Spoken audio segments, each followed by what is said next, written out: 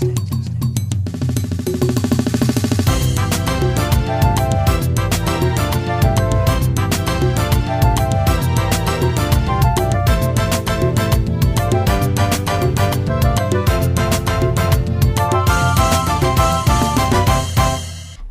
non sia adehye ebraso ensabu bia yaboabo no kase bredu ye de besomo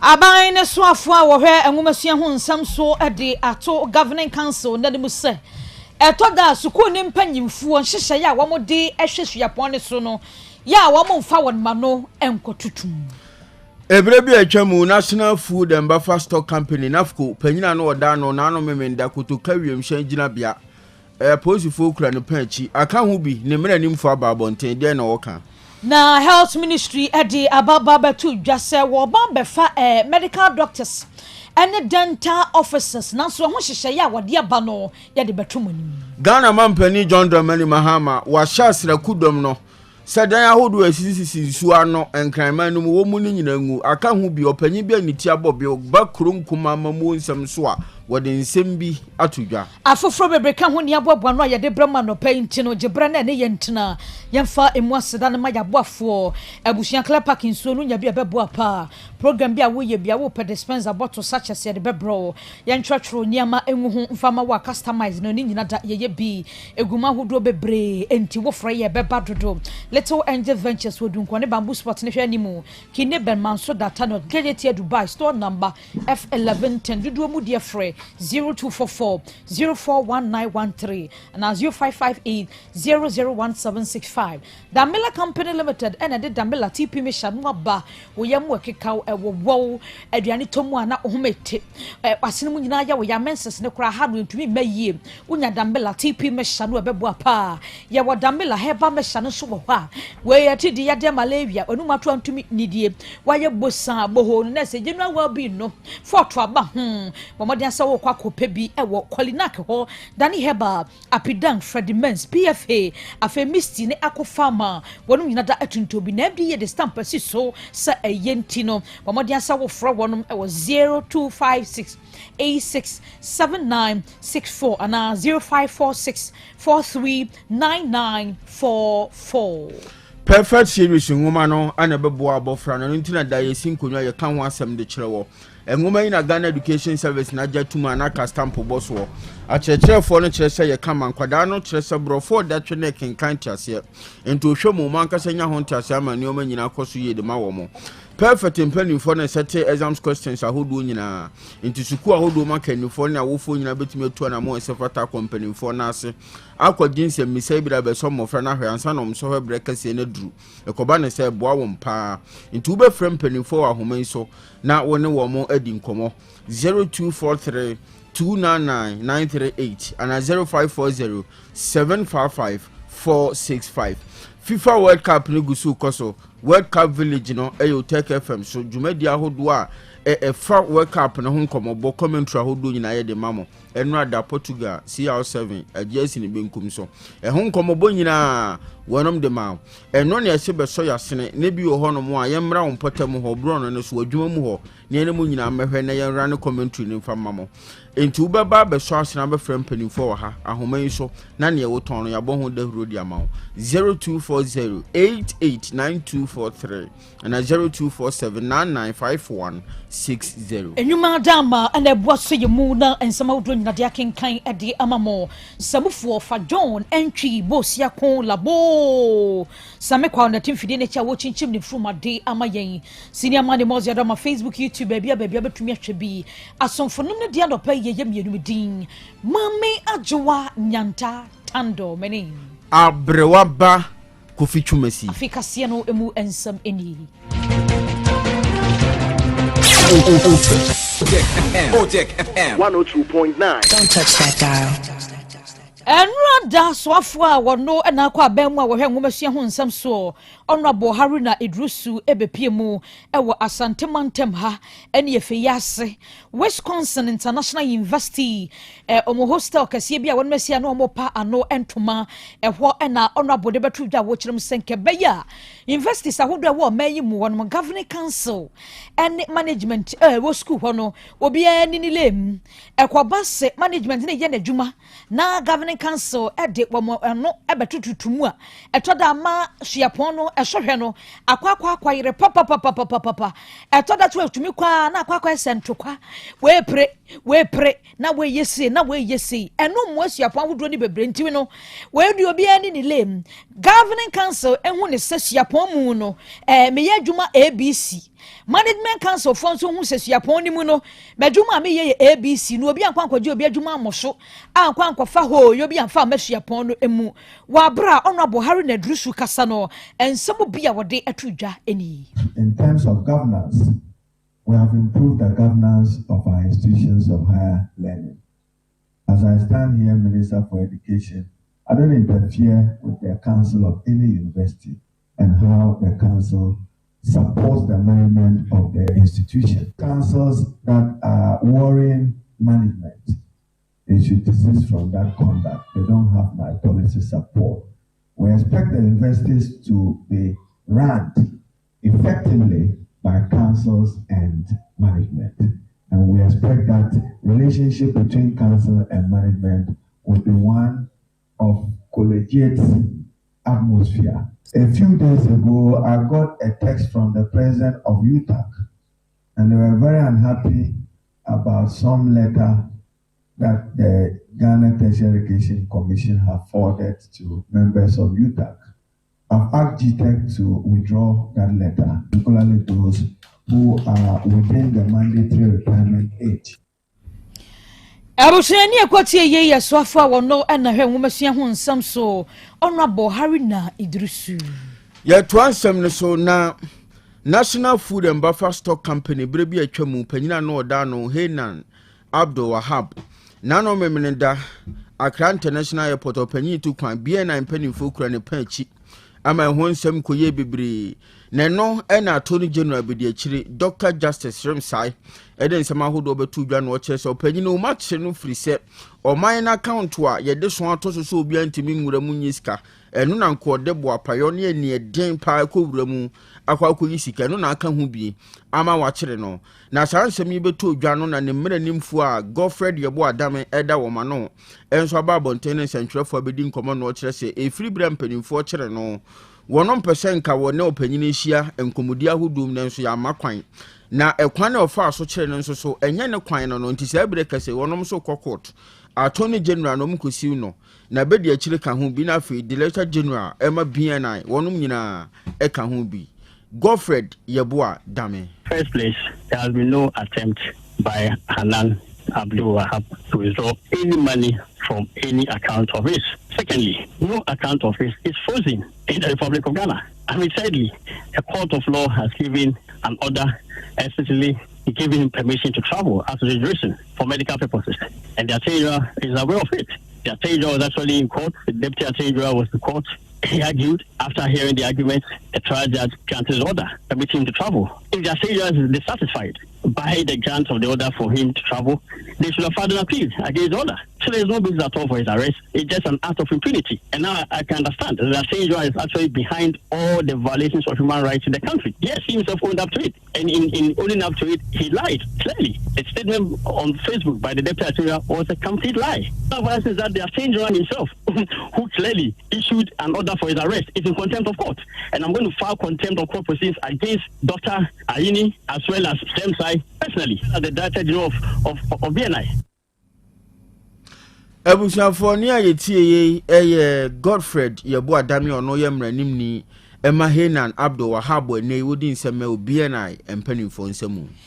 Na ye to so dia na ya bawurambo apomuden afemu aso ya wo mo na hwa apomuden ho nsam so dia babatu dwase wo mo be fast 36th batch medical officers and a dentist for enti wonia wa bomodia kwa house job na wie ya verified by Medical and Dental Council dear ene na no pe wotemin kanes wa baba hu yie wamo chere say recruitment process na be hyase da okuada on the 8th anopa no ndu no ma bi omo portal na tum ministry no omo online recruitment portal no ehwa na wamo de be fa medical and dental officer si na asoye ne dia baba tu dwase vacancies na wo ho no ye Ghana Health Service omo Christian Health Association of Ghana afi Amedia Health Services ene Mental Health Authority ebie mo dia tu dwase wonia no obie wo ya applicant a wo sabre no a wadachira na akosi 15 July enumre no nsia na se wa your application awie wa submit ubibia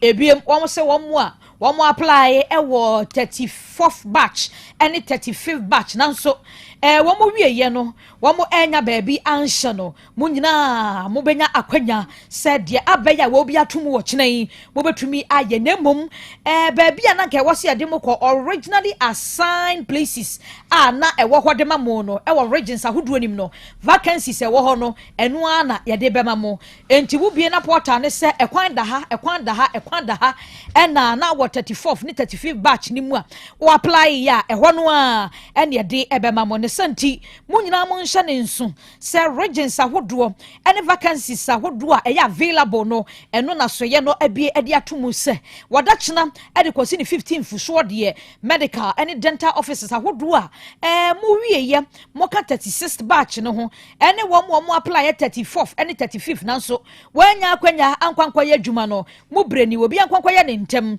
ebie mom de woni atato se we no de obi ahwe ne ho so yie na obi ama meka se maso ya ho metumi aya ama wo ya nyi uska ye be yo se be wiase waje uska mpono na posti no wanya bi ankwankwa ya dwuma no enti applicant wo mo ewo medical ne dental officers no mo mani na ho sanse sa abre nkrofo de mo ho agumu a wo mo gisika de afri nkrofo eho na watwe mu ane ne nsubura ne tonkran nam so ma mmea ahodo yiyiri ya nipa dodo na na mu hwere wo mo nkwan agapado ahodo eseye na saada ho semi kan ho bi e ma Ghana mampani John Dramani Mahama o my Ghana sirakudom no wo hye wom wona wo hwese mmra ahodo be ye adwuma task force no so ka ho se won kan mom na edan ahodo asisi miaye ye asinsuo ne kwan no won him ni nyina ngu se ne be ne nsuo no ebenya ne kwan na saa nhyehyɛ yi na aka ho bi opanyini bi a eba no kurunkuma mamuo ne ho nsɛm oni ti abɔbeo kwadwo agye daako ɛna ɔde nsɛm ahodo abetu dwa no wɔkyerɛ sɛ sɛ adwumadi amampanyini ahyɛ asirakudom ne sɛ wɔ mu ni no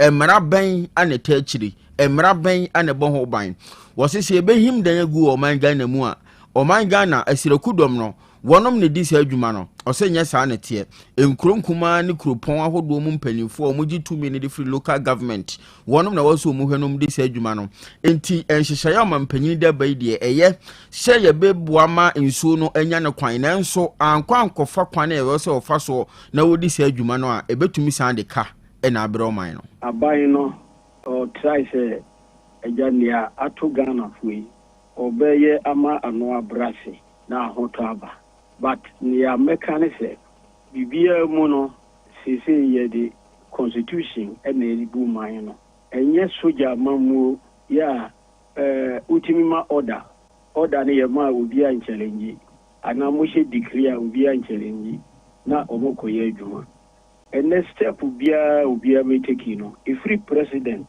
kusi sabio akwara ya wonu ne bibia obi a beye no o she constitution na se enti me gidi se esese ye hwe ne ma yie kakra weda se sa order na wo mama no embra ben na eta akiri ya ye di kugugu amanfo adai ya hwe yie in trying to right the wrongs no ye kofa judgment debt and abraye ho ye di kai when they determine say die no is the right place and is the right place.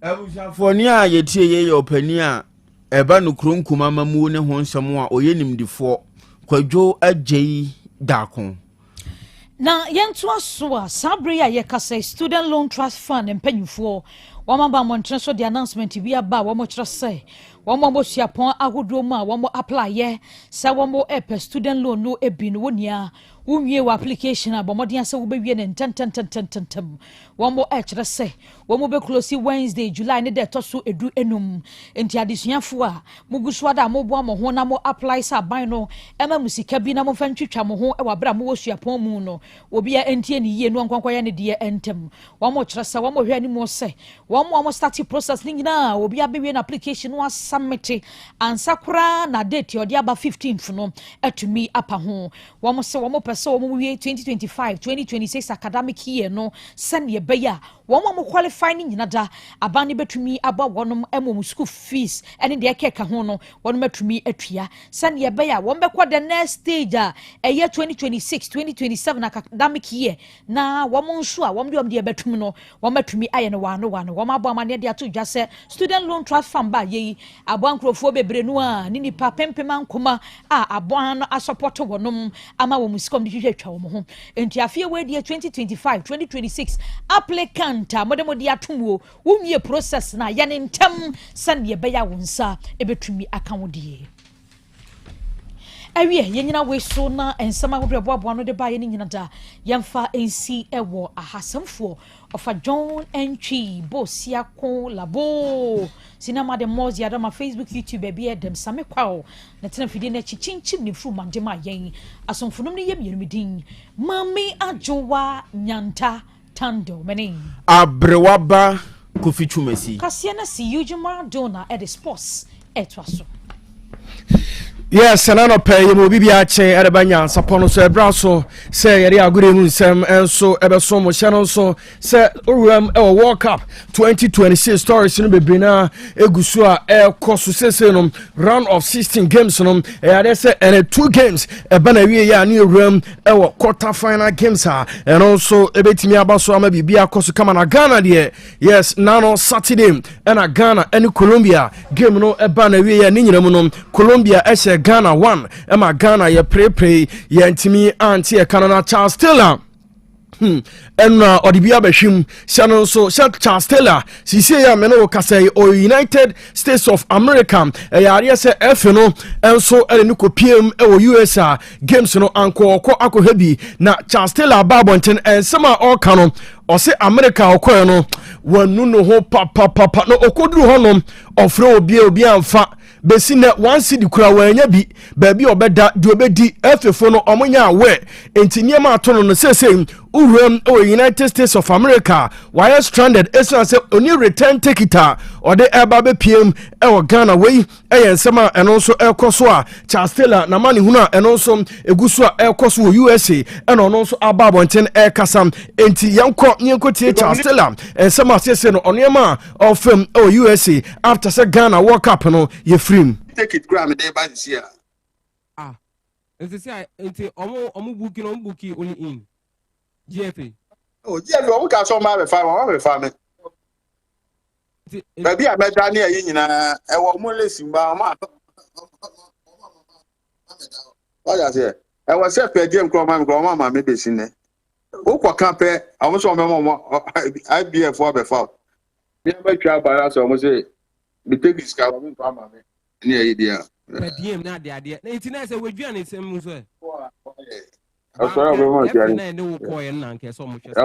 Yeah, I'm gonna some commercial animal. They didn't do it from day one. Messi me who will be a $1 crime in you. Media me my ticket. May will be a man take it against England, and I'm the Korea.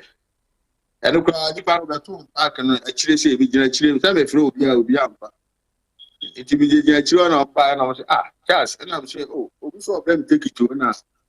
My friend of no, so let your day come, the many I'm found because me my Pagana.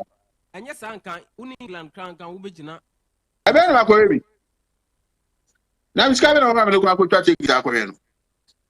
Best I choose a man or best sunny, na count a mammy, not sunny scammer. Testella, me more ball crab last time. I bought 29 matches, my share 19 goals. Of a minute, Mohamed Alassa, you know, just that to take it $700. Yeah, England. If I put graph from Ukraine, could Adams graph, my friend, no man, now if I was here around no man, and so no man, no man, Ah, what's here? And number be a WhatsApp. Ubiabe. Yes, and to way Charles Taylor na money huna on also come United States of America after se Ghana World Cup in your film no also okodua no eniema ye basa de amano besine one seed mpo onya bi na omamre ne ko omuni ba bi kura oda na games okoya okohwe no Ghana ni England eno onya bi hwe eno kura no eye Ghana ni bia onim no no hu no eno so de onje ni ticket na ofa nko hwebi na Charles Taylor abo ma Ghana no. Yes, on deserve so obeko through nyama and also air kosono. We Charles Taylor and Sama and na on also ababontin abechim and edina and so am I and twasum and na World Cup round of 32 games no and also at na Portugal. Omoni Spain and so at the Branima game no Nina Ebery and Spain as a one Emma Portugal also Antimi Anti economic Marino of the bench 90+1 Ebena the only goal Emma Spain Emma Portugal also Antimi Anti Economy a gamer and also of course Rodri and man of the match no and the same penny for technical committee also a man into Portugal there's a FIFA World Cup 2026 also at every competition way enra game and also a course and the emusam and so eremao na sano so some manager your friend Roberto Martinez after say enra Portugal free competition and a penino and so ade atu yase juma odi erema Portugal or the nyina and so bury here and Roberto Martinez onya head coach and from Portugal national team ni biem wey newsam and also a free oba and the emunchemu and so emao na enra game no bury no Cristiano Ronaldo otinani ente otini so esansana World Cup we World Cup Ronaldo ohwe no musan kono so ebetimi age esanse we no the last tournament na ono so abo Ede ama Portugal and after say enra game no ni nyina bury ya Spain last minute omo wana omo so antimi anti ekanom ade se boyam ye friend Lamine Yamal and no console Ronaldo pitch no so am na eno so enye asenketwa wenyina no ensema eno akosom game na no na Cristiano Ronaldo enso ade atodwa sesese baabi adru ne de ono so retire from national team oye de obeye biase nka World Cup no obeboa ama Portugal enso atimi agye na wiase enye de de bia open no eno enso enetimi ebam we Cristiano Ronaldo enra ensema ono so kan eneri emu nsem nyina enso erema oso on Eurosam in 2016 oje no ayade se ebetimi aboa ama all retirement no Nyama and also ebetimi akoye we enso game and Spain and Portugal boy ya ni nyina mu Spain a qualify common na homachin this a game bako enso etimi eba so United States of America omane Belgium enso e burning na game no ni nyina ebere na Belgium omase 4 Emma USA ete kenmu bako Charles di Qatar boy no eno onya 2 goals enso edema Belgium Hans van Aken bako eka home ena idea say Romelu Lukaku enso every bench ebenya 4th goal edema Belgium boy ya from Tillman ete kan bako and so edema United States of America where a game homachin a course so a round of 16 Charles the Qatar atwa so man of the match game no bueno ensa and so etimi kanti Belgium omatwa so qualify a call on minimum United States of America there is a competition so etimi efrim where any homachin game and also a team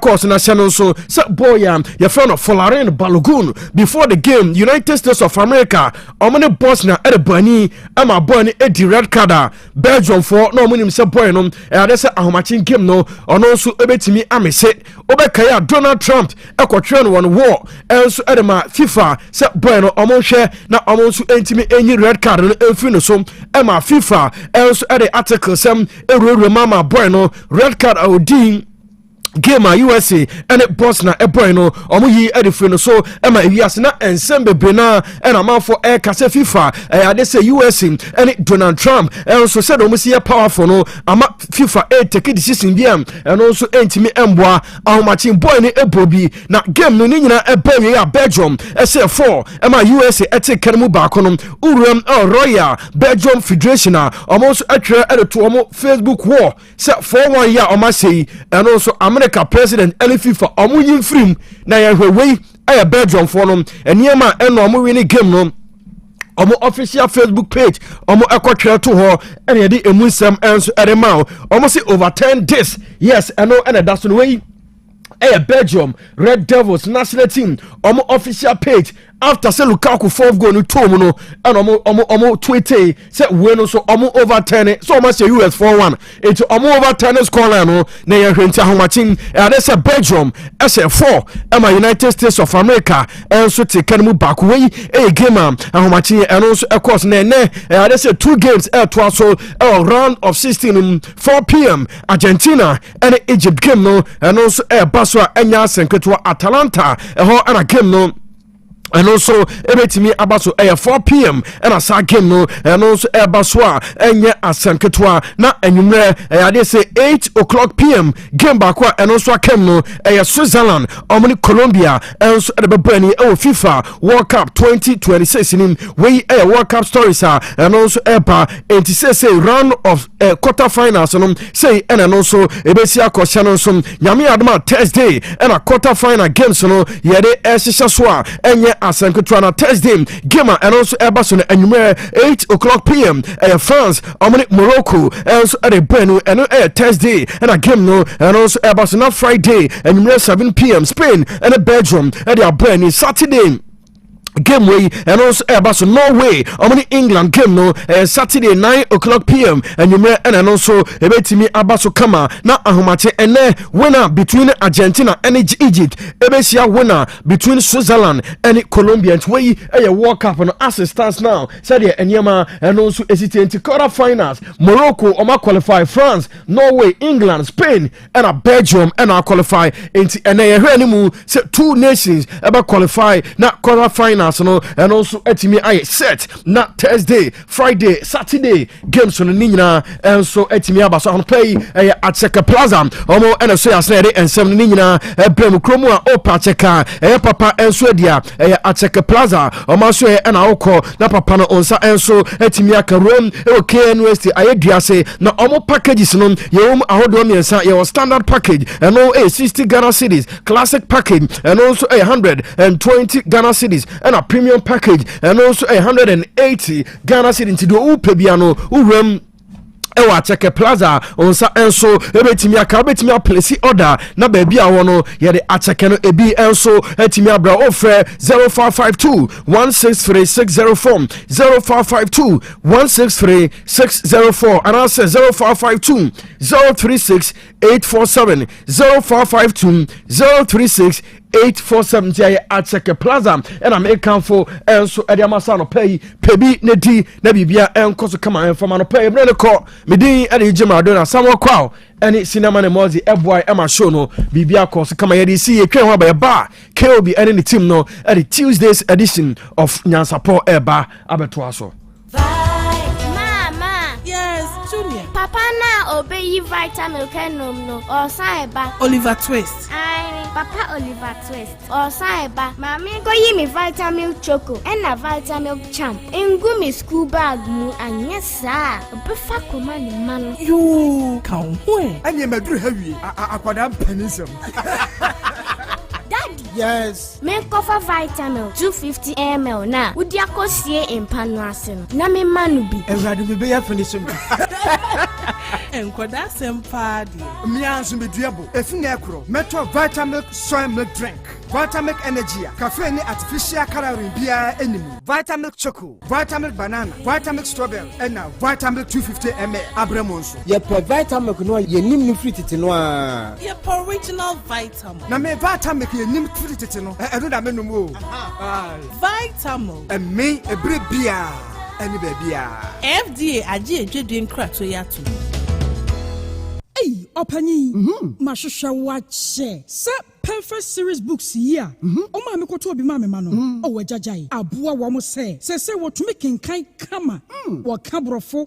Na nkontabu akura de ejajai. Wonderful. Mese Ghana for GAJ perfect series. Atumo no de jai. No de animdifo e na tire wo nwoma bia. Owo crèche, nursery, any KG, books bia bi. And owo science, creative arts, maths, RME, history, coloring, computing, OWAP. Ni nyina. E free basic 1, ekosi basic 6. 6 English every basic 1 ekosi junior high school na ba ne combine so a owo ni nyina bi English nom and maths nom me say books bia ni ho a perfect series any bi na GS any naka enso am approval enti obata bia nkoto bi maneba na say we de school bi kura betumi akotu akoton ama ni students o na eno kura de wo teboa no so say hwi wo mo sa set mock exams terminal exams and midterm exams at the mass school so a ehia wo mo a etufo nko aputuoja station ho a enkran dan so my first of any omo bia yetonto books bia from 0243 299938 and 0540 755 465 perfect series. Your worst future is secured. Nansei mi amidi ho danse pa se made hu na kofam ade ban mi o ewa chiro mi hu ni ye papa asa de ebo asi mani so mani ne so ye wisi eso ye mi kusu mani prunsuo efemfeme ewowo me ensem sei na wo kandia ehia pa se doctor re ni be show bra by Grace Eye Clinic mayen fe fidie nhwe wani no so enkosi wani na chi nye hwese de nyoma sitie by Grace Hospital esanso obia ye hwe asomu ehwinimu ene eminimu mechre ENT Clinic etimu amota kwan mu minimu ana wasum tai kekau ne sentu de nyoma hudu awrewra wasum setakra yi wasum penti hairpins matches ene nyoma hudu awrewra wasum no Mr. Jai nebra my ENT for enhwe wasum ne famawo da ben na hunu dentist emo hwe wanu mu ma wo uka so bi ho no kokọ na chi bramie nye scaling and polishing wonu mu nye hwam kama wo se na so abua bramie hwe ye de bi besi so ma ye fe anampo atu a ye besi foforo de amawo kaka bi jejo wo se ye tu a ye betu enwema amaka nyina opesi ye befie be hwe wo a ye be ba by Grace Hospital so Kumasi Breman eben DVL office no bibia ni amienkasa 0244 97 68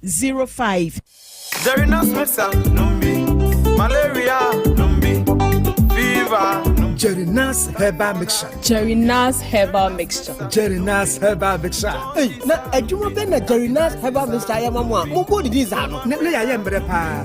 Ya poso ago, ya numu ato. Eni ekoye test. Ya malaria mu awa ibu mu. Wo ma yen Jerry Nas Herbal Mixture no ya. Eni na nsa hwem. Malaria no da tutu ekoyi. Ahodena ba amada na de gie. Ya ni dia jepa. Se wo pedodo a eni Jerry Nas Herbal Shop, Breman UGC, Kumasi. 0241 81 46 77. Afe Abuabu Station, Kumasi. 0244 50 36 03. And Accra so Tudu, Dr. Tina. 0548 26 25 23. Jerry Nas Herbal Mixture. Oba onyem anade o makwada no fo. Unya mfie du mienu atwei nsa no one modwe. FD aje jedu nkrato ya to. Jerry Nas Herbal Mixture to Mema etiefo nyina akwaba ba Amuzu Herbal Clinic na midiedrobia ba yefre no Amuzu P Herbal Mixture eyedura ebua ima eni mema nyina na oba pampa no ohye efi na seba no obehia Amuzu P Herbal Mixture oba insio basa egu no ono so behia Amuzu P Herbal Mixture oba bi a otiemie na se ne hene pa di ono so insawansawa agi na kosokuma boso ono so behia Amuzu P Herbal Mixture oba otiemie na junso no pampan pa no ohye edi akireba ono so behia Amuzu P Herbal Mixture minka se junso bia ense nsuo ba se ojunso na se ne kala no eni e darkish more yellowish na pampa no ohye omu a ekire me se ekikaye eya ba ojunso no mu enti pa Amuzu P na no mu e die na chika sei anase hunam na ya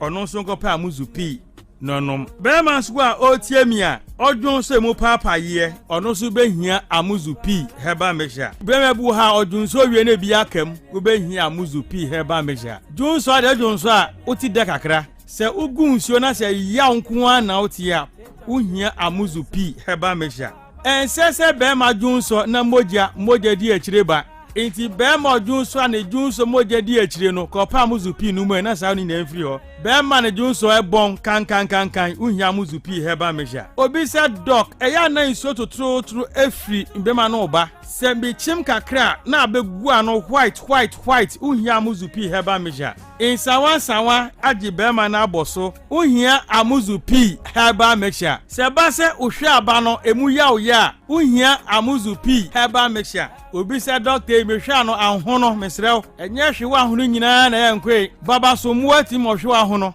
enti bɛɛma ne hwe ahono onko pa amuzu pii no nyinaa twetwe nkɔ obi sɛ doctor medware wi a na me hu nyinaa ya me hene ase ahwi apia gu me so bɛɛma wɔ sɛ haw nyinaa no obehia amuzu pii herbal mixture doctor amuzu we mi junso wi a na sɛ junso no bi tamayase the same amuzu pii no ɛne ɛsɛ edi sɛ adwuma no wopɛ dodoɔ na atu di a ɛwɔ herbal shop biara mu ɛwɔ pharmacy drugstore any herbal shop biara bi wɔ hɔ sɛ dodoɔ paa na wopɛ tu di a na ɔba yasoɛ na ɔtafo nhyiae so amuzu junction bɛn moro market no tafo nhyiae so amuzu junction bɛn moro market so Kumasi a no akɔdani herbal misi herbal pedan kɔ mu tu bi sɛntɔn bi akra mu nkɔ kanhyi draglem mu bi sa na nabo wache Kingswalk repash ɛna tinatet wopa amuzu piuse mi sɛ bi a frɛ me number 0247 776743 0247 776743 amuzu pii herbal mixture mauji hiochalo Otec FM 102.9. Don't touch that dial.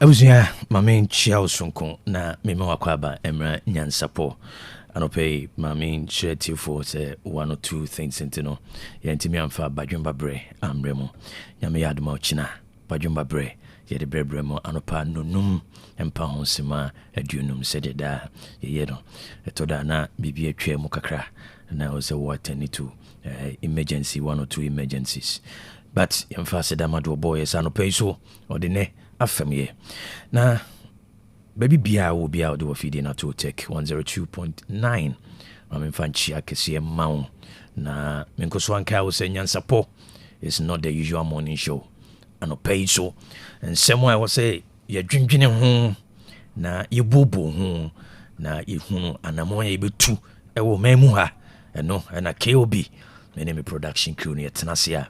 A free Bajumba Bre news, sports, a BBC business segment, Nyan support health tips, Nyan support trends, and have a discussion. Now, if you are drinking to the Susua, and also so Ebabua me at Chiroma, also their voice note line or so near Bo, now for Froso a TV. A marine fee, and ne, another 24 hours. Selbe Shisho Nema. Bomodin say, Obe Sode, Ewa Drinim. Nkomo ayedi nyina no ya adwene mu nkomo esanse nipa adwene no ho ka eniema bebiri enso beka bomodin so besode na wan sode wa adwene mu a ebe din so betimi asode ama ho sabri abonu nsia pa ho sema aduanan mienu yeni kan hwese de na wie mu nsachiraye ebesi aye na wohunu sede obesi atoto nema ene enkaebo ayen sakafri Ghana Meteorological Agency echresa no pe yekowo no the coastal line metre empoano na wono nso inland areas ewo coastal areas no anope ye no muse umbenya slight rain nso no ebetumi agugu kakra ewo sa miami and Cape Coast ni wona wo Winneba takrade wono sa nkwado nyina no pe ye no muse ubenya slight rain na yeko baby akwaye bretu wo no na afi mepo na mekire kwawu ne mfafremo anope so ye se ubenya foggy condition ebono ebesi ewo sa mia no enu nti ebema se unhunu wonim so no ayedin kakra ebe reduce visibility enu nti ne ekoso aka action kan for se wonam sa mia ye no aya na fog light na o manese so na afei speed no so no what so enko America tente bia no ankofa akwanhia bia ama na dani ko nani mo ne heavy ebenya mostly sunny condition ne ewia ne bebo ne tutu wona owo Tifi Mantem, the northern sectors, will be a very sunny condition. Now, Oba, and our fourth the southern part of Ghana. You be now alternating condition, when say, Yana Bebokakra, you will want to be Kusu Kakra. Now, Okompo no hona ye hwe no say kwa wi ons benya slight rain nituchu say dem aka no one of the coastal zones na e free area e kwa nwumre no late in the afternoon by no 9 in onum hoko no wona wo the middle belt infini mantem and afi northern sectors and the transition sectors no ye hwe no say nsuo no betimi abobom kakra na ebetumi so ato aniti yen hye nso yebe kumase a anope temperature no 24 degrees Celsius na ewiem temperature ewiem so no ebenya misty condition we shall say from the moon no kakra we CBC and I say in bruni friend probability and 40% na yeko yenimo no yebenya sunny interval Uma won't say we are pie. Nevi Masai Kusuka Krana temperature no ako 31 degrees Celsius. If we are when you reno, you have mostly cloudy condition. You be Kusuka Krana temperature no I 26 na saying I heard when you ra ayana demo in kakra or show no ecofum. And pay minimum temperature a memoir a year Akimodan we record the minimum temperature. Now the maximum temperature no I 27 degrees Celsius. Bogatanga ever recorded 27 degrees Celsius. Jirapa ever recorded 26. Narugu recorded 26 degrees Celsius. Sansona Tamale and Ayendi ever recorded 26 degrees Celsius. Wa ever recorded 25. Damungo and Aboli ever recorded 25 degrees Celsius. Na yeko miaibite se Kintampo Ejura Atibubu Sefhibe Kwai woni na ever recorded 25 degrees Celsius. Na Takwa Obuasi Kumasi Kwautafo and afi Koforidua na yeko Cape Coast Winneba Kaswa Encrying Amloga and Aplau one in recorded 24 degrees Celsius. If we area equanimum, the minimum temperature by 28 degrees Celsius, Cape Coast be recorded 28, Samson Atakrati be recorded 28 degrees Celsius. Now the maximum temperature now 35 degrees Celsius. Jirapa be recorded 35, Bogota Ngaso be recorded 35 degrees Celsius. Now Narugu and Afi Tamale one be recorded 34 degrees Celsius. Boli 33, Damungo 33, and Afi Yaba me able to say Amuloga and crying and a Kaswa when in Abe recorded 31 degrees Celsius. Sansonahu, Kufuridia, Akemoda, Kwautafo, Kumase, and Obuase, Yanuinabe recorded 31 degrees Celsius. Genesis and Kaibwa, Yensak Afrigana Meteorological Agency, HSA, Nesosono, Epono, Esobeye, rough, until Wona, Wokopono. Ayana waye ahweye na mekoso aka say any July bosome ne de to so 7 July 2026 yenebuo no aka enano oha any ediosonson 177 days na 2026 kone wiye sanso na eba na wotwe na aka na wotwe no edionu enum 25 weeks and afi enefo no mienu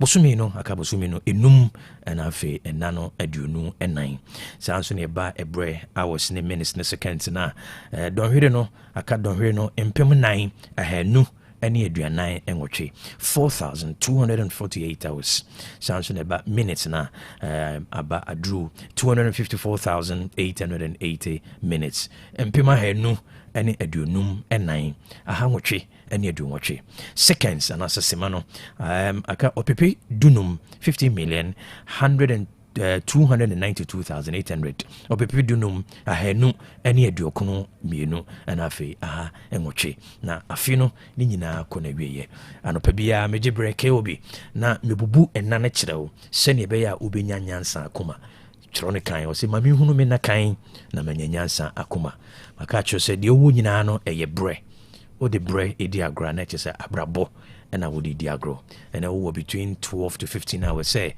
obrabo na wusie no o di besi time is a major raw material and it is a 1 to 2 year na chese wabrabo no na o ye ne basa na hyene so mema obia enjebre ense obre esa chese won fa ni die ema wabrabo wankasa so se obre na meka wo se ebrede ebi mpa so da anything no to obre mama na sit na yemfa support business segment into aso yan support business segment sikasem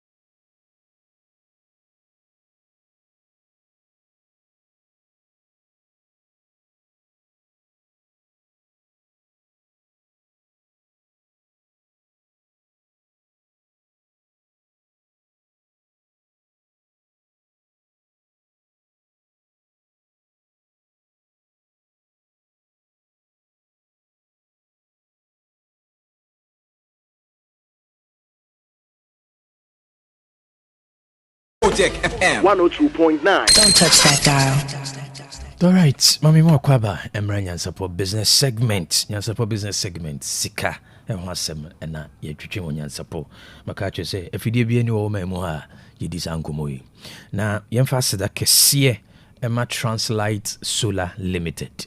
Translight Solar Limited na daroma na no pebia medinyan support business segment bro na makacho se o memu ha anyinam kanea ho haw eyemienu se kanea ni begina so a enunum rough na watimi de dudwuma na efie so no ho be haw eno ene ade a enka o se anyinam kanea ne ye nanso so pressure a major challenge entino enyumaku ahodo e boka ti dum kanea na also to generate auto fuel or generator and also more climate condition and until na Translight Solar unyankrompon awia o de akyeye no Translight Solar Technology ɛboa na saa how dum so no ɛfiri hɔ ɛna afei nkanea kaa ne boɔ no kwa na ɛkɔ the rising cost of electricity ɛno so unya install a Translight Solar System a wɔkanea no sika na wotuama ECG no ɛso bɛte makyerɛ sɛ companies ɛne efiefie bebree a ɔmo kanea no a sika ɔmo tuama ECG no ɛso ate koraa ɛsan sɛ wo install a Translight Solar ɔma wo 3 alternating current awia na ɛbɔ no no solar panel no twema hoden no converted direct current into alternating current through the inverter system and it will bring power from the sun and afei say you share enema we so fia na they build a battery at the amount and the battery no so be standby and you know ade chia awia ne bo nyina na battery no charge te awia ne duma na automatically na inverter system no a switch ko battery nti battery no space so na ho de kofma na yisi ti kakra bi abe power no and it bon so kana ne bo no so beti enyumaku bebre since 2014 woman Translight atokese Total Engines so kwakra headquarters powered by Translight. We call Ghana Free Zones Authority, powered by Translight. Kwame Nkrumah Mausoleum, and also powered by Translight. Melcom, one way house, Cassia One Crime, powered by Translight. We call Shays University, some of the campus, and also powered by Translight. Ube Kumasia, Rocksters Roofing, powered by Translight. But what is over for Translight and pay in Sode, Tichu, and Numa Kune Fium. But one is over for Translight now. Why install a Translight solar system? Our money is 025 604 0838. 025-604-0838. Ubit me offer 050-424-9229. 050-424-9229. Now after Translight. Ubit me call Abel Fontaine Television so www.translightsolar.com. www.translightsolar.com. Kumasi, your main office our Tasmanso, your New York Town Hotel. Bomodin say on the Translight beto kese na makacho say do not feel say solar ni boarding there be obi twa kakra bi no why share no spread them out within maximum of a year and over na ultimately we now when you good returns on your investment emarin fee maybe we will be ano I was a Translight wo na say Translight also there na okania enumda ne bonus so ebeko from na daroma and I'm doing support business segment ebe sumo. You go switch nkomo ever money game no ho money game and pay obo game no what do race course what do KJT Dubai o as one say ehim fa na wo o magazine baby I will be so full like baby I will be no you are in the money game o bo money game no enura nwumere no na game no we ho baby oba kusie enunti nkomo a efesi kasem ho no ena mene wotwetwe na makachiro say game bia no hia skill game bia no hia skills say when ya skills a untimi endi dwuma ntina de bia no ka footballer ne aka say player we there ne skills no you know it's not only about talent I was a talent no utimi convert e mane be skill shenin so you need financial management skills. Makacho says skills a specific expertise ye didi juma. Yanunti anything a kase a skill a chese a nimdie poti bi any a quite poti bi a ye faso to ne maybe. Te kase we or ye skillful player.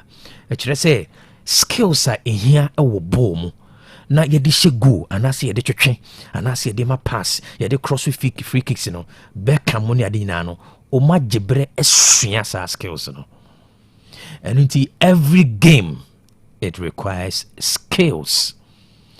Money game na uwo mu saa kopem se ubewu ada ubewu no se 1 to 2 year wo se wayi kura no eye basa sere be se yakugya wo kwan e wa asase we su kura no eye basa e wa asase we so enuti skills a oyo babunu na se wo nyini baby a wadu bia abrabom no skills a mema remfi se dani danyina wo be shopping eno ye money management skills yen toto na se we broni beka se a non negotiable skill a skiller so one jibre na wonsua I am only bringing you to the awareness me twa adwene si so maka kyerɛ sɛ sika game no ɛnyɛ bubuobo. That is why KOB men soso nkɔmɔ a ɛma wo ntimi ntotɔ nneɛma so. Ɛnneɛma mmiɛnsa na no meka kyerɛ sɛ excuse, blaming, complaining. Animdifo bebree wo wiase ne they take time, they give blames, they excuse and complain. Maka kyerɛ sɛ wo engage in such conversation na skills are also develop na ma wo develop it. And I know woman ba sɛ na me ka kyerɛ wo. Ana wo pateetiem ana wia aban ne nyɛ ana nneɛma nkoye me gitum sɛ nneɛma nkoye. But sɛ rent so a wontimi nka nkyɛ fiwia sɛ aban ne nkoye nto fa rent ne nkyɛ wo. Sɛ si ha me no ka sɛ yadeɛ bi aka wɔ busuani sɛ wo papa na sɛ wo maame ne yɛde no du kɔmfa no kye anaasɛ yɛatam ne no du kɔlebu ne yɛse fa 50,000 Ghana cedi berɛ a wontumi nkɔkyerɛkyerɛ mu nkyɛ doctor ne sɛ because of the economy, because of the political dispensation, because of NDC amamu nti meni sika enti ɔmfa nkyɛw. It is not going to be the case. Ɛduru ha ɛkwan bia a wofa so a wonya sika no wopɛ ade nti na wopɛ sɛ ɔyɛ adeɛ a ɔgye berɛ abo abubuo. Whatever you want to do, you've got to build a skill like the. So person to go and get a skill. Yemfa ne men yi no esan say life started say o make demand on you a untimi mfa ne men yi ano. Sisi nkura na bie school mu be makwan yi enche no be three exams. Ya start pam be school fees. Aya ko chire mu che headmaster ne say you know the economy is no good. On sa ban no moye wo ye nema ban no mo de chire mu chire no so chire mu wi a obeka say mate ma ban nko. You are going to pay. Ubetua. Na nyare na ade ne nya maaye no unyire wo ho na wo mo ni mmere sɛ no ade friend sika de toto abrabo na yema niema toto ye no skills e wo ho no mesua skills ye kwaje ho teteye de onim na kyerɛ skills ehia coaching skills any certain nimdeɛ bi any certain behavioral tendency in them financial skills. Suku awuko nyina no one of the skills a mema remfi financial management skills. So wujitum so memu have management and a problem. Economic management teams abe nyina no sabi wonu hwehwe ne ma papa bia ma wo man enu ntini abedu sabre. City plan, city management, it is poor. Everything boils down to management. Na makacho say management no o man na wo mu no yenye management ni ye. And into one way you fail yourself when you don't build the managerial competencies, said the Totua Brabo. From the national picture, or minor a failure in terms of management. Don't fail yourself in terms of personal managerial competencies. Jibre, pen him to four. Yawadini so be shia. Need this uncommon. Mamina Sano Peo Jibre. Na Onemitruchin Komo and support business segment. MRMF and support business segment was brought to you by Translight Solar Limited. Baby, area Obiano, there has to be Translight. In Germany we say danke.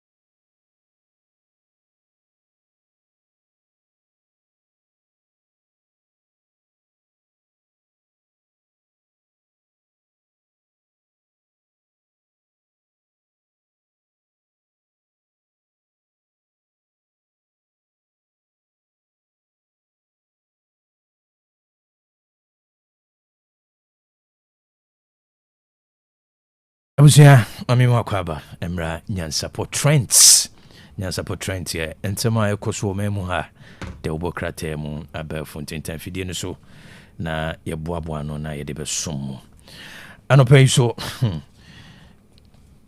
Derek Opoku Boating kwamra poku akwaba ya me de kwaku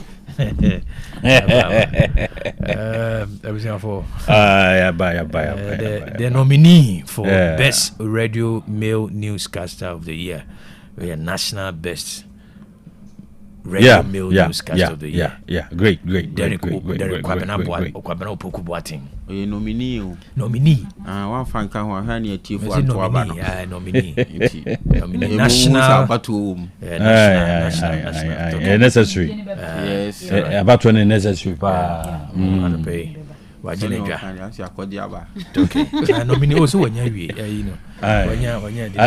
Adwa de kan ya mpa no so na be kwa ya susukuru aro dada. All right. Ntino abusia the national nominee for best radio males newscaster of the year. Kwabena Poku but Asunaba Derek. Abusia for the here is ka say armanya presenter for Frana. Asunaba. Okay. Asunaba. The here is obeba ofa phone na voting process no about star 447 star 714 hash star 447 star so simple 714 hash. To Bobby, I was as a code near day, no about kill 36. Simple. Kill. Yeah. Kill. Say kill. Kill 36. I for we are now a follow prompt no. Na empend to do bia to announce anything. 5 empend to be out to be out. The 2 months. To announce agony.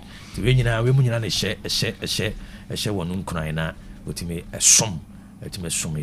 Na se process ne cumbersome cumbersome yeah simple no say mo de asoma kwabena ntino ahoma no 0246 726 866 0246 726 866 Derek Opoku Boating sanity oba dia beba no subia abna de beto kama and in fact as a date na bi wo ebi nim August ya ni yekus ebi nim o August ne so de yetetem kwanchen asisi July ne kra na ya apem no ti we de madama the 14th August ya na date ni bi nim sa inti madama mo ma ne mbranka kranka na yento na kwabena nkofa nkunu okay so one Ghana vote back be a one city vote be a one Ghana one city the one dey betumi bia the yon share said the kwaku ya woka no your dokwan so na achare do o ya na ye fefe ne na show sure obi na wie bi mo kwabena poku adwuma nkura nse no ye nkakra nti bibi se betom na ehye nkura ya motivation no na jefa na ye de hye nkura ye da ni ekum jidi bo asuna ba o hine ko ba ratin oh se na make hu se ye amanfo hu se ye yetu ho ache adwuma sine se be presse pbb exactly yeah I would need a very necessary yes inti bbc be to mu a wo se mu hu se oh ene adwuma pade nkranse fufu bi abeka no sanity nti ne fe no me ni so be so pass obi abetima obi ama me message wa ha se me kan kire kwabena se anko ye news na edin no mo kwabena poku no sa kwabena okay so mo kwabena poku no na kwabena poku se bi ho beba asuna ba hine kwabena Boating kwabena poku aya no aka kwabena poku okay and you okwo bo hyen ya obushen onya ai mbro no mu hodom na akobọ kwabena poku dia de obi abe hu ai koku okay all right adwa akwaba kwa kumeji usu to them so isu de ona o ye PR ma o anyasem ketwa to the PR man pa ebe PR no na adwuma no ai some me meja in PR okay na confuse organizer ya menya ni mu ta confuse PR ne di ye be adwuma na ma no okay anyway that's yemfa trends no this sama ya ba ada kwa ba no ai so fuko akwa ba geobi mama ho akwa ba wi na se wo go no nkomo ye ne nya ye mu na adu anu betu so fuko okay baba so fuko akwa ba ja openi of course no okay ensha simfike me akache na emse nsama ya ba na sansa for no kono mo ko chubi no man ko jiji ska bi anya amanfo yesramo we de mama zuba nya na djuma wa yesramo a obi hu a wo chi wo ma we mo be fa chi ni pa he ebe bia mo mutu sa wa machu sa na beko yeah o ya na ti on mfi na ida sha na so waje wa chiri ho onim na the camera be so gigi ska no set say galamsey site juma na bo okay sa na beko achi se nhihye ye mapa edigu apono so nya sa de asa na beko easy grant me gigi revenue na sama ya kwache obi ye heard ye city guard for ye no ekurom kura e jere sa na beko say no doubt no parking bia ni ba bia no stopping bia ni ba bia enso the case hu ani abeche wo the webcam be didi eche wa sama ni a wo be fan wo refi ko ye connection bia na che bi di be fan ho ye ma ye me brand pa chon no mo jeje no be se che wa so be shitu all right mami kind story no KMS Saman tax force arrest 13 over poor sanitation practices. 13 people have been arrested and arraigned before KMA court for various sanitation related offenses.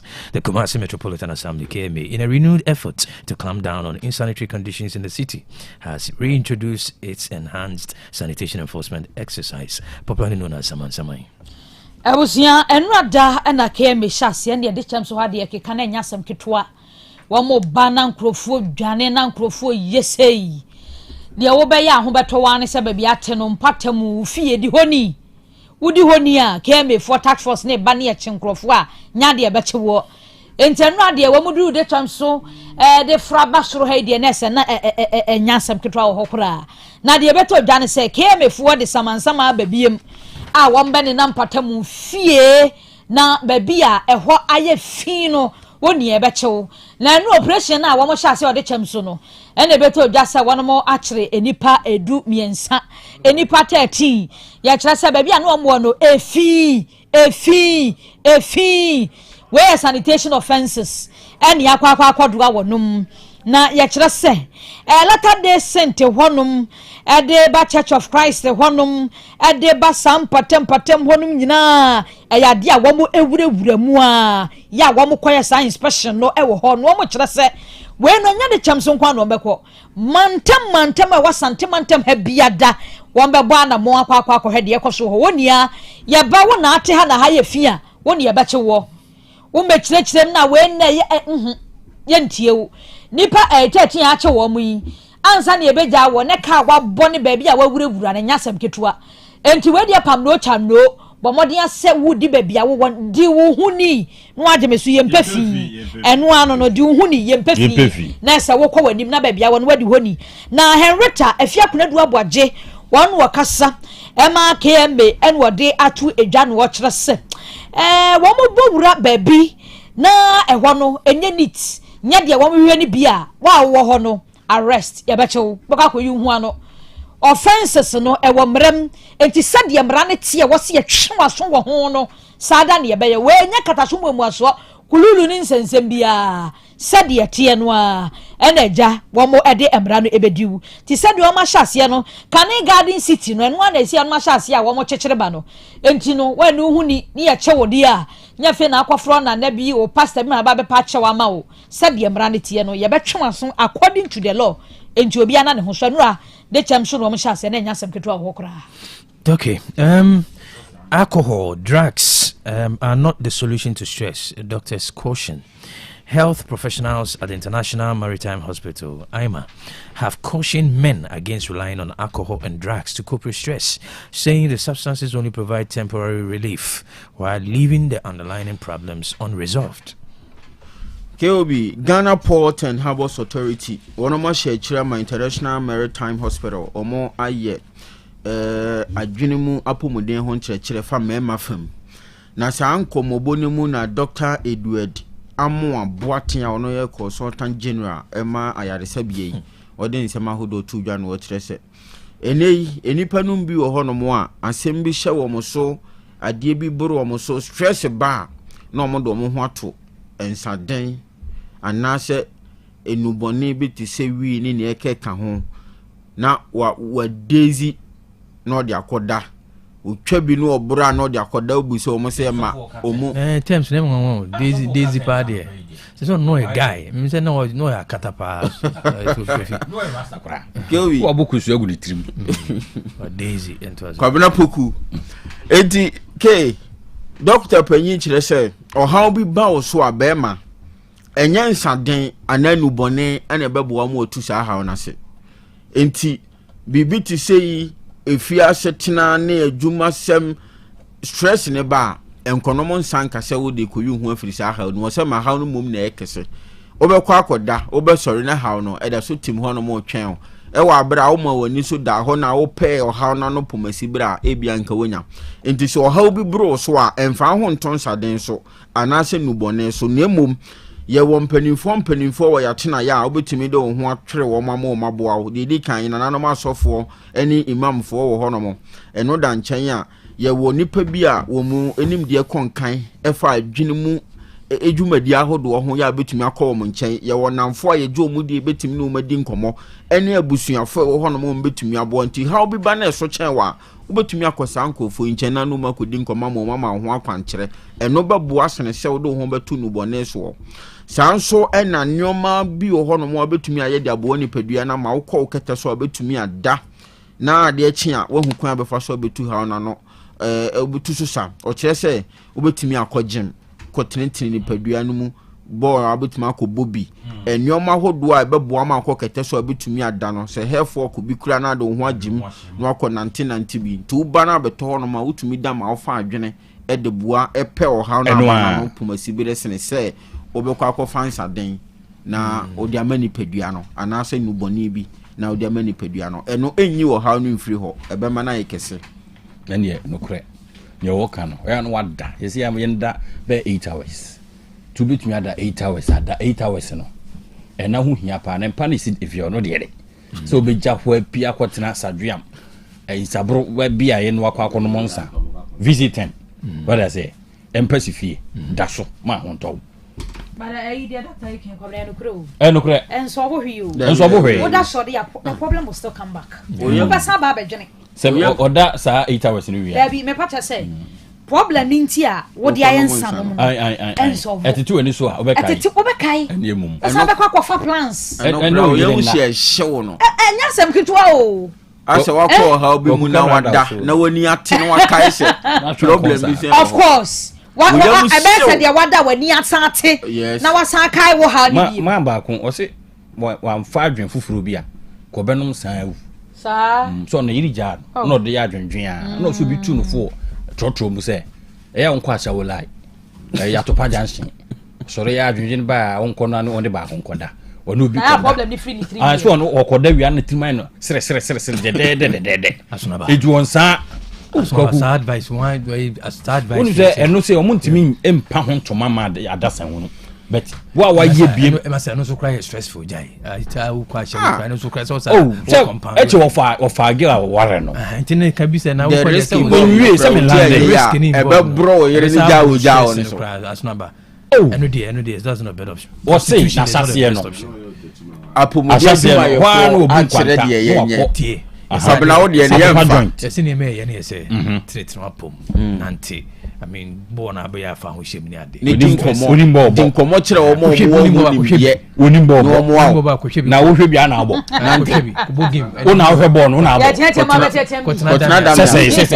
kotna dam ti dam mpon mo a kopera me won pon ye pon na wo de ye nwuma hye wasum na wo obetimi ahye unyi firi wasum o ye nipa adwene ho adwuma na wo ne na si nkonwa obema wa kwankyere na aboa wo ene tu kotna ke obi so kotna ke obi fi bize ke obi tu tirete wi a obeja wa kɔ ne yere nkyɛn na program obekɔ abusuafo nkyɛn na the problem ni na so yere jaw gwaku oh say yam finding ways and means bia me person we ni de enye right so we e bia kwan of us yi ne ho free stress na we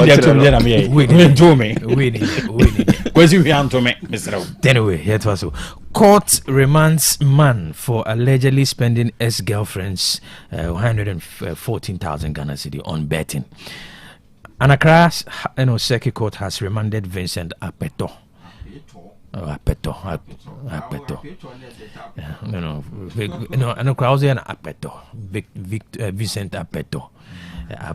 An unemployed man into lawful custody after he pleaded guilty to fraudulently spending 114,000 entrusted to him for travel with purposes. Hey.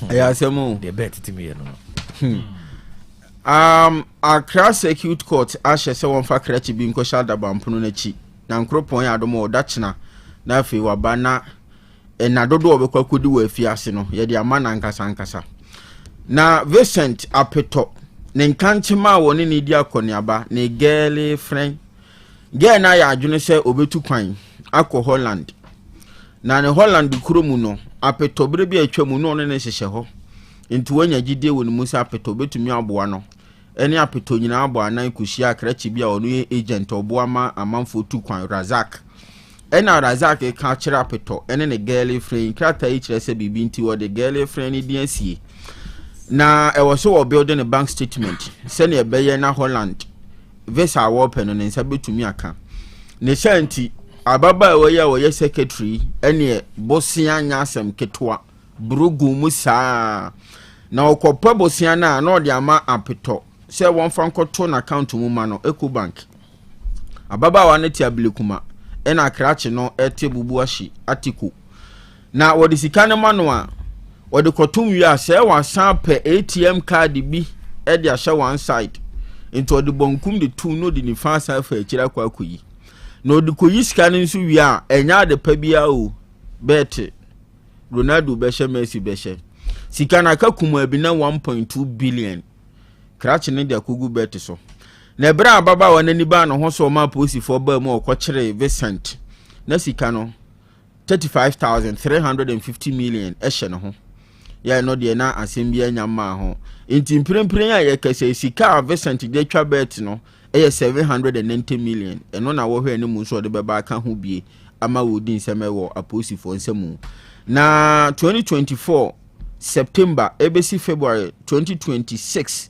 ena wo de se sika yi ema krache no a wo de akwakodi sa nyamran nsem nti mprempren kase de o aposifo nsem wo hwe ne mu so odachena 8 fia obeba atemu odwanenim na ena dodo emfi dodo court de be ma no se won kwanko hye efiase no wo de ama no anyway Pragya rider jailed 20 years for defiling 12-year-old girl and infecting her with HIV. And Odumasi Krobea Circuit Court has sentenced a 36-year-old audio rickshaw, that is Pragya rider, Joseph Nyakon, to 20 years imprisonment for defiling a 12-year-old girl in Somenya in the eastern region. Abusia Somenya and Yadri ewa epoye mantemu. Ababeto just say Odumasi Krobea Circuit Court no akwasetna asha sakrachibia.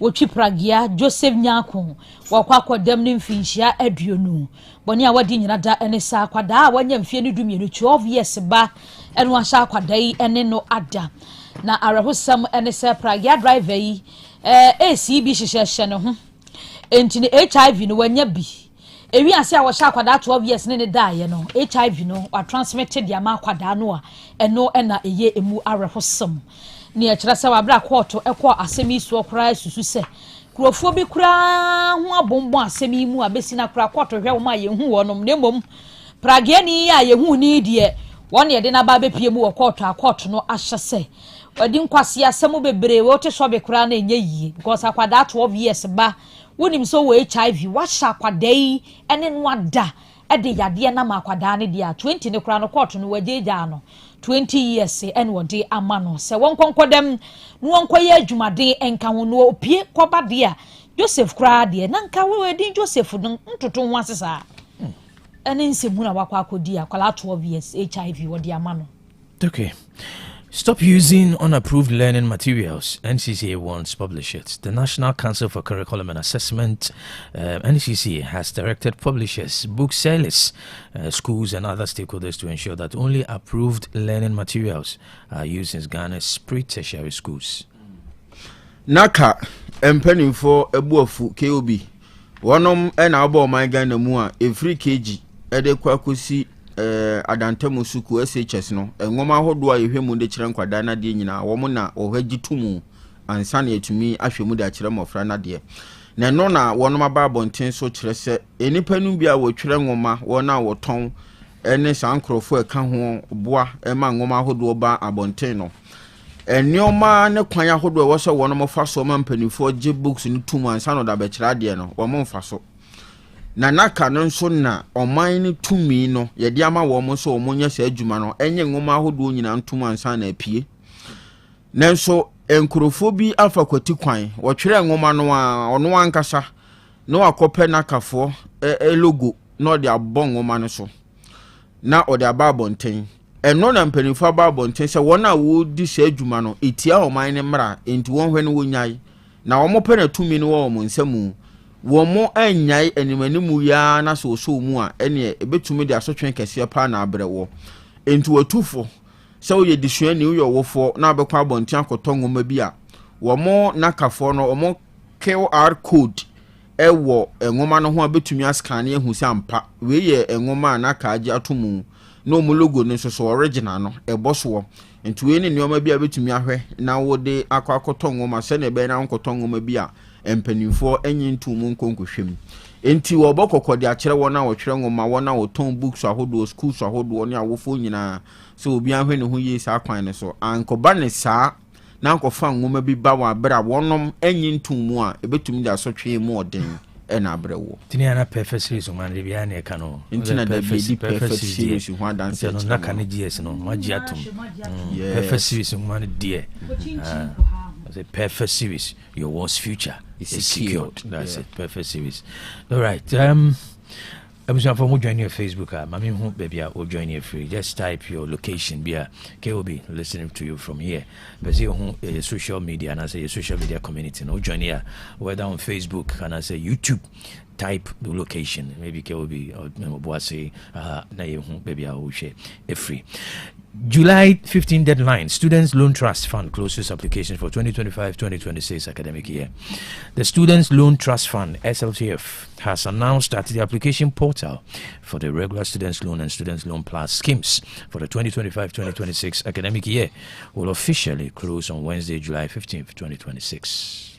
I was here for Student Loan Trust Fund and paying for them. Dear Baba, to just wash enipa wamo ede enkrata eba yesa wamo eba ba peska kakra na sabre ya wamo su apon wamo de twetwa wamo ho na 2025-2026 academic year ebi ma she process na se bi wo ha wonwie waka mfimfini saafo ni nyina wa kwanya se wo bewie bibia ekosi se on the date aba ayedela which is 15th July woni anu wo sabre ya kosi 15 edru hana nwie die ne wa won sempanti wa sha application ase processes no wonwie ye no wo from now wa kosi 15 July so be complete bibia sa ne be ya wo metumi ahyase no ma ye ho adwuma atua 2025-2026 academic year one more apply no send ye be 26-27 academic year one more apply no ma shall see edi ho adwuma no one more say 47,988 so far student loan no package no beneficiaries no na se brainy brain na nkofo bebre no an wo sra ba ne so masene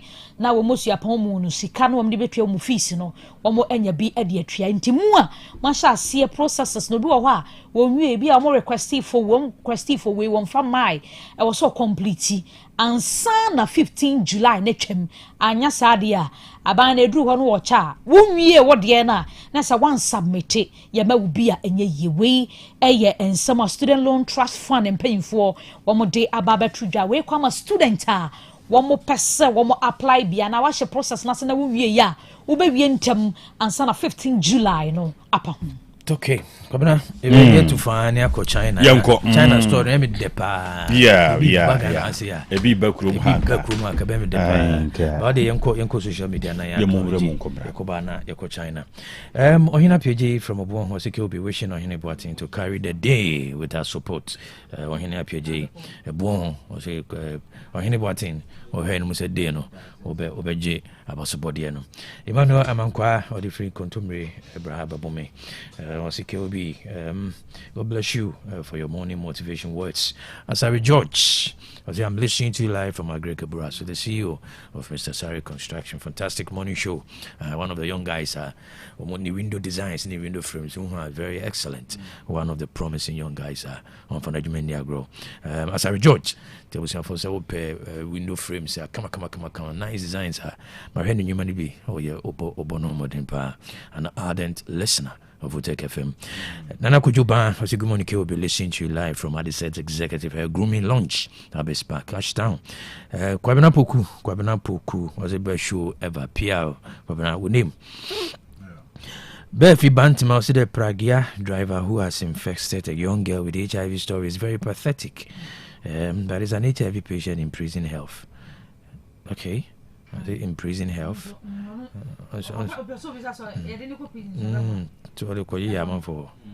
Anyway, maybe not in prison healthy or healthy. Maybe that's a question, sir. All right. No free Befi Bantima. Okay. Oh, okay. Finally. By Bono, the men are being separated from the boys. Bono, the men no, separated from the boys. Yeah, and also 3 host nations from Ephraim. Yeah. China sentences official to death for taking $325 million in bribes. A court in eastern China has sentenced a former city official to death for taking more than 2.2 billion yuan, which is $325 million and 243 million pounds in bribes over 30 years. For young cray, you China, my money a chrono, or mending kitty as apostrophe. Now, Sabria make us say, who quite puya from what China for quarter back home at bre, aboko dukum for the NB and what day above penny pa back one. Where do man no debre penye no more HRS sika papa yi wadi no 2.2 billion you know for wadi papa mfisha bedu asante mu no dia fa ne kwaku ananse ntrike se kwanso edite kwanso de sa bukata ankana mfon kwanso sa ebjafo ne namso wotumi adi boni na nipa yi aye kana se be fa ne Yan Yulin edin edo no eye Nanjing City ho de ne wakuta di brache pa efira pim hankron adwokron miensa kosi na duonu aduonu anasa afimpinu ene duonu miensa no entamo de wakuta di bre ya chepa na yese wono de ekwan ono afa ne kwanta so aduo no se ne sika no ono afuntam road ne sabenkum nifa na odidi wo fa bia kwati kwan so se ademudie ketasehye no ne ade ese no nko anuguso a woyo wanya mfiri shado dusia enkron ene sa abrede kwadui etumeti abono bu wa yensa sesem no no ade nyansa kwan so bia contract sem nyansa kwan so yetom obi kura no otimi dan mo obi foforo no ache husika di chese sika sem wa fan sase no obja ye kase ye broso agyan na sika no de sa no kuso a woyo no na ebjonfo yebe kaisman pani Xi Jinping na no muntuo so wa bai de nya de obehwa market ketashe ne proye ato akoso China enti ne nya pressure krodo mo de no ma brogu akwamu enti no bi ne nam so a wo jese Yan Yulin no ye chi no se wo de nfinshe duasan ni de wa yo mu yasem a wo de abo man yi cat me fon so de bo ya udi aba wo mo so no eno na court no agina so de ho kwadu de ebo no a na nya asem keto akura na be ka sa fimpinu kwaku na hwe so ba kwa fimpinu na adunu ba kon former finance minister chief lai Zomin won so saata na de kwadu board no na hyehye ya Xi Jinping wo de bu o man ne se wo ye pani bio se na nsan ni asra adwumakuodum wo mo fa wo munyansa kwan so wo munyina abo mo kwadu wo munyina wo di sikane bro 1 billion dia ene yenyesi ya hwemu abroso ne adebu se ye de kwadu abo na ne court no wo se mfa nkoto adaban prochi na we die kumfo ene de abu no Yan Yulin ebjafo di akwakodru mo eno no se baby agana ye die adu no kansa ne mebi ka ba ha ka papa we die wonim de because on say wo ntwentwan so ye na fina e bi di wasem na ko fa lo ya bia be no na ya be che ho be no say ye ya sembra da die prageni on say amre prageni ye bu ne ye fast one why no ye fast the fast track bia mo ye intente but yes we ya ehu pa Now Kufa no so. Do you know the implications? More advances in. The implications will be discussed in China. No. On say democracy ane kan. Do you know the implications will be due on sika? Sika when you spend on my sika on hospitals, any schools, any nkofo ukumo. Yes, and na court no dey. Unim the danger in spending sika ye dey bomb my hobra. Ghanaians haven't got to that. You do sir. MC your orientation. You don't understand, sir. $325 million. No.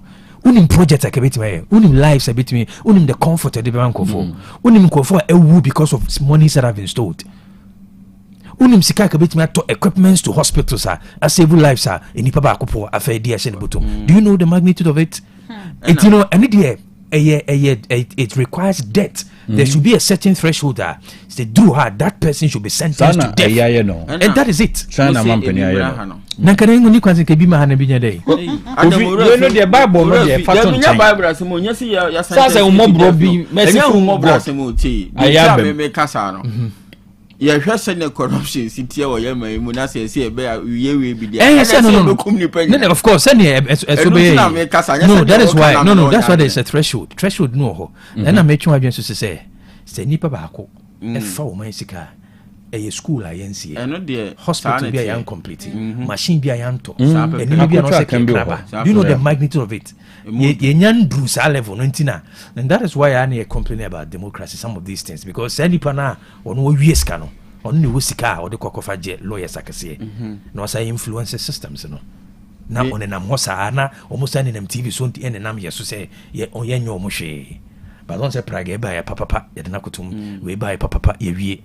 Prague case we any size will be our disca yesu say disca bibia evidence bibia ho no. Then also care fast. So benenam hosa and these things will not happen. Me tomase 100%. But ye kurum hanom no. On se ke obi aman your my akwese normal. That should tell you say so sika yem fe sika niago. That is why anopa bia meka sika wasem. Wi ase ade bit me mo kum nipa e sika.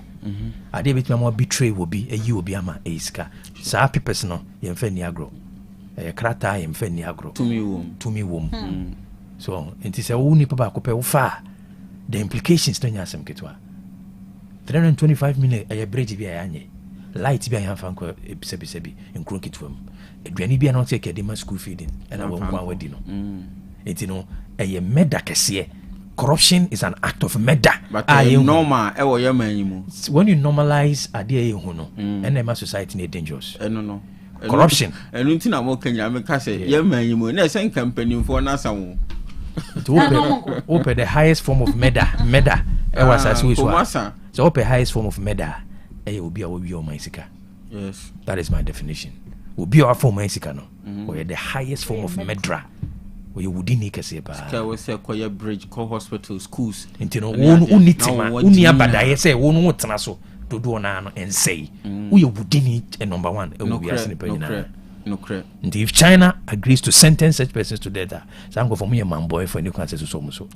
But as you say, my Ghana bit my side, I see another question. Body of Iran's slain supreme leader Ali Khamenei arrives in Qom.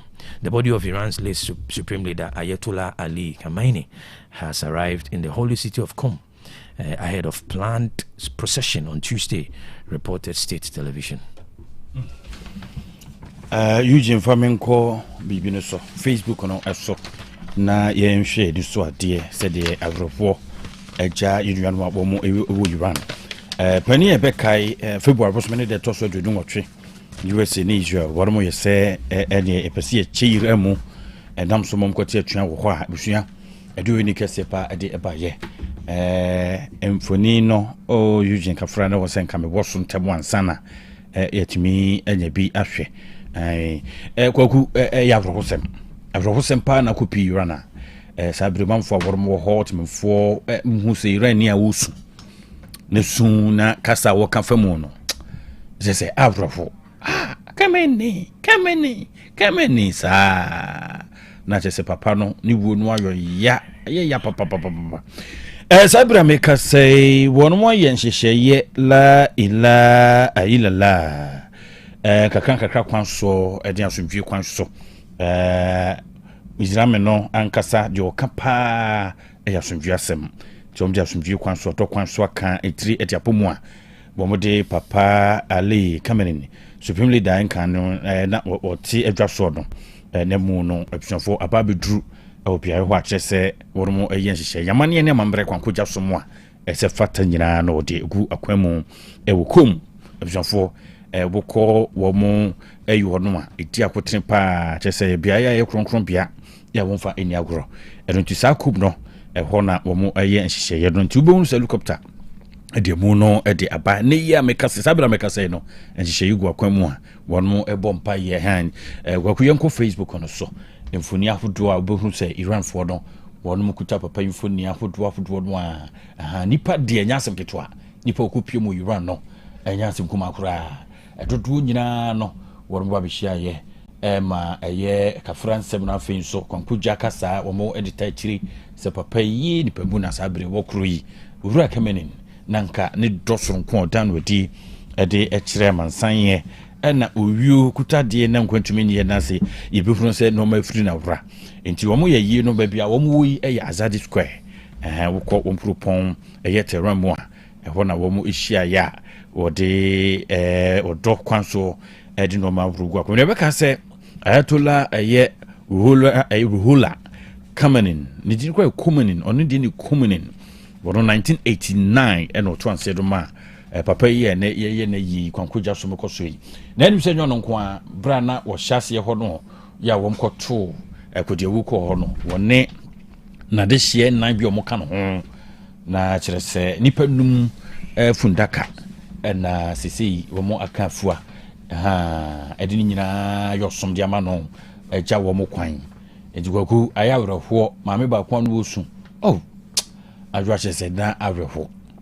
papa ai wo mo ya disabra mekazai ekoso nti sene wo mo eyo ye kura mu no a ebeto sese ya wo mo eye no tubo helicopter edi mo nti mu no a na da ho papa ni mu no na da ho no a bema ba ko a osu tubo se ne ba nan bi you say no wo hwe ya ne ba nan bi na ade ba ko a etwa wo mu ene se Mustaba Kamenin eye ne bayi ne waba betrana na mu dinade wa mase bi peja yiti ne pe Kamenin na Mustaba ai na kande ko wo mu dem ko mo ne wo soro ho no bi so ya be security reasons bia no na mu ana prepare security reasons and no correct ai say afi ya wo so target inti we target sanu de and we are not the basic enya esi ai enti CCD enyina yisu adiama wo mo na me hwese Trump bekwa yie ni bi na sebia papa ba ko ni tenyehu kombo bekwa yie se na nka mo de helicopter na mo de nam soro mo wi baba na masako obi anka se mo lande okay se yi de adi ni koja otamfo kura wu abonu se na mase we de o tamfo wunje wo kwa yi na so no mo ane ku no wana oku se ne yi de kwankogya ye kun ye beja wa mo akọ ye ku awi ye ba beja mo akọ. All right, yento so top Democrats press main secretary Senate candidate to drop out of race over sexual assault allegation. Top Democrats are calling for Graham Platner, Maine's Democratic candidate for the U.S. Senate, to drop out of the race after a woman he previously dated accused him of sexual assault.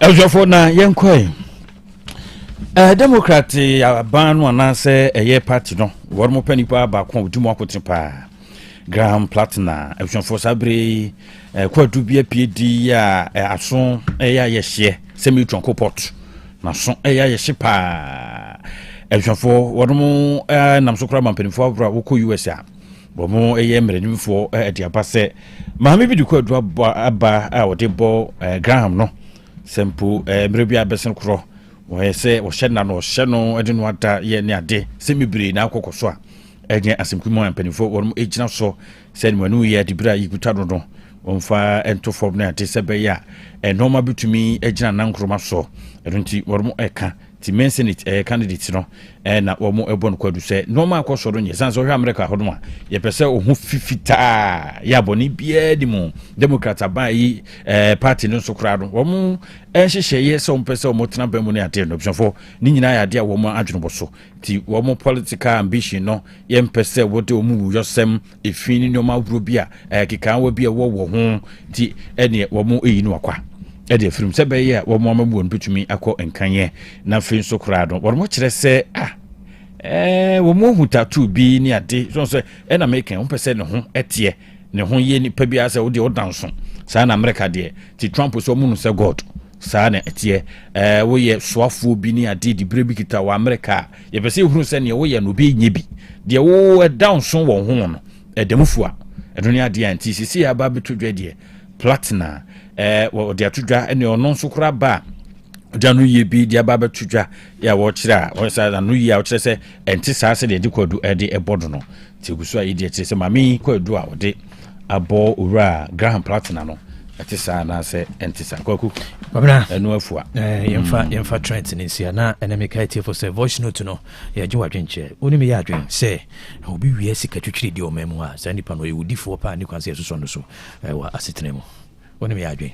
0505225578 0505225578 Sebi obi fa o mani sika o pepepepepe ni echire no de yo no ko abidi kogu foreign bank ni bidi kototo o wi ano sa de ko broni krom na o sa de kosie se nipa no woni me adwen se wo ye wudini pa ke ni kwase ke so no so asetena mu 0505225578 woni me adwen abeti ma che wadwen woni me nya adwen so adenti na ne me nya adwen yemfa se de ni me ya boafo hosbel ne wona ka so yasene na no pebia de nyansa po trends ebrem abusia Osborne Limited de hwanam de wadui makacho se wo pe bia beto blocks ayafo ni chire me wo ho open standard solid hollow 5 6 4 inches blocks a ni nyina wo twa bi o ho de machine one na ye adwuma ni ntu be kɔ na bu agyamade akire ni bia enso tototo yi wo mo mankɔtɔ papa no wansan aboka a we yi so san ba Osborne ho no aba beto bi nti we no wo mo de ansa wo fa ho preko no akwa gye de bɛboa na nya no nko ano otwa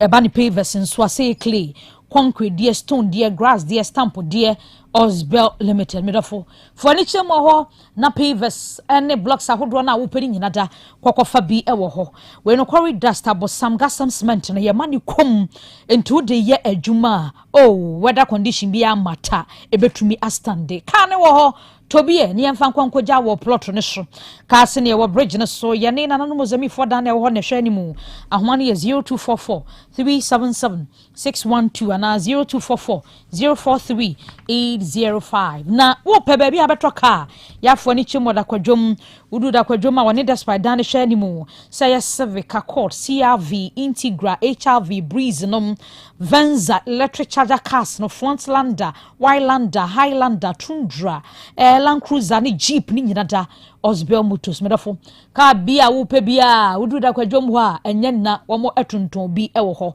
number ni ye 0244 377 612 0244 377 612 Edaba jewelry say go diamond promise no engagement and our wedding rings be a wo pe bia de bi wo ho a hanso de na ye dada polish and our repair obeye ede amount e ma no de to ye nan ya sene ye komu nyina da wo ye bi e wo ho enkwada na ya wo mo no wo pe set me ma set wo pe se etwro wo no din gu so a ni nyina ye bi e wo ho Ejaba house or Prempere second street e wo Dumansha traffic ya Ejaba family house wo ho ahoma no ye 03 220 26708 and 0277 104488 Krobea no eye ba kopɛ Amansia Community Bank PLC odo ho bɔ omo a usika sɛm ntoto ya bɛkɔ yie pa wɔn na enya botre kyerɛkyerɛ ne omo kyerɛw ansa no ade usika nda to hɔ ɛna no ada bank baako maame bi fixed deposit account no akɔbie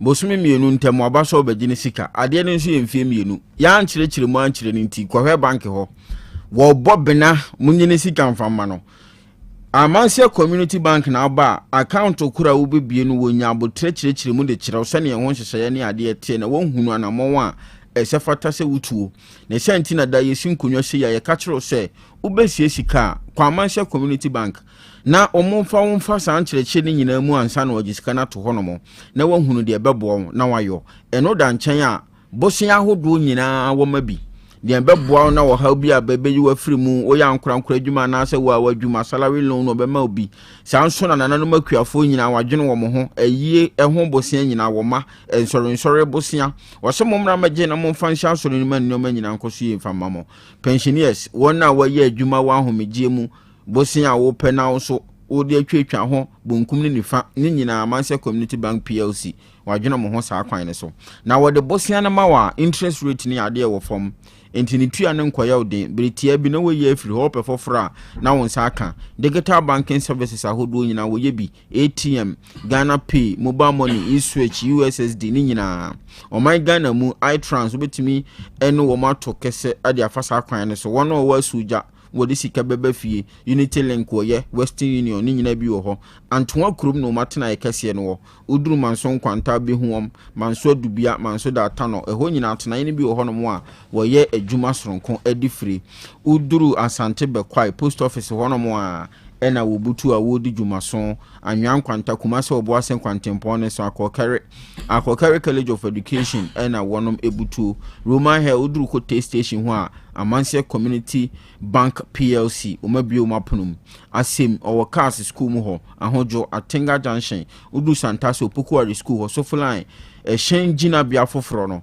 eho ena abehuom 0247 200 013 and 0501 646414 eya homa be frem penifo afaso uye nipa da bia me catch you say udidi na wo home na wonnom ne de se tie bia ya de beba nanso enhyiranka nyankropon se wode Dr. Beneza Ajiman adoma magana ne nam ne nsaso ama yenya fie som 3 no hepa plus pavi plasmos unya bi na wonom a ebeboa ema opomode hu nsem nyina konkan enuro we yentena ho ma yade ne mansa ebo ma nipadua nkomo ne nya hoden nti yade bi ni ti wo nipadua ne mu pe one ne bedi akon de ti bi obedi ne sunkunim ema nkunim de mapa ayawodia ene wona wo ahoden a wo kɔ bakura no wo hu so na wa yade aka wato dem koba ne sa brabonum waso beye hye enti entena ho ma yade bi nka won to dem eye hepa plus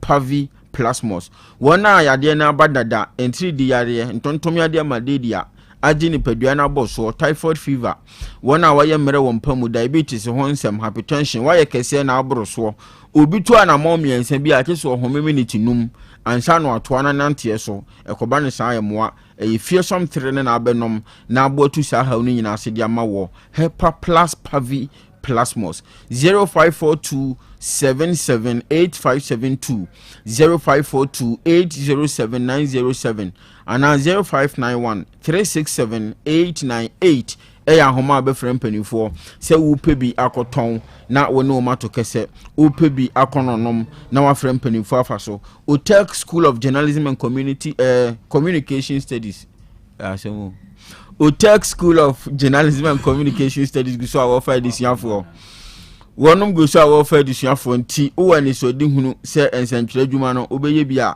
na waye ne ntem na wabana forms ahodo no so abefa bi ebre bia eni akire ncha Krobea school na disua sa to aso we no Ghana Education Service ajatum naka anase naptes ena wone o maka bomu edisi adwuma no abodin krata ne diploma in journalism and media studies Krobea poku diploma in journalism and media studies abodin krata entertainer wi yemu onsabeka afeko na arebesoma by national service into bewie no mo yedu ensentwere adwuma ne nkorabata hodo nyina ho tete do befam obeye adwuma no waye ne yie so wahu wasin so hwe no atwere sin so no atwere A level 4 no mature student sa so na waiting results for nyina akwanya ewo ho edemamo Otec fie ha ya na sukuu no wo bia obetena no agye ontete empanifo atoto dada entiankasa wo fira chiri unya baabi ntena nti untimi ma school no enhyehye fa ho no mpanifo aye odia ne sa homa ede tudwa obefre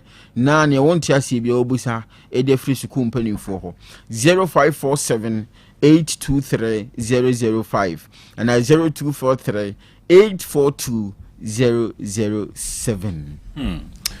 Asem Beba no pay. Eugenia na me man be careful do. Me man one so no pay say wo sore no no twa so kakra dia. Asem. Ai. Sense bi a so anya yi. Kabina poku. How much munzem de doson de.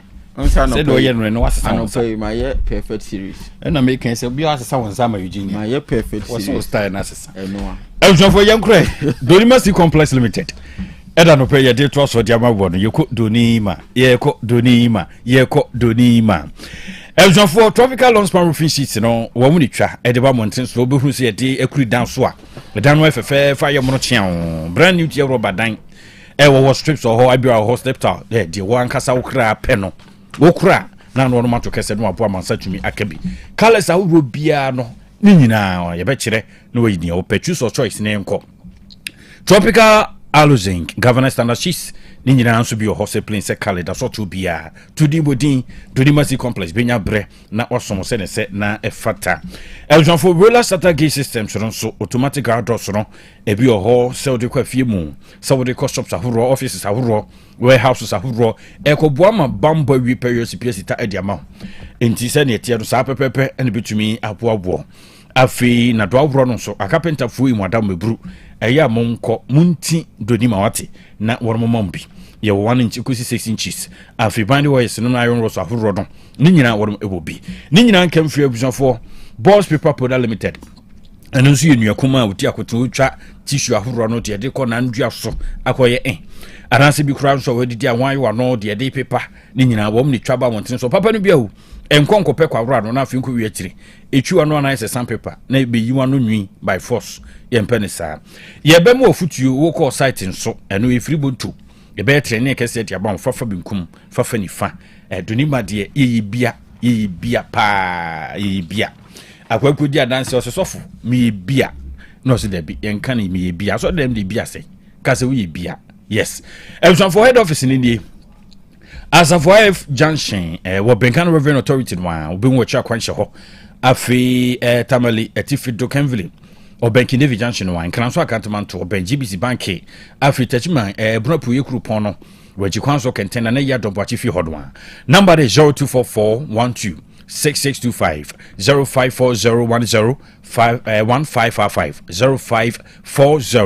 0540101555 na woni penifo to kese abapa mo efre drum efre mpitripi efre mpatrapa efre yanom nyina semu nyina momre momo penhwam na mo no mo nto kese obeboa nyoma wuro a yede tena fie ema efie wi peyo wo mo ene de som wo erunti abapa mo se wo place to app store wo fon so na nyoma wuro akofa de aba so du nyoma de chapo champan yo na wo cha kwan akura peso okura atafo free mass saksaka park ne che hono a wo hye ho bodwuma bushafo yi se phone na wo hwehwe se laptops ahoro se fan se TV se condition se jade nyoma de ye no amu amiensa de no amu de sefo na de sisi ho ni nyina wo mu bi ntade no so se nkoda motofo ade kura na wo pekusi nkokora merwa ni nyina papa mo be mo bi nkonwa no so papa no bia konkoto ne ya ni fichiri enkowi akire na ukodem boso na wo pehwu a ye no akonwom no wo yesu akonwom eba se bebu ntempa kopebi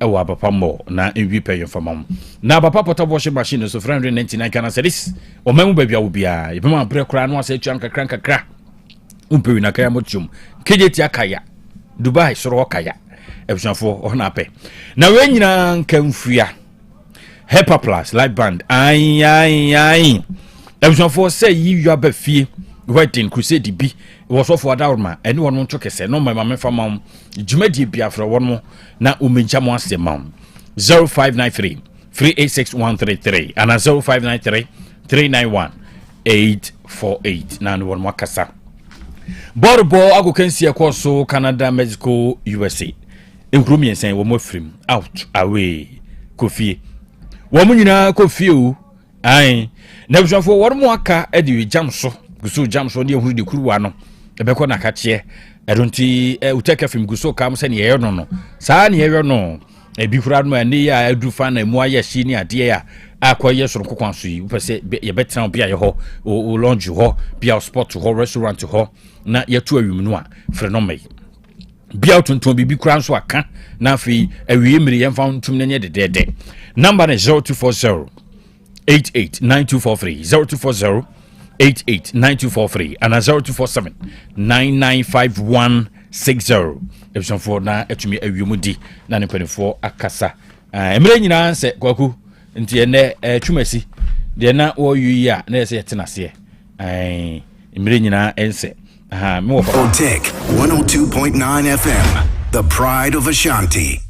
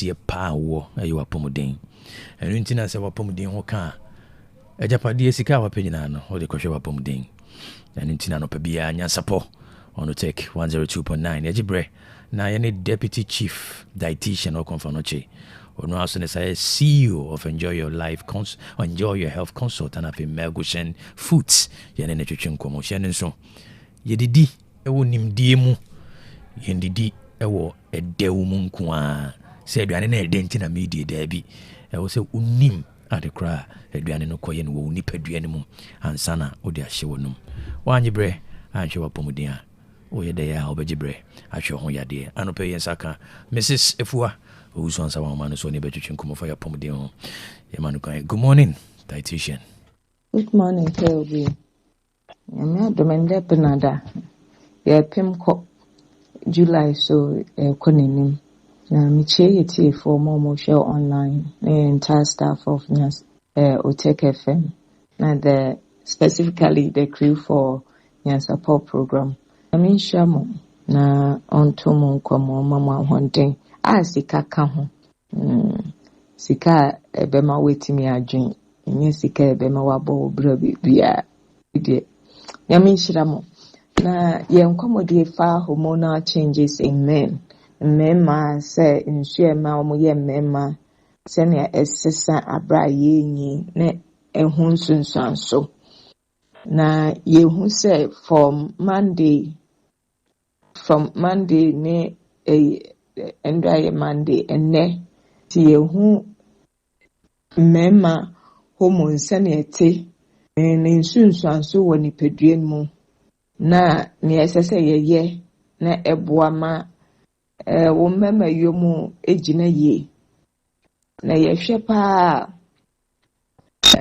nra yede ma mema se yede manage ana nra yede ma obia se yede manage hypertension mema bebre complaining because ema omo mema yomu ebi ma omo mema yomu no eba fom ni nyina pacho entna se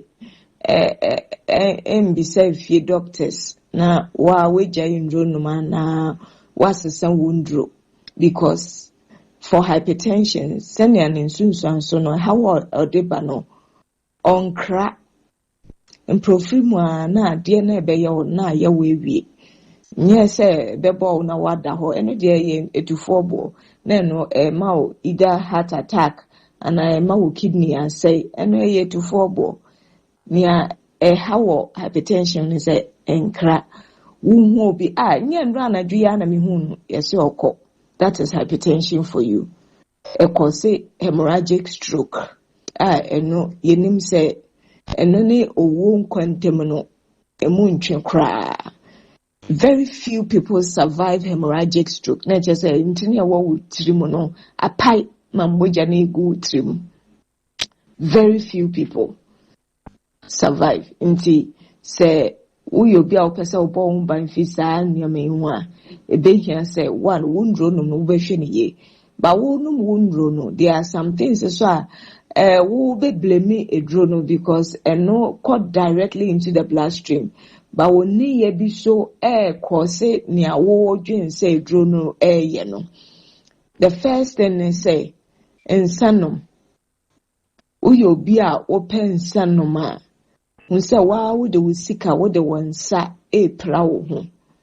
In terms of moderate, yakaso moderate intake. Uyo ba ubetimi anom one maximum is it 1 or 2 in a week. Uyo ba be maso sene ese wonom no. But de bia yakasa ne kane papam pa de ka wujai no ma ebeboa. De bia me de me papa ye example onu ma peteshi for more than 30-40 years. O ye na dwen so ojai da krope no di jaye. Nyame adom wabu 80 years oda so ti ase. Sunsun nyebi. And specifically with the smoking now or smoking ema periodically obowa. But apart from that bibia ye okay. Ojai no mono ni peduana nkasa aresete. Nti enhwe na fufu echi enko no monsa. Sikana ode no monsa no. Boaboa no na konya vacation bi. Weekend when you were bushing for you now mako and here's how be outside the country munko mubet me akọ eastern region Kumasi has impo. There are many places that when you were bushing munko hoda munfaka na munko ho na munko either 1 night and 2 nights sasika na whatever no msano munya memories ni nyoma woka kaya ema wenije ema enije ba wakuma mu. Those are the things. Ebua stress. And only next one me beke. Mema kokro nyama bebre si omutishu because omune ebusuanity. Nti omu feel say omu ento anamo abibia ensi. Na mebisa o say asasi a wo be. Why na suma wo? Wa na wo suma wo ana. Nti adenti na one dan ni pakro na osuma wo no. Na we kokro ebusua ha onyina esi wotiso wo da en onna. Sika ni ubotoma na wuti ya adentia dan nipa osuma wo se beye ebusuanity no ono no be provide ama. Now the other thing now in relation to stress yen kati your coat according to your a fabric available fabric and not because of size mpo entomado do awo no na ebe chire style a wo de be pam. Inti enhwe na mfofo ne omo ye we atoka we ye we wo kun sunsum wote wa na wo ye ma hyew wakoji loans etwa wo ho ahia because of there are some things I want me ye into stress management so ya dia say wo hwe ne o wan hwe ne ye a wo be ko blame pressure draw no eso na enya pressure draw ye wa wo ne ye na ma nnuama enkoye wa ase ho. The other thing they say, adwendwen fa bibi ho no. Sanya Paul kan na misro na aba mesono. Whatever you think about someone or something no, sa na besi wo wabrabom. Because the law of attraction. Inti obi wo good side na obi wo bad side na wo de bia na bad side na wo hu a eno na obi reveal ya kire. Inti se edro no yet essence wadanfo bi kan ho ansem bi wonnom ya na wo so wadwen kire wo se sa na ese ye na ye wo sa nti eno yenhwe no so ye meka se testosterone na ye mema hormone ba form no ema wo honam so eba form is the same with females ema so ye de no ye wo male hormones ba ye de no so nti na ema ye honam no wo form no nti ni abeboa ma wetimi epeja enam ewo wo ho eye weight lifting mpache wo nyasa wo be ye bouncer you can lift weight without say what body ding say social media me hu papa bi a okọ gym oye no ho say cleaner ombo bia wo hu mazel bia ba nia omo abo no muntimi mpagya no onu timi pagya so wo hu bibia etisa it's not about obebo but wo lifty weight na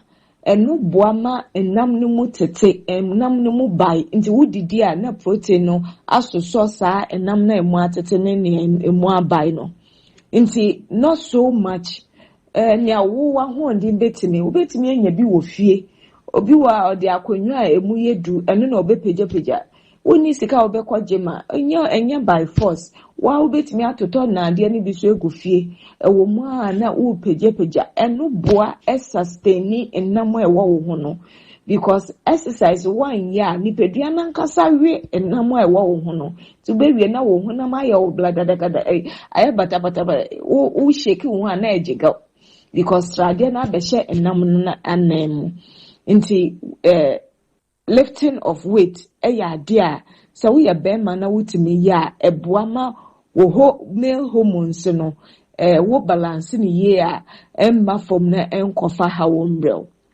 nti me papa me nana me ma me wofa bi me brother a wutie me so wo pese wo mema yomu a eye testosterone ne dihydro testosterone saa two hormones no wutimi manage ni ye a yakasa wodidie mu se wodi nnuane a good fat ewom good fat ne de ya obenya fi nkate cashew nut almond pear that is avocado ye behwe se nnam a ye we no so ewom se ye pe cholesterol kakra wom but enyens as extradinam lean meat ye behwe se ye di sa seeds pumpkin, chia seeds, flax seeds, sesame seeds na de enu maye zinc ne magnesium ye tua ye ho ebreduane because blood group diet bi yaka chense mwaye no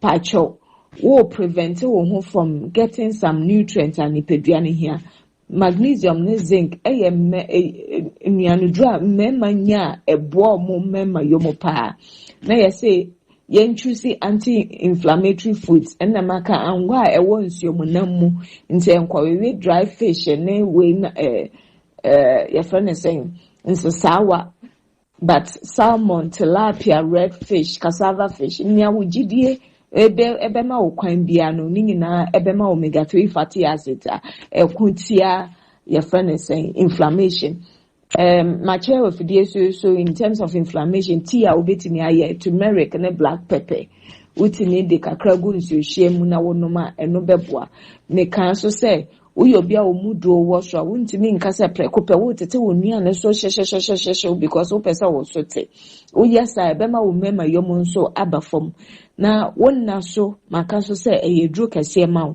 utimi da ye a eno so boama wo mema yomo no so see most of the time utimi da before 11 o'clock eno boama ni peduano ono asesie no ho na wetimi enya mfaso ke obinti mema ho common enne aha na yede besi so obi wasem sabi so a me number sene a yede beto screen so no na me WhatsApp page so QR code no so ebeda so ubetimi ascan o join me WhatsApp page a yedi nkomo wo ho nnyama ameka nyina ye cheche wo ho a ubenya nimdie afa wedidie na aboama wenya honden abo ho ban fi yare ho yami nhia munyina medase abusia yemfa sada ne bi ma ya boafa wo boye chidom na yene ma menes edi enkomo ya Bolivia Enterprise adama na di feature live enu ane no ba we 23 vitamins and minerals ya 19 amino acid omega 3 inulin selenium high energy protein and a dietary fiber enu ane ro ashemu ma say chum your feature life 0 feature life oat feature life protein feature life smart fiber mortar bella life tonic repair food ni beauty food we ya mabobo boni bebre ni nyina ye enu ane ni bia me fue fa wo ha ne bra ne yemwa wo ne yemma wo nuane a ubedi ebesa yade no wo ase menase atata bo akase mroso future life nuane ba ye ho adanse de bebre bia na wo uni bida nti ye kan wo nhye dan hu na de ban so full alignment one ye wo ye ne multi home no ehwe animu ahoma ne ye 0246010150 and 0242878090 hajia mama eat right and live long did ye na nyini che nuaba tosori ahodo ni nyina de ho na benya bi ye wo carrot wo ho pe no aba pe bi din cabbage no spinach mo anase cauliflower mo asparagus mo squash lemon no grapes die na wo pe ebi wo ho na anim se eba ni green nso a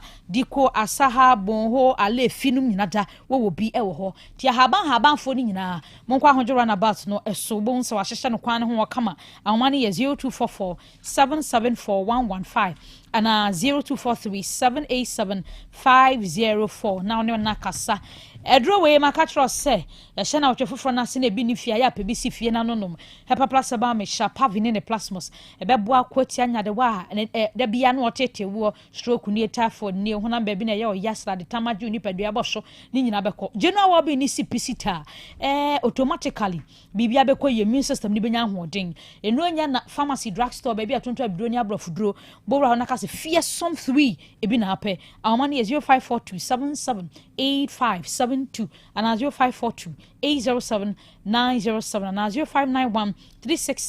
0591367898 hajia mama ehwane ye koye na sanko ebenage fo ho ya Bolivia fo ho kwabna yenkwae ebjonfo yento aso eda fie nkodum supa ensukrochi ye ho tie pa ho dwo Clear Park Natural Bina Water Sukrochi no a eda no peye kamfo de abmawo ene fo munsuo da mpanifo sonson fidipa ene akuru kra pa fra America ye de aba omemu ye de djuma soronko na huru yensu na domdom kama papa ede be fa hohum mo atenkan kogu akoma hotwom no fisa wakoma to yem ye ojago ho ye oboto wo ho ye osashi wo ho ahuru nyina no ya ne yeyo sebi kura no ye bia be fi wedding bi birthday party bi conference retreat ahuru bi bia conventions ahuru a ye famfoni atweredi ahuru nya hyenso a Clear Park Natural Bina Water nyabre ni ajon kama edia mawo afi school koda no mo bi bom se keo ne se wanom wasi no ebsonfo na banks ahuru no so saa ye fan sefo ye customers ya worom ba ho companies ahuru saa staff no mo bo no bom kama Clear Park enso ye de Elzafo pebi no atwa ho Legendary Ventures don call Bamboo Sport anywhere Kine Ben Ventures manso da tano KJT Dubai store number F1110 store number 1110 Tiawa Nana Akro no pedo so popa chapo champagne Samash Royal Company Limited Mama Sandy nana no wato kese 0244 041913 and 0558 001765 na wodin penifo kasa na won search me akabi na aduane dia no pa dia paduane dia Clear 530 catering services. Eda ye come for Tiamawo 530 catering services. Or say aduane to papa no bia for ye kenuane 530 wo dutwa mu pa. Ebjonfo ede nya sekretary no akwasi kwa se ne mai ehwa na won kro ye hagea ye nchia wo pa mokra ya monam ho adi ye papa no kwasi kwa Otec 1029Fm na aduane de se ewiase de wodin ne ebo de wodin ene ebo enke enka se mampani ba enka so dufo ba Ebjonfo Tiozafi de bobo papa bi Alhaji Tiozafi Imam Tiozafi Professor Tiozafi Ebjonfo playwrights de wo ho Siemfa chicken fish into so Nentwinam no ade yemprumu so nice pa afi jodofo yemfa chicken fish nyina into so kama yopedu bi ho eni wura na etwetwetwanom ne ade cream na upeni nyina mese de hin ni nyina 530 catering services afi banku no ede tilapia de kwa ronfen tilapia do eno no tini fumpu no a na nda hye wumfunum na ne otefa ho saa meku kakra de bom sito kakra bi nso apene nkwane a nkwan na to santin kwasi eno amoje de nkwan o ma no tilapia no mkoto bai o manye nkwan nkwan na ma ne mfrafra wo se asona bala no onye bi ma wo kama pa ebzafo fufio no so de papa no bi atape ya wam na fe trom o de preke se kakra nkwan kakra na de gogo so ana chese meku kakra ni ade jadwobu ma menchia woni kwaku ne bisafo mo nyina otim se kama no bia afufio fufiu ebusuafo no pɛ no ndu ne fa bɛkɔ na abɛkyi de kɔ san kwanhwata wedding eba na bɔbɔbɔ nkwanhwata bɔbɔbɔ kwaku nim de wedding engagement very party ne yeye kwasi na no form na so wodi mini ne mumedie ti me ka sam mumedie na 5:30 de wadu twam ebusuafo na cha kwani tech chance baby ansam so do no atotofo ni gina no a wo bɔ hɔ wo de ɔse 5:30 mema refeeding no 5:30 kodi bi hwɛ ya no afa asoko mamponso kwado ho na anenam a ɛhɔ nso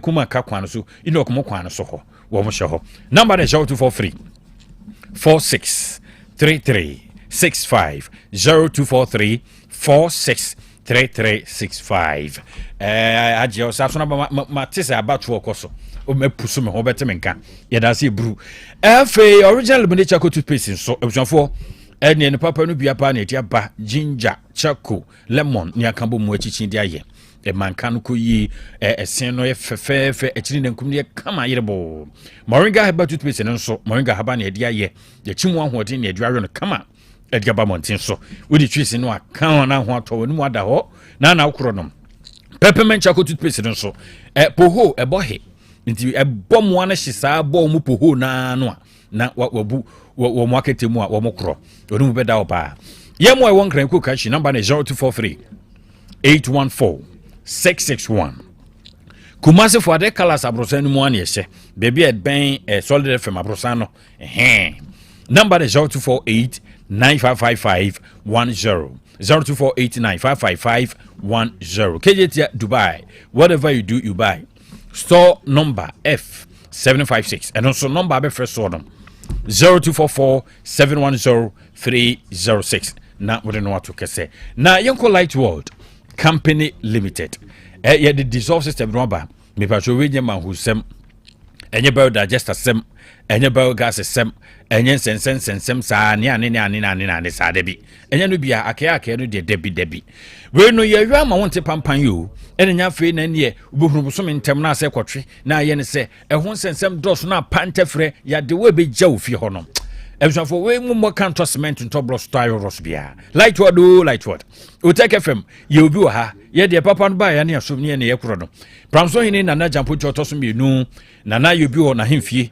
ene ono an fie na mafo april stop na usu micro market one matters of Uganda Jubilee School what am you be recognize kama kwa sukubu amobra bromem afranchi Krobea so na Evelyn Samtak wa wija wonyan baby ko the farms ho no singogo so what am you be ni sack Christ the Teacher College of Education wo nyina prempa assembly hall make and meja de Ghana ha one mo agye dia yo bie di ho adanse bubruja sabadwe asira osoro cha kwan wo ne Kesben FM di enhwe 0244 591 861 0244 591 861 and 0597 522 839 na Professor Mafa to kese na kwakui ma bi se menchia o ma no na unse na me kona uyi ma no firi mu ntem no ka me ka asem wa me wofa na ota aka ya me ne twumasi ye ni ya hyeche ne nsa agu na chi o si enim to kwa okun yi o e ba sa obi a okasa no fom a mo wofo se e de ne no ano fom sa one show draw some we one show pito and we ana go be sausa as America so na de show pito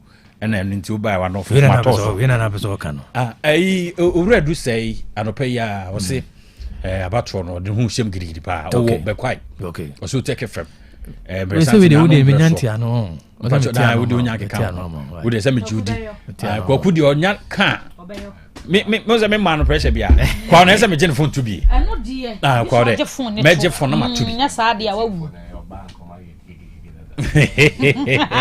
o kwa allegation we akwa wo ye allegation we di o me yodo wo se atifo ne me your banka wo mu ye ni gidi me ma de bibia ye on trust ye atifo no kakra so na yonko don so metenenka okay information center then na wakeka no honya misha no pa yonko ene wo mo frefre ye nipa o ma freme so mo be verify yes ombeyo yes no hunu ni tuem se etise na okay ma kire no se the guideline is it here okay enti se ne ye kono ofa ko nsu de wonyere ne honto cake store ofa ko Dubai ofa se ma menya word we bitu abetino fi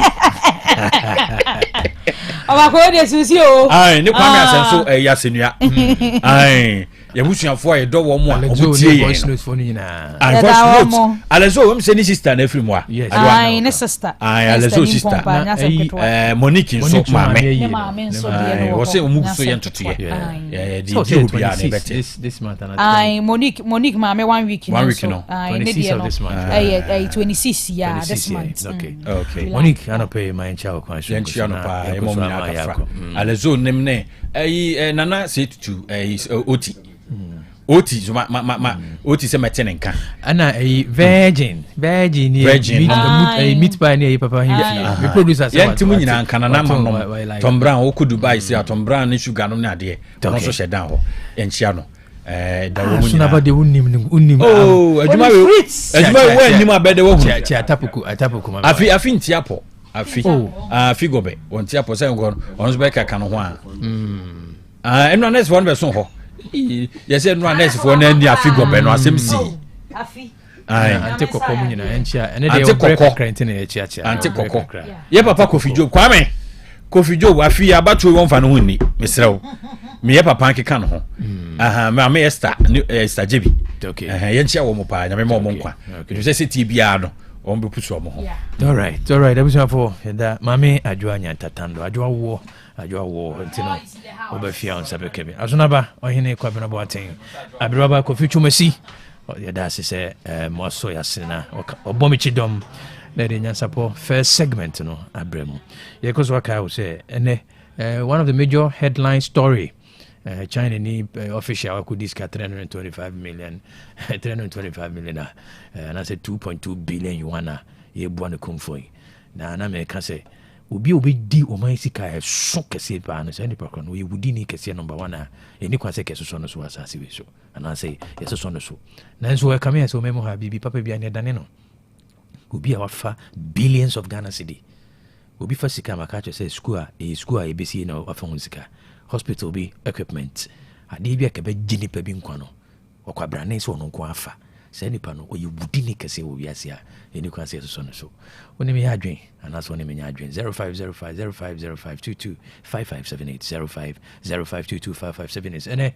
ebobora senior high school ne suku sensem Emmanuel fi say Tuesday educational Tuesday but the other stories are you be kan ho asem na hye nso enu bone a say to atese wo memo enu num ne a ye nkoda yi wo sha no num no ene ne me ekoso SHS nkoda ye tete wo for dachi ene me buru mu no ha adwen ye kan si ya abeka sa wo de mfa ho debi uba ebe kwa fe bi yonko debi uba ba e de bi bebe fie obeto ba ko mu do 10 time o ka hwea wontie na abohu se de sitie ya mfa ya no ntum ne anka na ya ntwe adwene so ne ehunu se de ebe pa asem no pomasi bi da megiti se be ha adwene enu ntina ye di sanko ntino ma afide ni na ha ayo Otec 1029 nyan support discussion segment drugs beyond the school walls I for and I told my JJM school no na say moye ha and I say mining penny for and AD bro mo afide ni na ya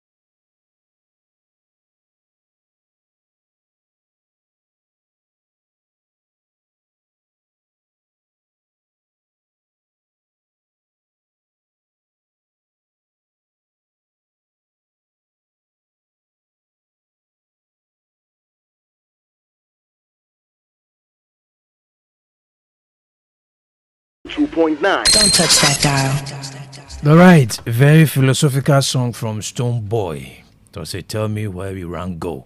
And if I need to be after one my mutna, you know. Or say, Mr. Big Man, I dear Busai, a simple life, my Adriane, and Tade Papa. My baby, dear beto. We near the kitty. Oh my Ghana, ye pay simple life. But Mamma Minor, I bitter. You know. Where do we run go? Music by Stone Boy, the Beam Nation. Wakansempa was it Mr. Big Man? Where are we running? Interesting.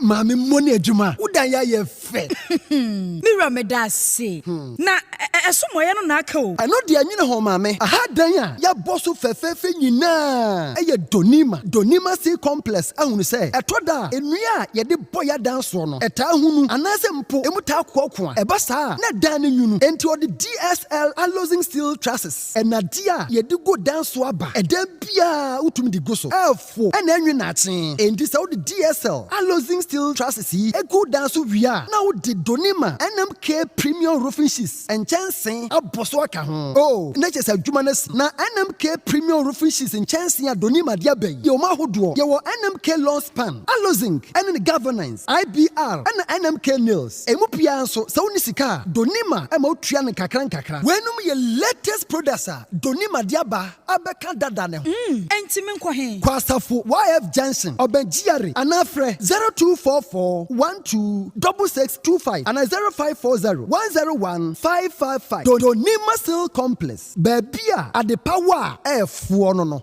Apomodin mapade eno ane hepa plus mixture apomodin mapade eno ane hepa plus mixture Unia, Pavi, and a black smokes Mr. No, malaria dronana. Anne, say an amsa, who be the same wife, you know, you're tested positive. I am no.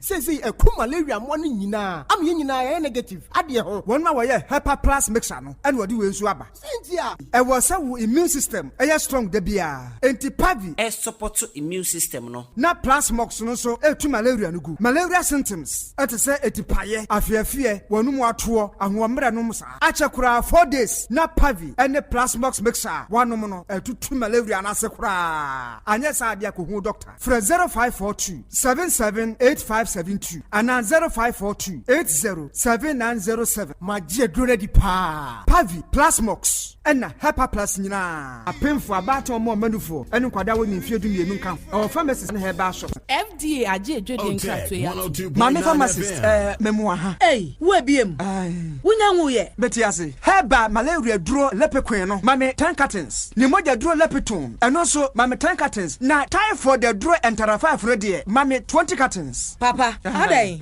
What's any typhoid ni malaria ni biom? Anase se otu nroton. Debi mwa tomi dada. E free mra menum lepequin. Ene lepetone. Malaria na amama ye hojo. Menum no nyono. Wona mre joint pains, fever tipaye. Ene awo ni nyina kwa. Wedie medical mama sorry for. Malaria na typhoid how mo pa. Mo mese kwa suwa di lepequin. Ene lipitone wa danse na malaria ha manfo dodo. Typhoid the draw entra 5 no so. Sa na manfo di wa danse o. Mese enye entra 5 a anke kutwa menso no typhoid nti. Eya dokutafo a wasua heba wo KNUST. Ena ye research sronko edi nroyi abadwa so. Yanto ho nchia. Entra na wa wo hwe ebibidro pa ne packaging. Edi no kwa ne kumi. Lipiquin, Lipitone, ene entra 5 yi. Ewo pharmacy ne heba shop biya mu. Apemfo emma wo mo manufo ne kwada wo ne fie dumie de won ka ho. Atufo fra 0244827228. Obi me dwebe no ma kire me nanfo se be me wedding papa bi. Hwering basa bi a wakoto. Tatnya buti. I don't sweet as and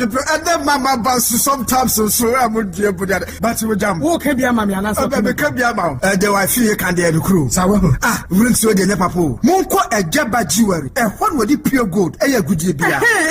Ejaba jewelry. E ho de na me pe. All right. Ye be ko ejaba jewelry. Ejaba jewelry. E ho na wo pe pure gold. Ya ye de aye wedding, any engagement rings, bracelets, anklets, waist chains, asumade, komade, papa, ne border from Wubenya. Woye bi ewa Ghana, no aye bi nsu amanone. Any chene hoy, wo a Jabba House, Adum Kumasi, 22nd Street, Monfre 0277 10 44 88. And Menshia, wo a Jabba Family House, Menshia Traffic Light, Monfre 0277 40 44 88. Website www.ejabajiwari.com and email info@ejabajiwari.com. Ejaba Jewelry, a good dear papa fee, no. Miss Chania Disaheba capsules. Madame Sieni. Hey, and to what in your pan and what's the said Disaheba? What do you say? Mandia, wouldn't be.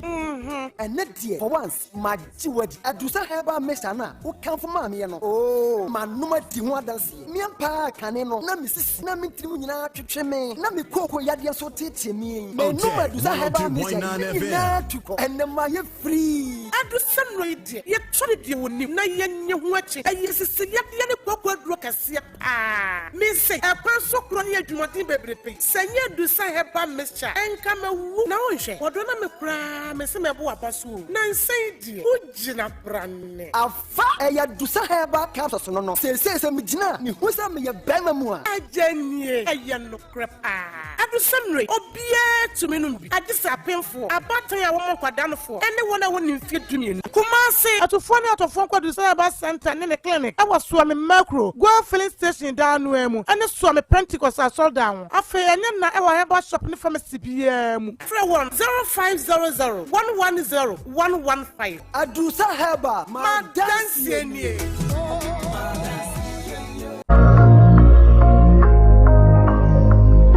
Mfie aduanan siani ena Sechedomase Community Bank PLC eni atena bank ya besoma manfo papa sefa account ben na opese obie na besia de metomebo ase na mede wafam se wo mane sika na wo gisika fra manone a eye Sechedomase Community Bank PLC na mekamfo de ama wo ye kuani opebusia aye okua ana se wo ya ba adwuma ni eye na ba fia opebusia ana se mo ye bodwa monka mo hommom se ku na bosia bo ebeye mre se susu na wo tonko ade a oni hawkra afi smart loans or more Joma Ketu free controller and accountant general department. Oya Shenkani now pesa auto wankasa oka. Uchi mi Pragia, Opesonia odie, a Yabuboya na opa, Obema Obesia Amwatubi. Banki head office, I was Sechedomase, Sanso and our branch woho, na Obe Sechedomase Jan, Wedra, I will GPRT, Abrosigning Champe, Kenya Sidie, MA school non chen hope, Kumase on Sabekomo, Oko Anglaga, a Jena Jusu ho, Obehu Banki wa Boabo, Obe post office ho, as Kwine so pair. Otafo de Club 600 Dr. Amuzu Junction Bompata Oben Boss FM Adum Kumase Moses Ongon Sube home our second station where Afi or mobilization centers ahodo oko enyinesu a Oben enyinesu nursing training school Checheware for Emfa Omo Eninche police station ho pair Sanso ena Edidwan ube home health center ho Fre 050-168-2737 and 050-161-7924 Sechedomase Community Bank PLC, a bank with a vision.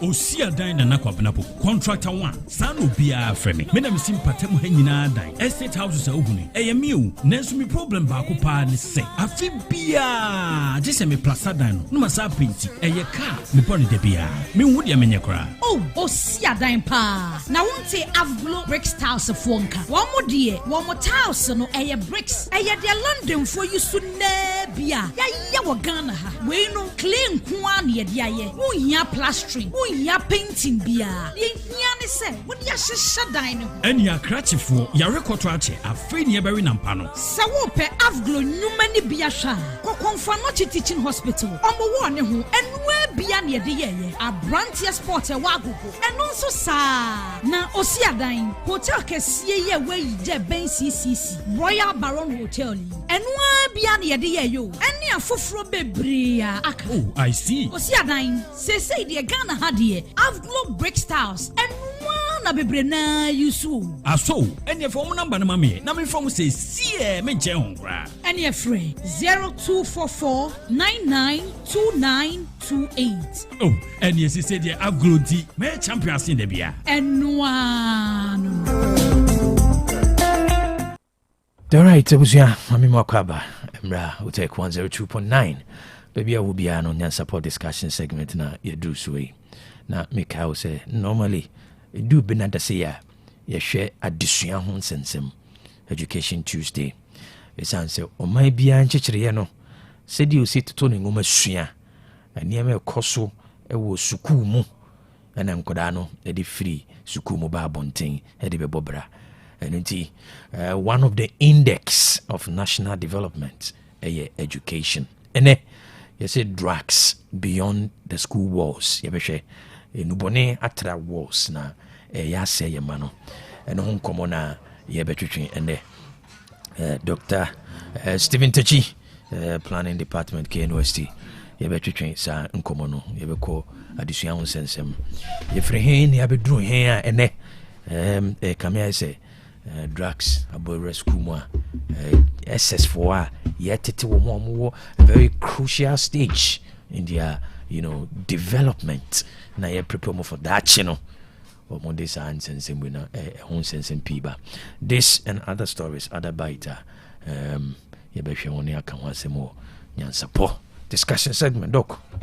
Toby. Akwaba. Yeah. Beautiful morning. Good morning, yeah. Nabukode. Yeah, no, nice shirt. Tell me no meaning. Let me do it. You say to the material. Nice shirt. Yet for in a special for in a Joseph Doc. And Rasmachia, Professor Adaka. Okay.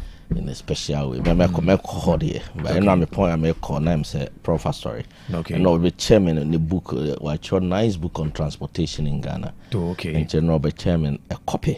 Yeah. And I think say and I no, can say if the transportation system is owned by private or if the government allows the private sector, you made that quote, right? Yes. Yes. Okay. No, you wouldn't him before. Until there are a lot of things we are not getting right. Yeah.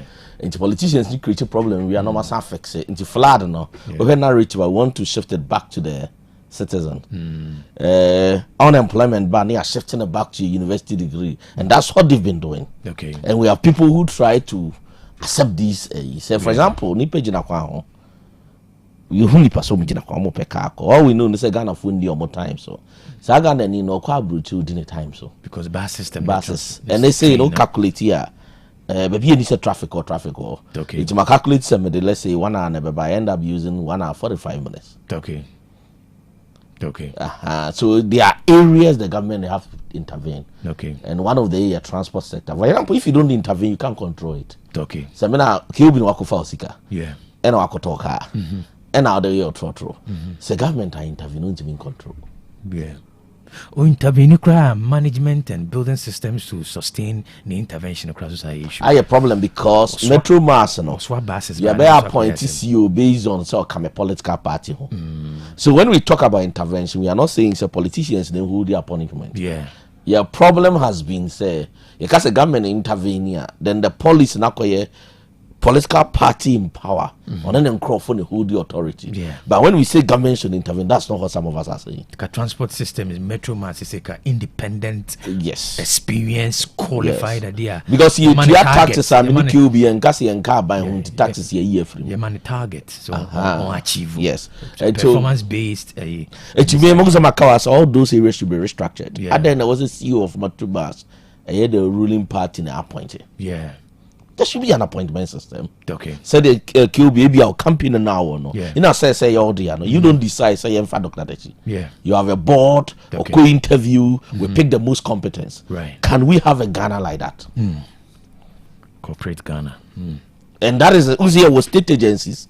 They are making losses. Okay. Because you see the best standard. It will be winning election and not appointing them profile. Okay. See you until you should be pie, no disrespect to anybody.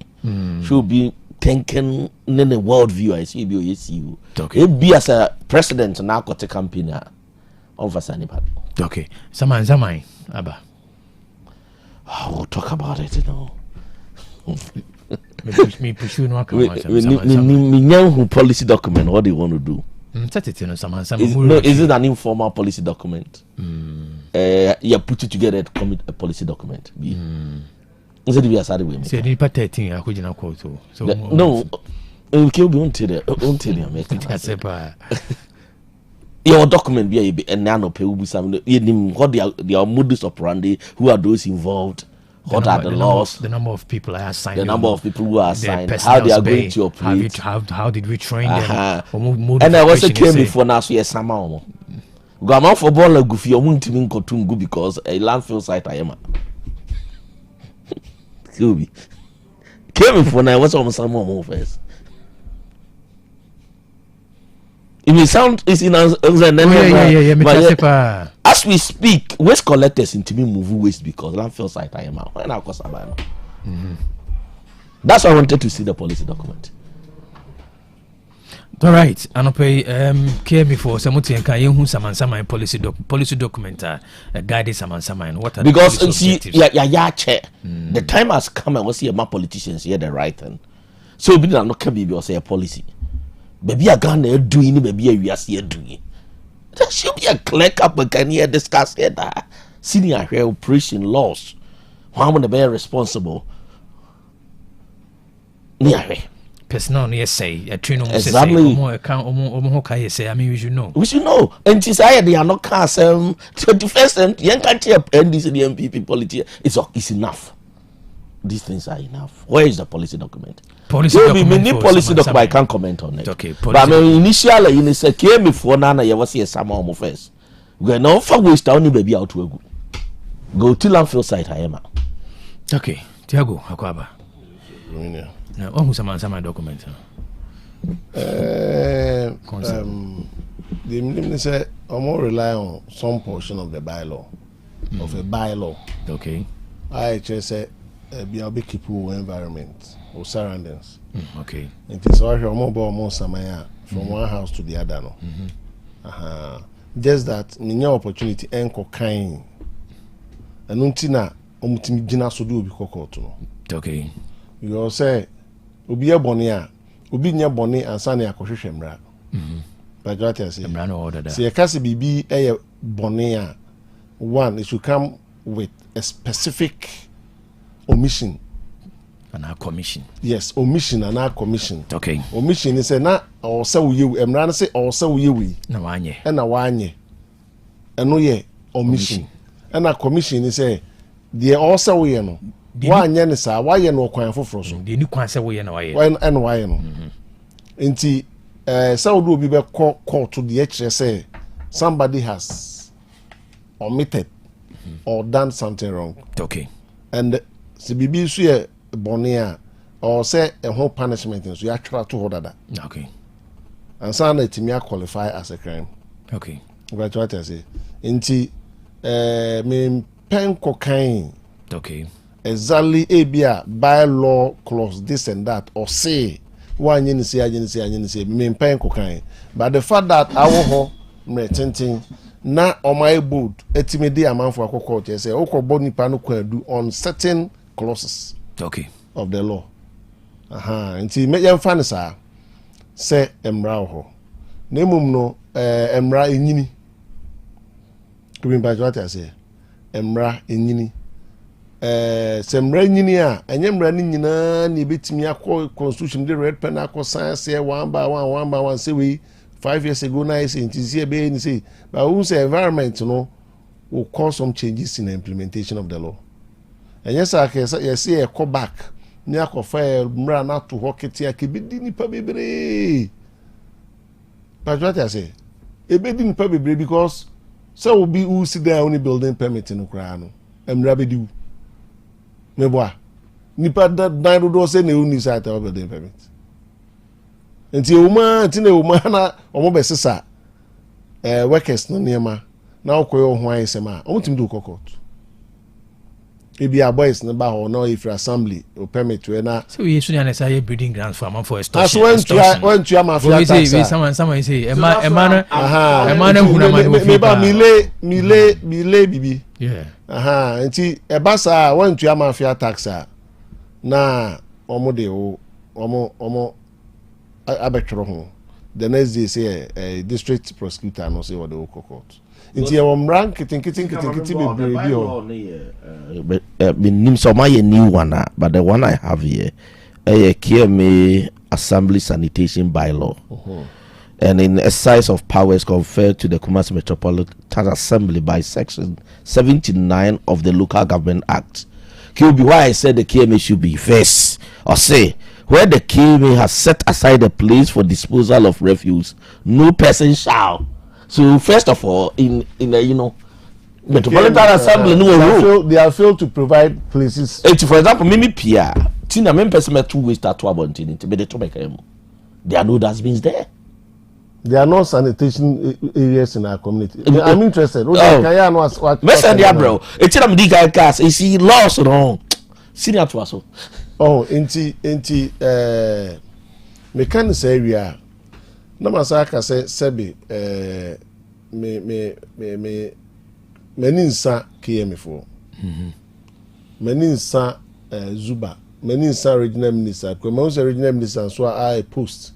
Oba so say si aba wu aba e dey aba si ade e be di uni ade meninsa omo because to say the can no say omu gina mra so e na omo so omo dey sama na ba.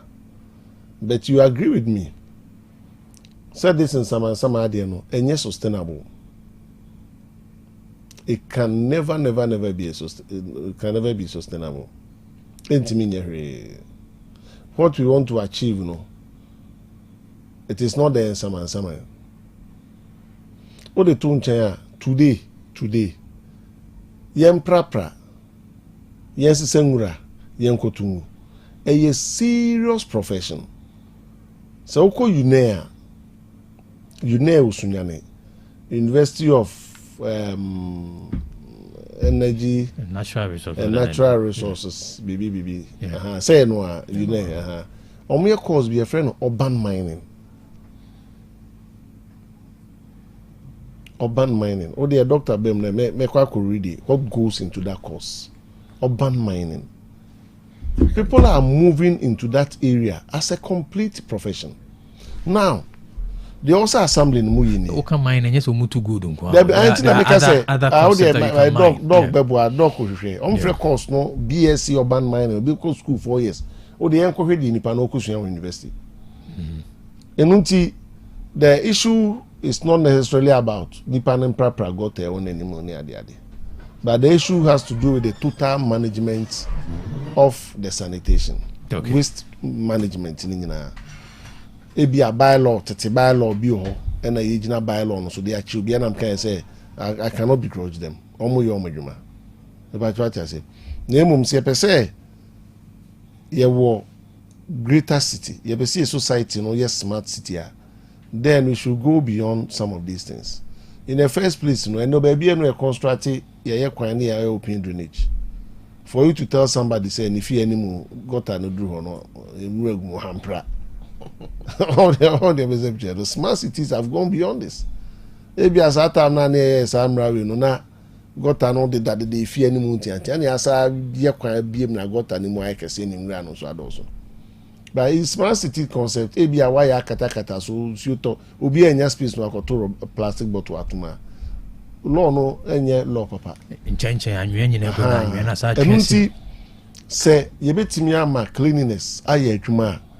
KOB, we are marketing person. Marketer say in service marketing, people are ready to pay for experience. Okay. People are ready to pay for delight, pleasure, convenience. People are ready to pay for convenience. Yeah. People are ready to pay for security, assurance, comfort. Exactly. But what I say, and until nekra no, omo sisi apartment, omo de rent no. Ye fan to men see mu enko plan ahomachi biem. Ye ncha pra. Scam. E wo fie bi mu de fine. But me say new ideas na eba sisi ano. Ye enko pra. Te say first na e cha pra no. O behind dan na omo checking nyina aka ho. Obi so adwuma ne say anopa. Obeba be make sure say we clean fie ho nyina pra bibia na wo fie ru a wo na tenant na behind dan no. O comfort, you have to pay for that comfort. Yeah. That convenience of somebody doing the work for you, you have to pay. And people are ready to pay. Dansa no pa ono or say obedi traffic so also odware ne ma and 10 do mu book am kodi traffic so 5:30 no then na ono no banka no asabe sori abe pra ho machi na o ko race course asabe pra abe asabe shiga tem. Yes, abe shiga temperature unye na wo search na ade dwaye go ho ne ade. Yes, because concept necessary. Yeah. People are ready to pay for their comfort. Okay. It's in the panel behind, and if you run and say, okay, these are the conditions. Sooner a pumping of your nina, oh, meter, the pumping in our one meter. Light a boba bontin in our so 1 meter. It's month be I'll be able to light base apart from who meet and a board and no say to say. No correct. No one said to say for sanitation. Sanitation. And people are paying. Okay. People are paying. And unti you bet take a leadership position. You been to timid some ideas behind the innovations be about KOB. If we are paying people to clean around, then or see as you may near the near property rates. Property rate do not send anything koji. In Tokyo 12 kika KOB. Yemza KM for any other sub metro for any metro for any say are they able to collect the property rate? But say citizens who say we have people on the street cleaning, sweeping and cleaning every day.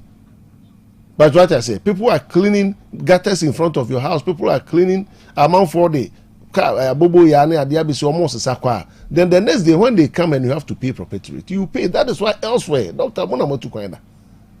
Elsewhere, the assemblies and the council do not joke with property rates. Okay. Can you run away from property rates? A better than a council around a community, no. But because you're politically infested. You're politically infested in tea. Now you're dreaming and say short term something, quick, and let me go. No. You ain't me nyabo try in design a document on this one, say. Because whether we like it or not, managing, collecting waste and all, or say Jifra by himself. A car at that assemblies national in relation to waste collection. A car assembly for no say no more born in Kuma. Also a public place of convenience. Kobe and kakran could be a man for. Yeah. Yes. Public place of convenience, and it has become a nice business. I have friends Omo university almost is here Jana Nkwa. Omo Nam, they talk to their community members. No almost some Bible see Jana on friend Flash. Now the management is very efficient. My findable bosso. Yes. Oh yeah, no more sheso. Yes. Aha. And no be adwuma no. Enye feri biem. Onko na chairman aboni nose mask. Upia ne so owura wako clean. Udra sa place wa could be 2 cities amount for ntua. Don't people pay 2 cities? Sanitation debt is 63 million to 100 million. Yes. And yes, and tuning. I have a strong suggestion that going forward, you need anything more at the baby and free KME. So that the contract will be between KME and the private companies. Yeah. If the private companies are not doing their work well, then the KMA people can hold them responsible. Yeah. Near maybe beyond private. The KMA for mobile say more monitoring and supervisory unit. Omo say yeah the free asafo ekwamukum ekwa stadium near square A&A company for no more. Okay. So that let the citizens be aware that the same way you are responsibility say obekwa akoto bibia di na fa oyema na ukọ ejanaya ubetua Tiago ejanaya nye public dia biem Tiago onze ukọ wiwia ubetua Tiago me ba onse me shiro pass that topic o nyame admo gina one ni say Wednesday no yembo ti yembo sunto na de hu ba bia me stop no me pese ye boss to for na say unko ma say o da bi say ye ti de me ka me pese ye boss for da bi we na foundation me dia send me besiso na afi my we Tiago me so ono ti me wo reason ti me patcho me dia send me besiso nyame admo gina o me pese ye extensive conversation on this we are just a teaser me one question say me answer one booklet Intinye 2 sheet asem 2 de nya de complete my model some dey assembly because obi ti obeka say oh na reason me did my zoom line okra no money private ko see say dem ka say me hihya asem ne ba enti say asem no ankosi ba bia obi beka say obi ti radio say anya ade ni nyina private abra zoom line de ma omkra na yahu de omo ye enti na me say onya extensive time enti me pe contest nya de ni nyina private no sa man for betima say the context within which I made a suggestion, so that to be soon could take me on. So I don't create my Zoom line ya day. Yeah, me but what I say. Why? Because Zoom line or no one problem because I didn't know Zoom line on hono. Na it said the wa bind ho. Because na Zoom line no, nye individuals na need to Zoom line or to collect our waste to sweep on the streets. Zoom line now something need to scan man from source.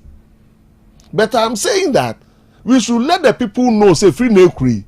And yet are buying a bit you because some of our ball are wide amount. Or fire or Jeffrey war. Individual, yes, private person. Okay. No, but Sina, let's get this clear. As we speak now, I don't think it's a household waste.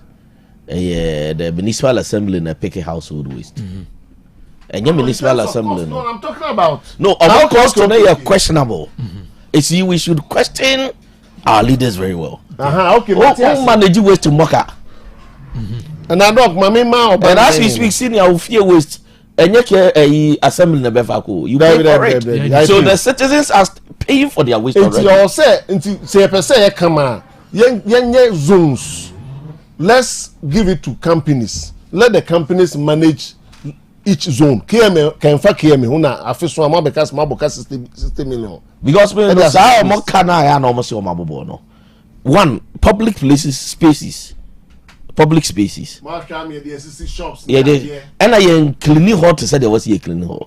So if KM is my boss, I can. You see, they be I can't, but people don't listen. Then the KNUST cleaning will be over $100 million. There is something fundamentally wrong with our state institutions. KNUST every hour is being cleaned. How much does KNUST spend on waste management? Obi ababa he model KNUST use. KNUST the contract via my Zoom lie on me. KNUST every hour is being cleaned. Me do na my office is cleaned. How is KNUST able to do it? No boss akada. And don't forget KNUST is managing almost over and every minute senior KNUST spaces or grounds. Who's a green grass also. And the total number of students. I know the KMA will say so no total number of about 2 million. Exactly. But let's think about the spaces they KNUST or cut grass. KNUST will more grass than the entire KMA. It is senior minimum there. Let's push there. Says you can't on the bound. What's here? Buson say. Quite many so that boss I can. And me crowd dog. Amount for union one to quite cover. Me say. Kayabeti company near Suyakoji zone. Zone are any be in charge of the waste. Obi be ko China and China for na could design a car bia be sesa waste now. Obenya no tam sisi am ye ho. Yeah. Yes. Give it out to companies. Because public and I say public toilet, you know, baby, the way are now being a municipal assembly so now no more breno. And nobody build a pre-transfer by man for individual SSC. Today, who is complaining? Oh, come I do 2 cities. I bet you.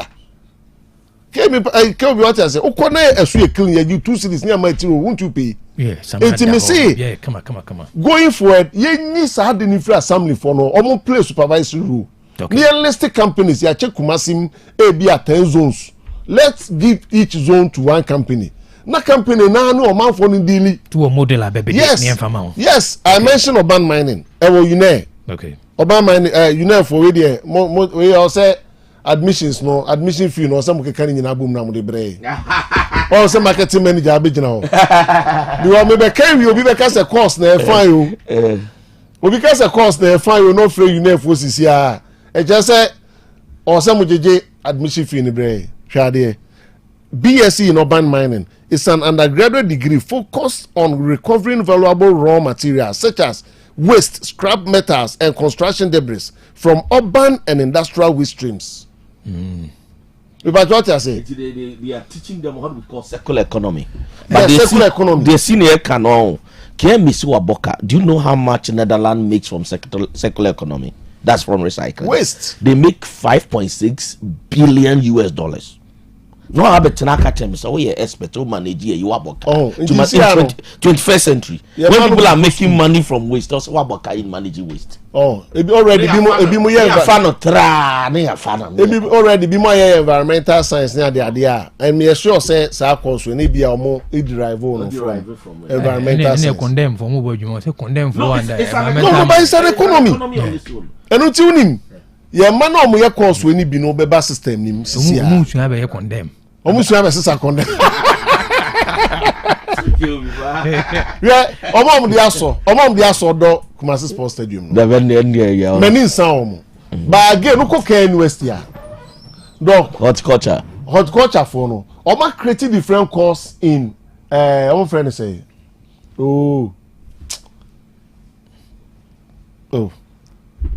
landscaping yes but landscaping no na omo ye park na ye no bacho we vam go no me person when you landscapers in fact because kill for example me fear grass dog omo ye dey minim de omo ye grass that me use me fear who's a K university for na invent omo friend tag grass okay kill be so good so I say they see for them. Do we know what is going on in our universities? Share the air wa maybe Tiago omo ye dey yeah no busa so say the in charge of national sports or no be on so akwa World Cup and you took massive sports to the we say okay be the American say the my omote for me e dey no mu ye ana omudu e bia mudu ankate today niema etiti say ni bebre no the niema etiti say no e bebre amanfo osua amanfo previously na bia na courses na akese to say bia horticulture in general to say bia obi ya agri science na sisi no mu break no into areas closer to us enti parks and gardens no be able to say there parks and gardens be na car to see an etu amanfo car so mo no parks and gardens but we say amanfo private homes any at the Kumasi Sports Stadium we say and can say we make sure say man tete on be omo government workers no mutututumsa but you be specialized area today and a doctor can go to tech every day they are developing new grass every day omo ye be hybrid omo ye be way every day dem be mo boka yes ade we ya ye bo league na iso to back me no mutu ka se park na say edikoto konko pe ba bi nkobo ni home park na say unim abrofo na ebobo a hwe stadium back hwe the number of people even grass no kwa employ it is now say no make our house Ghana paying for the unemployment system is nipa back for me for my nisika no abrofo na developers say they constantly create opportunity.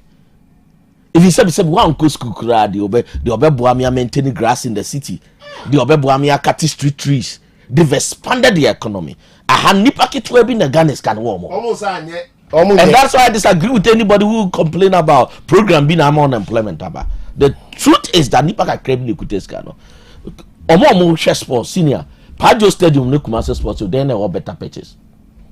Why not maintaining Pajo Stadium? How much does it cost to maintain it? It's more about that sports and we nim say KNUS to expect to maintain the pitches. What we are not about Professor say Ghana here. You maintain a national stadium like this. Onya contract in Kudra Buchi na na emu huma nyina ewu. Bo say okoni abrof no kobo ntimi mo. Yenye serious, simply put. Doc, there is a mobile time ma. Oh, come on, one bite. Bite. And then the one man can't bite. And I'm a chief for boss. The gentleman not charging not bono. Maybe they are not pay say who team. I know it may be an unpopular opinion, but you'll be from a development planning perspective or any development aspect. But so maybe why you're building without sacrifice. It will be no. Let me you see. Say let me pick America na pesi yakono. Canada na pesi yakono. Senior, the truth is that include ni two omo say and omo build sama you know. Yeah. And maybe the Ghana biggest problem is that your politics na yenyano. Yeah. The politicians and the political system are defeat to the purpose of sacrifice. Yeah. The political system cannot help or mind to develop. I know what I'm talking about. Yeah. It's delegate or no what political party me doctor say just a majiscan sana makotuama MP. Sana mani fane say etra. But even in your political party you cannot volunteer. Oko America now the omo can Republican near you no. Be volunteers okay obi. Baby e kutia democracy free no. Na na me hwe video bi say obi si ye ne delegate okoto party. Unim dey okoto party. Because why delegate when you who say tam. It for some reason the political system they push you to the level say you mind now nangas and the youth have been discouraged not to sacrifice. It means I can't sacrifice. I mean, now me build it from point. Say the first stage of national development is who hear ni pebi on between watching. So if you have a political system that defeats the spirit and the principles of sacrifice, Kobe there is a problem. And Kobe, yeah, let's go into even the recruitment of NADMO. Then NADMO no money staff for Betty. It's because political party be dia. When I hear youth leader, youth organizer, yeah, man charge, in charge of NADMO. Some qualify, some qualify. Ni na ye be political offense. So there is anger in the youth. You see, I didn't know who na ye chem. I'm saying, say, me da was some maker. I know you who you know. The picture say ye mbebo no we bufu towards governments, agencies. Ghana footy mun ya days. So we take time read all the comments. Me read the comment. Yeah, I've read all now the we a comments. leader. No one can me be am kasa me diamond that because mbebo no bufu. Yeah, we say 3,000 question. Yes, sir. And you could talk about 90. We are content analysis. 90% supported the guy. Yeah. But I want to draw attention to the fact that see. Say ye di politics and a chini ya buofu ameni senior young lecture room. And I make a chemo. So be aso de bufu better na Ghana. Ghana ne be bogu ye na iteration. Kobi. And it really make a chemo. Say Ghana be aso de bufu. Sa doctors na kwa not than musa mesbelusu. Ninia no bed syndrome. That is just last week. Ko bed ni oni here. Se Ghana baby you no be aso de bufo better na Kobi. O man be boy gu so. It say be a minim about your politician the amount of money they spend. We take a down money privilege information aminya. And na be the classman come in chara there. And me catch them. Come on man mo for asena mo de ban ke nyina ebe na mo sa. And we have people like that. Or a medical doctor e bufo ni tirim. Ti ade obetima ye pa onye. The biam papa castle say you fair before nyare. You may tell them say you're unpopular. So what the politicians are cheap. I can raise up and say then I don't know also them a taxpayer and a senior. I go to your free SHS. Obi abofu. Kill see the politicians in your mind about boy so. And to me, the gentleman, I will not go to the way say never saw charging. He could have made a statement. Because the fact crash will be to me recover body now, not move, ain't me, no. Which your national disaster management or to be retrieve dead body. Then your live body, the only to my Rakakui. They can retrieve dead body. Yeah, a camo, nobody is questioning now. Do they have the capacity? Tina no make a policy recommendation. Yan shifting Nadmo and Franco Ghana. Yan shifting. And to say into your more security for no retirement. You absorb woman into the Nadmo. It should be a wing of the Ghana army. Then minimizing the political interference. Oh, and minimize it. Oh. Because the NADMO as it stands now has been exposed. But me, I would not have advised the gentleman based on my personal beliefs. A dead body out of woe, Oba, I can farm out of woe. The spirit is still negative. 3,000 years Kebia. If you are in Sirani Aduman Kaubinyano, what the politicians want to Ebufu block no. Ebi en China mesa 3,000. Oh, for betting me a channel, Diamond. Yes, you'll be also make a deeper. When we have been deep politicians, I should know what Dumbi. Kobe. And I'm telling you this. So the anger, the service of the public are issues. If you don't know, yeah, okay, and maybe I can say no. and Kenya someone can make charge more. But Ghana nti mo de meyi body no and a call viral. Do you know how much money Uncle Benya? Ya na ye de sanema we see in shira ho kwan. Tie na no pede na make can say no matter what we still need people are also mutu am ho more minor. I don't expect your politicians to be sacrificial. And no, the Biana may highlight on internal locus of control. Say when it comes to whole life for comfort, and what you want to do, the best sacrifice. So, you have to sacrifice a life, and you will make it. Yes, you will make it. Yes. Okay, Obi. Because one yes, I know, but Nasina be na kasa. That me catch my wife say send come more brochanke sika me wapa. Because Obi this semester I'm teaching from Monday to Sunday. Sunday na appear numerous and appear send the topic na me masa me because I'm already tired. But do you know the sacrifices people are making? Yeah. Ebi obi kure but those sacrifices I can tell you some of us have benefited from it. Yeah. Me politicians and the politicians na obiane na nkrabia senior.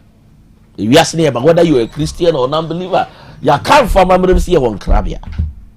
So udi obi echi ebi anka oye anka by this time when you get to be 50,000 the young people could say oh yes I will charge here and obi oni me bia be catch yourself ade amempe a transactional relationship. It's a relationship based on transaction. 18 and now no the political system then your political system as senior may attracted to it. And yet transformational. And yet transactional. Okay. And so for you to become an MP, delegates, you negotiate with delegates, how much they can pay, so it's transactional. Me philosophically, I don't go for transactional relationship. It's not based on loyalty. It's your political system based on loyalty. Now we actually but now it's always conflict because it's transactional. The many fruit be oh honorable the men can Asem Beba Dabi. Don't you hear that? Nanapia debia. Oh, Papa, we or when DC dear, but all power debia mama kakra. Our relationships are basically transactional. But if yes no, any transactional relationship and lasted relationship based on sacrifice and loyalty. And that's what I wanted to highlight. And the politicians in it, among they have a world of their own. Yeah. Trust me. Sometimes you see, yeah, some of us say, you know, baby, I been now, no, oh, they laugh at us in their rooms. Among we are no more, no, or we are different from ye, we are now. And the politician to me catch us the teacher, Juma, how much will you get? Do you know the sacrifices of the teachers? Do you know the sacrifices the teachers have made? We have to still respect them. The entire Senate Fatom was saying, by your form more, I may sign this respect you more. To keep your numbers, I highlight and say, may you worried. Because you're on the buff our politicians or no. Why here may affect your work output? When you say, you to the baby, I may hit na, a bear affect your work output. And can you first be your mind not buffoon to me, sue me? You've near justified to be angry. But a mere man in your transactional. Okay. Because dead body net that one and the spirit movie around no. And yet you be accusing politicians and go. Wow, they destiny akwa jiska no so no. So the spirituality of that for ya kana mamre me say obi what of who and the spirit linga around for some time. Christo so musu e bia no ya ohotini. The Roman force saints. So for you to go into deeper these things no. Say sika na oje na no no. What do you say? I mean these politicians actually. Okay. Go. Tiago, or bite. Krobea. Not mono di here reorganization. Previously no cry no BBC baby ano ma ko checkete. Oh, ko checkete mattress ni ade. No, elsewhere can say emergency response unit of BBA. I'm out for the helicopter in our car bro so 10 ko save lives. So what I review social media na TV so nti eno so ye adwuma anka amanfo ahye da akosua ho ade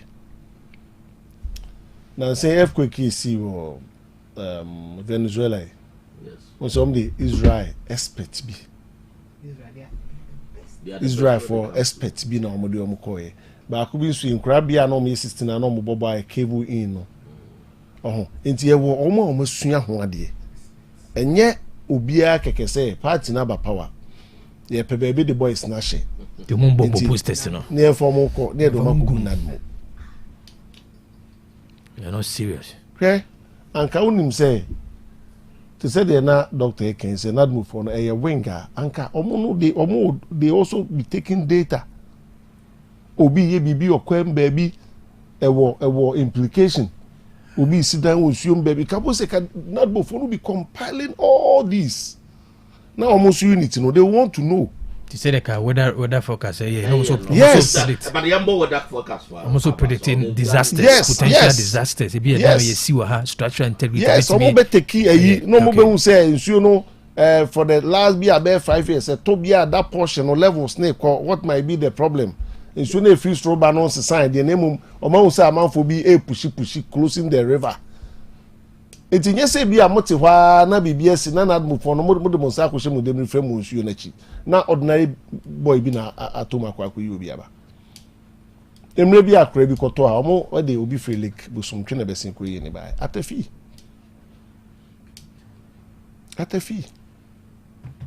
ko bi mpa jwata se and we ni na no a society na ye build tika uchi maka lake for enkra no ka swimming technology say emergency response no the wing of Ghana here it would need before our retired age of 40 no say the infants swimming this animal dog infants so me pen for by kill be person say e bet me about platform you be recruiting conphobia almost possess certain characteristics because it's not based on connect enye nsuo madware nko oh say France obiba ko ka bakoni yeah branch BM so e malini or illegal immigrant omo man paper omo so mo recruit no to omo national fire service or something o hwe height na branch no come de no tin krom enua ofro ni kube ni ade a ode ne sabebo bo ho afro no obedu Paris eso obiba te bakoni akura yi be hwe hwe ni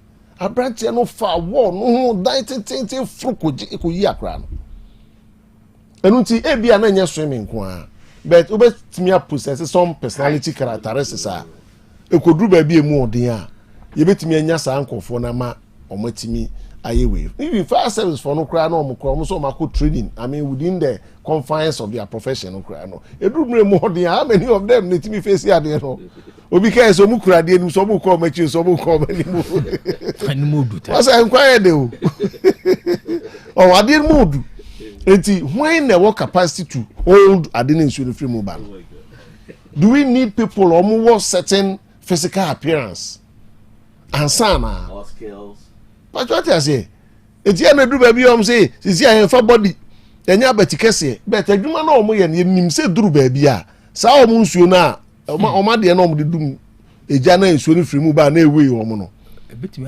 what yes but ebi anipa no okọ apply no obi na abona no ba se o me adamfo bi ye be nya connection ma de rem bo sa den of the day nipa na ya fa nipa no on merit say on merit say in relation to the profession adwuma na nipa ne be no nipa no personality characteristics ni oba de ne kwhye sa unit we physically this guy is strong onya professional training kan ho when we go for emergency situation this guy can help us achieve what we want to achieve.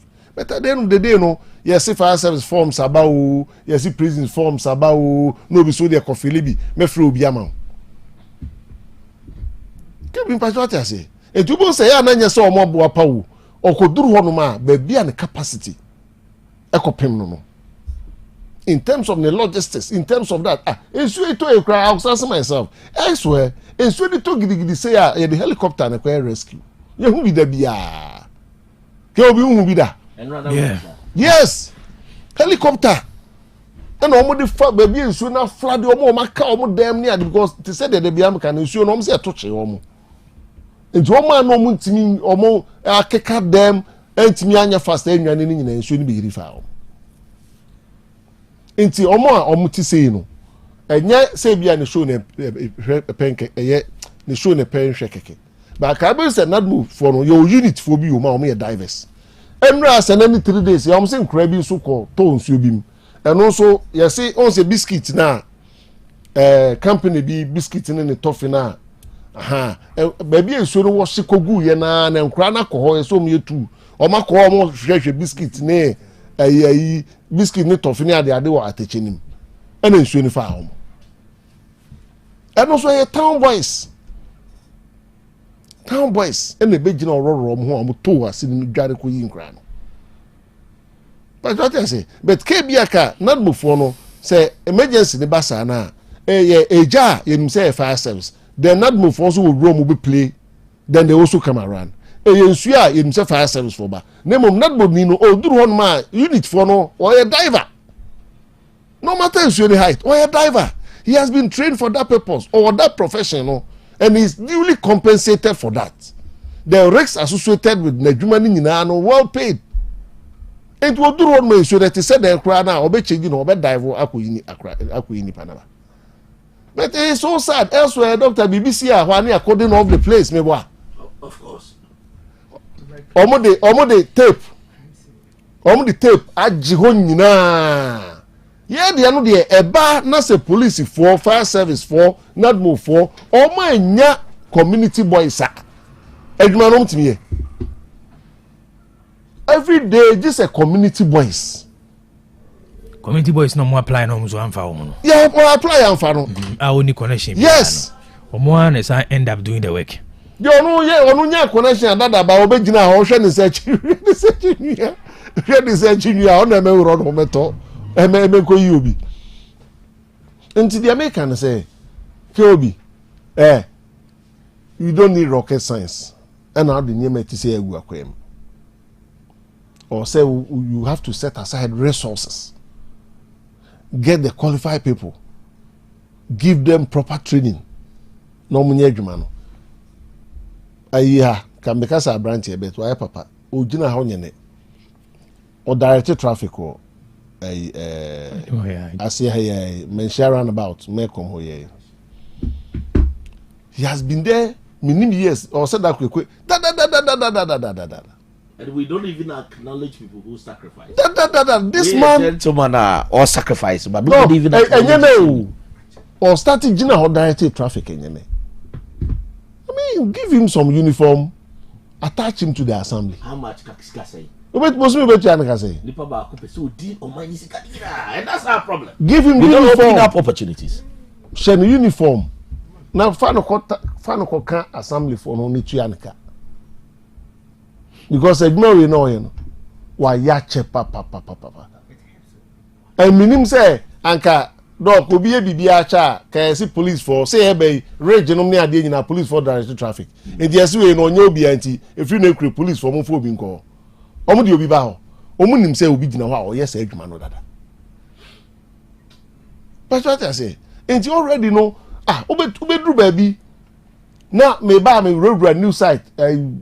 Crime basai apprenti bi the piano sa on credit on streska on say omo fele portos na odim so omo no omo pe gberia boys on pe banku bi adi awia no o sasa mo ba ku o show my team say chale banku an omo pe di na no parent na wa pe kakra mo this guy will not even look at your face o fele sa na na ade shi na so no tie nyum say ja rasta ban kakra de o tienu him no fele kosa so omo tu omo as you say no can't we attach them to the assemblies near far because what is you the stretch we stretch you man ono na dwuma o ye ni say anopa oba na baby developing kakran no I mean that is how we want to build a society could be what I say that is how we want to build a because the doctor can a branch no gina we pa na what gina na wo charge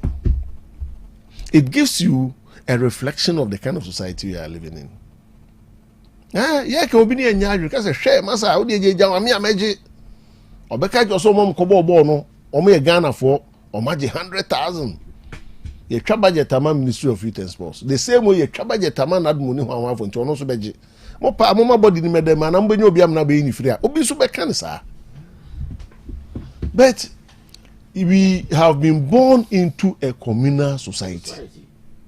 A communal society, no, at the check on nature and account to Ubi be a dear Ben Atrie. What I say? Hey, a dear Ben Atrie, no. That's a old baby say. Let me pay or seven or so contextual. Edua batabua ni twetwe na no no de say edua batabua ni twetwe na no de dog gina nipa a wotwa wo ana gina ebuo type pro na gina dua type pro because China for no be China be twa dua ni neat akuma ni nka bo no one cry Ejina tool out use. Ejina tool out use.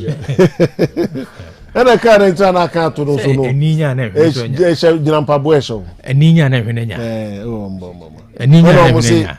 Obi bi ni abo aka nka bia. Obi bi ni abo aka nka bia owo ja nka wa no uto nsuo ma akofa nka wa. That's all the better support to argument. That be all critique. Eninya na hwe nenya. Ene ogidi. Na ba kuno so yesu jusuku fa kwa ni twero. Twero. Onyo so pete. Anu de ejina fa akukuro so.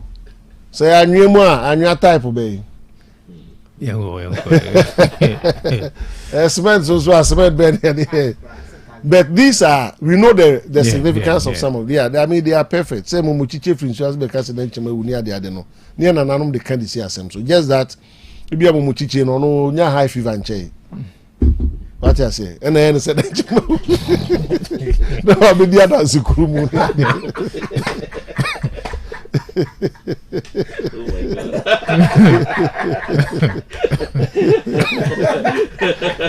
Anyway. Bye.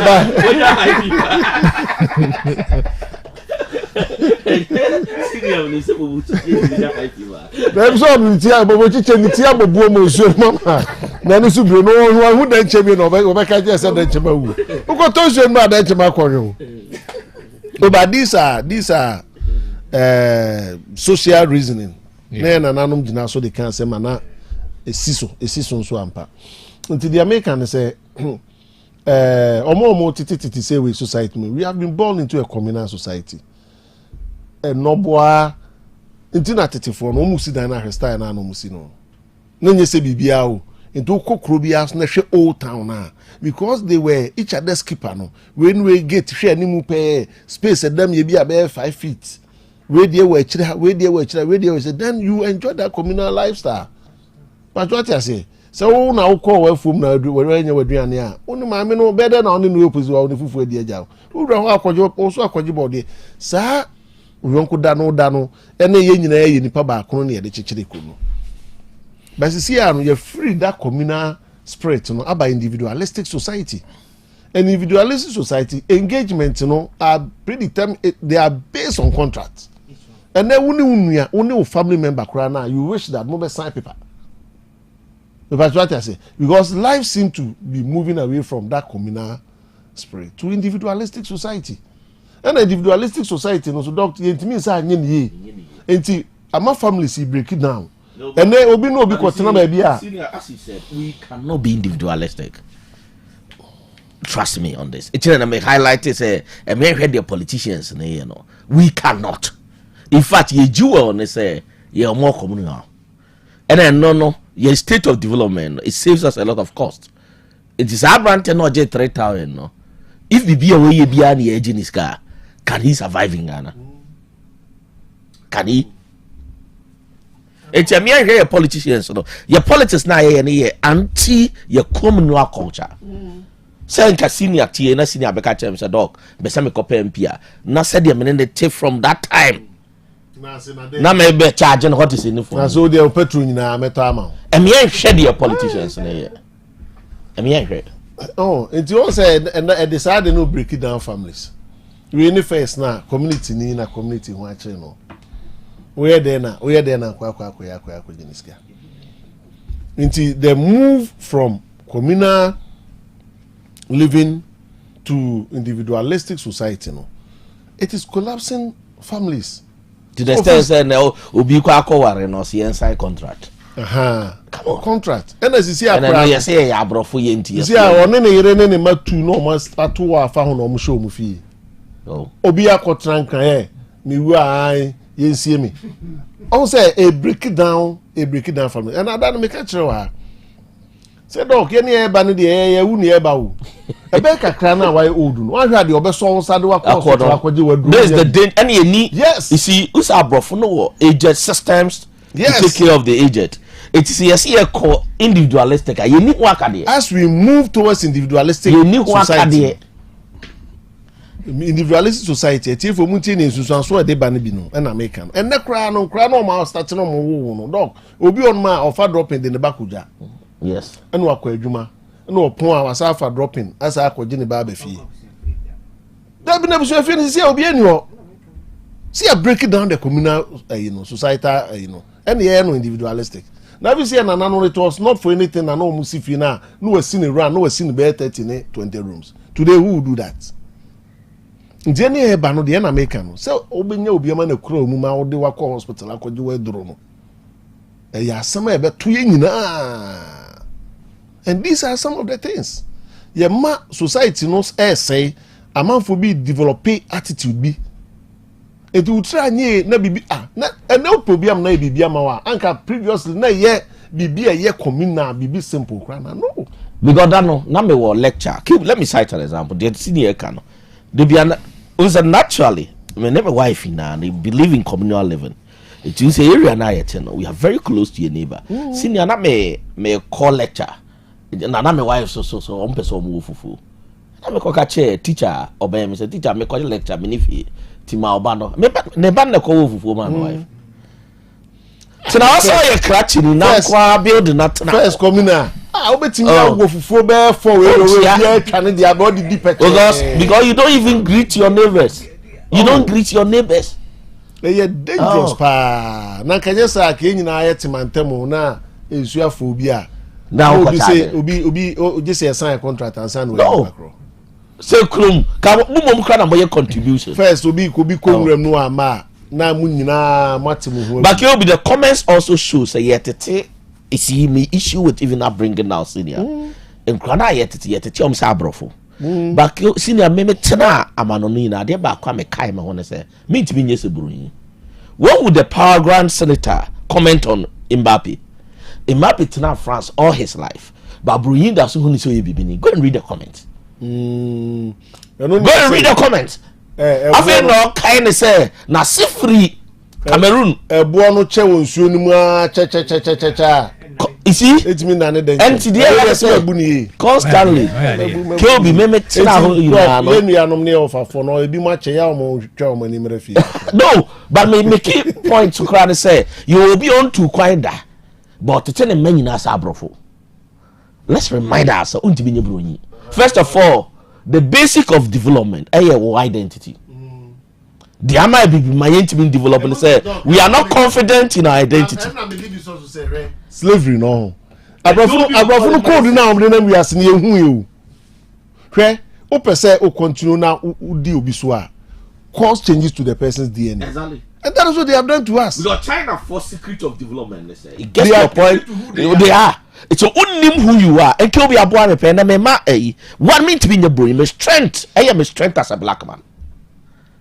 Me say kill me to debate us here. So okay, you bro here already no normal or stronger. Was said your tear no. So my strength as a black man, yes, we have some weaknesses. Then I work on it. But our identity, once your identity is tempered with development, is difficult. And the issue already comments now. You see, most of them, 90% now CNG scan. They've shifted to individualistic society. I bring it. Usa mini senior never work in ano. Ya bring in say you free room. But I say I bring in which topic there that one. I bring in breaky certain things. Obi kwa broche da. But ne ba behave say bring. Tina broche 10 years with your black color, you will not be called a white man.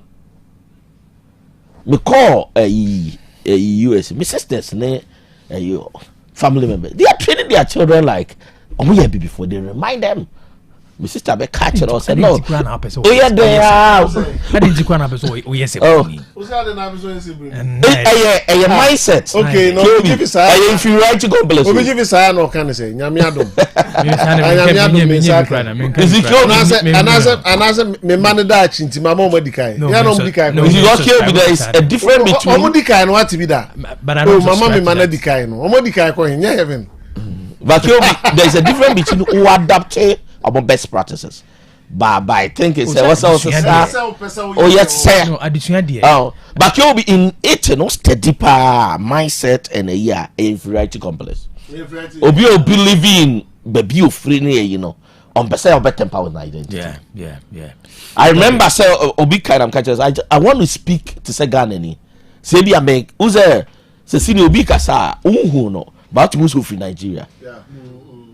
And they be a me catch Obi say be per se me identity no any say ayira it will for Ghana ni bi wo no matter the be the last name Ghana ni bi our tenama no be 100 years you will be so ho mo abrofudin the ma African America for machi year changing so the whites deliberately changes to their name and up till now more recover up till now be African Americans and cover okay no to dwell on the topic no say upbringing no shift it and a senior kind the danger is no bring no society individualistic it will build the systems to take over it say ebi anya na the better take care of akra or children's home ya training nanny ye need schools at 29 agent home and na Ghana for come ko ye adwuma on the senior until retirement plan was shifted from Ufie Kese because it will cost more senior where you property tax and quite just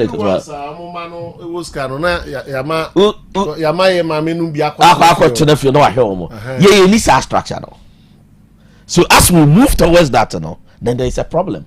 It could be constantly if we had a it's a more issue with the political system. And to say if shift it to a certain lifestyle. I also build this to have a system and a structure to accommodate which we don't have. As you and then I me students Ashanti Kingdom. I'm announcing and I no. And I'm a chess see them study at the what study Ashanti Kingdom the structure keeping promise you're very vital. What study? It is a kingdom national boss. What will say after 400 years. This is our identity. Nanka politician ko sebon so politics dey say and your identity. It has nothing to do with the said yes tier as a before. It was the us ebia ma shese ebia kumawu football or na se football. Kwa ebia na se appear before. I remember when Kumahu hine case no mo deal with no. One of the sides ni bibi then nana we dey boy mu as ye bodin a or say enye ba ebia enka na nanom ne meye ya nka abohu de meye. So we come from a culture where we keep promises. Say ebia kill be my shop I deal with business here me wati. I will make sure so 50% ne say o mano uni okram de be mo. This is us. Kill be ya suas anema we. Okay. Oh, now can we say all shift one system to the other you need structures. T. All say shifting 2 ways. Obetimi anya be a quantitative shift where you see that there is a physical change in something and a qualitative no when it is coming unhu nti bi ni say wa nipa wunyini no unhu ta ma wo yetenten and oba anyima unhu ta ma na fune ko say bia unhu se na fune mu unhu then ebeko re Obi say obi pese o hawa obeseti bibia to abrabom. Now the chrono will be gradual. Enti obeba no see meye birth control. No the bibiaba family planning. Na man for ye no sponsor mo. Na mo curriculum no mo change no. No mo ye ni say gradually shifting the system. Something that you will not see because it will not come at once. But what I say, it will not come at once. And you know that they do this time. Now, colonial footprint. Yes, exactly the issue. And nothing I make say, another form of slavery. Fantastic. Another form of slavery. Very, very subtle. Yes. obehu na afi wo ye ne me me say nkakran nti nipa no enu ti na Japan for ne China for endo nga say kwasiko no gina kwantena yes so the other side almost say kakra they also dwell on culture. Oh yes, almost they also live in high context society. Yes. So you know high context Chinese, the Asian tigers, let's say. But you see, even TikTok there, that you see they've controlled it. Now China more Facebook. Because your cultural adulteration. But yeah, unfortunately, didn't in America any brave it on TikTok. I mean, only gradually. Won't me mess or no. And when you were feed it to be an your way of life now becomes diluted. It wa who say okwa ani mu na wa who say wo ba wachi. Ye nyina etoto abrofudin ni ade nyina na say yes adwen ho abesi obi o say be ne ba na friend nkunim bu achi. Inshira mensa adom. Ena ya ko say ko ya de ko pem ba bi ena ani ba e ho so. Ayi. Aha. Emidie. Na mum no bo say. Enti e ko fo edi say no. Wo ka say wo your friend Collins masa. Now Collins di e kasi your friend ko jo kan kama na call baby. Enti amanfo akwa pem. Yes e babak. Na ye ni ba e ho so say when your identity issue we are talking about. Yeah. Well, see, me kai say na me very young. You understand that? I remember at that time na Archbishop Emeritus Akwesi Sapo. E ka say in Catholicism, there was sign be say bring the buy no. There was a place I confess to the Almighty God. Now bring say through my fault or the necessitable. Now Emeritus said no. I can't find what don't say silbua. What don't say silbua? Say you are proud of what you did. In our culture, don't start to answer him. So he pushed. Actually, speaks like most Catholics, they almost have but after listening to him, I saw some identity. Says some patch. Came with the necessitable. Pride. But now it's cool.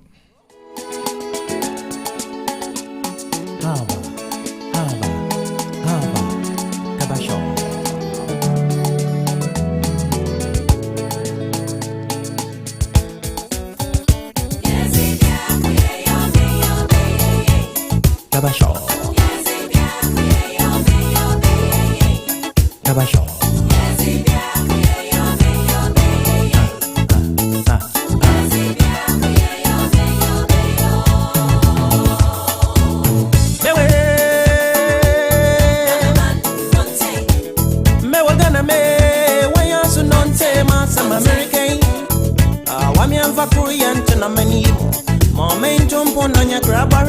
No me yesi machara yesi macharo mewe fiti tanya famuji yesi mi atu me yendu baby mewo biare yota na wana kumem mugupado yamba pese minkumi yanka hu etim na kaminyi na yamfanka hu yamba jentum yanshu non fi yentem ha kura na me yesi masha Otec 1029. Don't touch that dial. Yesi masha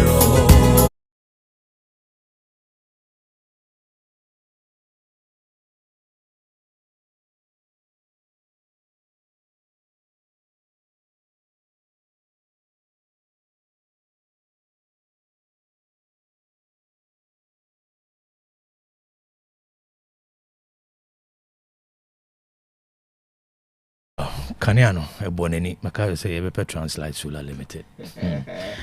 Look, very, very interesting. For example, the identity. See, you say, Obitilose sociology here. Archbishop Akwesi Sapo Emeritus, Nana Chewanape, he was a sociologist. It's not in the culture contest. It's a show be a of fighting Vatican. And my tradition and Catholicism meet here, Archbishop Akwesi Sapo. Now, the person highlight me Kaipa when he was fighting that. People were saying so about destroy Catholic Church because they say I dream say be a fire mamre be a boss on them. To the extent they said to pioneer the bar the Catholic worship. Now Vatican has approved it. After years of fighting, no, the whole Africa one a year. That's why people always say religion in a movie. There is a form of control. But he studied, he was a sociologist, so he saw say, okay, Roman for say saints. Oba Kamo say Samampa. And he has a lot of books on it. But in the debate, we even had Catholics also. Oh, best sorry no, because they are both on some. Because I say I just say even at Tumpaino, but the referee say, "Sad drums no ball." Na sorry no, your boss strict club abriti. By here the cry for worship, and that was his basic debate that we have dance for worship, we have drums for worship. It's any adapted. But now here the debate that most people will even say, "Oh yeah, boss on them." So now you drink crowd to the standard everything black, a primitive. Okay, and that is one of the colonial footprints. All right, look. Drugs behind the walls. You're quite says. School now they are creative business no. No. But are we not going to comment on the course Ben Papa? No. Young drugs one. Do I China? You can't want some young. There be no man can you. Tiago young Coneno and it says school. Dog started. Serious but MC you need time to achieve for fight. Said the best senior being but I like but honestly the progression of the conversation was if I different angles. That's fine. Until no buy fancy now. It's cool but me for 5 minutes. Said the best senior being a bear. I want to know the degree account. But we are 10 minutes to start. We use the word drugs behind the walls. And our head topic now no busa Nana at the buyer no. We say a critical question, but I'm happy senior is here. Because then can make us say only had don't say you agents of socialization. Okay. Once again, almost sociology who here no. Or minor building you agents of socialization. You know say is it a parenting failure, leadership failure or moral crisis? Okay. It's really agents of socialization or see the family no senior metian account and then the primary agent of socialization and they are acquired a tomb. Now only tomb we are religious institution will rule. The school has a rule. And a leadership will rule. The question is it leadership agents of socialization here. If the youth need failure, then all the agents need to be held accountable at the same level. Gobia will rule. But let's go into the whole drug system. Once again, it goes back to educational policies I had by. The Biamika senior. Nya papa bi mama bi and I meant to be a man guide. When you are young and you are a youth, you can make mistakes. Let me repeat. So you bevel no nya obi an guide us. Some mistake I meant for her. You can make mistakes. And if in painful be become I got to a point, my parents and Danish shape you. It's normally when I need you for because I senior, I don't pretend as if say be a saint and I win your error. Oh, you now you can make errors and it can destroy you. So now I tell them that many mistake I better destroy you. You can make mistakes, but it shouldn't be a mistake I better destroy your career. Kill be educational policies be a debate senior. One, who are we recruiting to the SHS? Maminya reservation. Who are we recruiting? And your records of people and how they behave. And BEC we take them. There's a study that showed say percentage of BEC students are taking cigarette. QB will be alarmed. The first point of contact, senior said it said now, Beme ye juma, Mami ye juma. You need any system for say ye training nanny. You need school be for nanny so.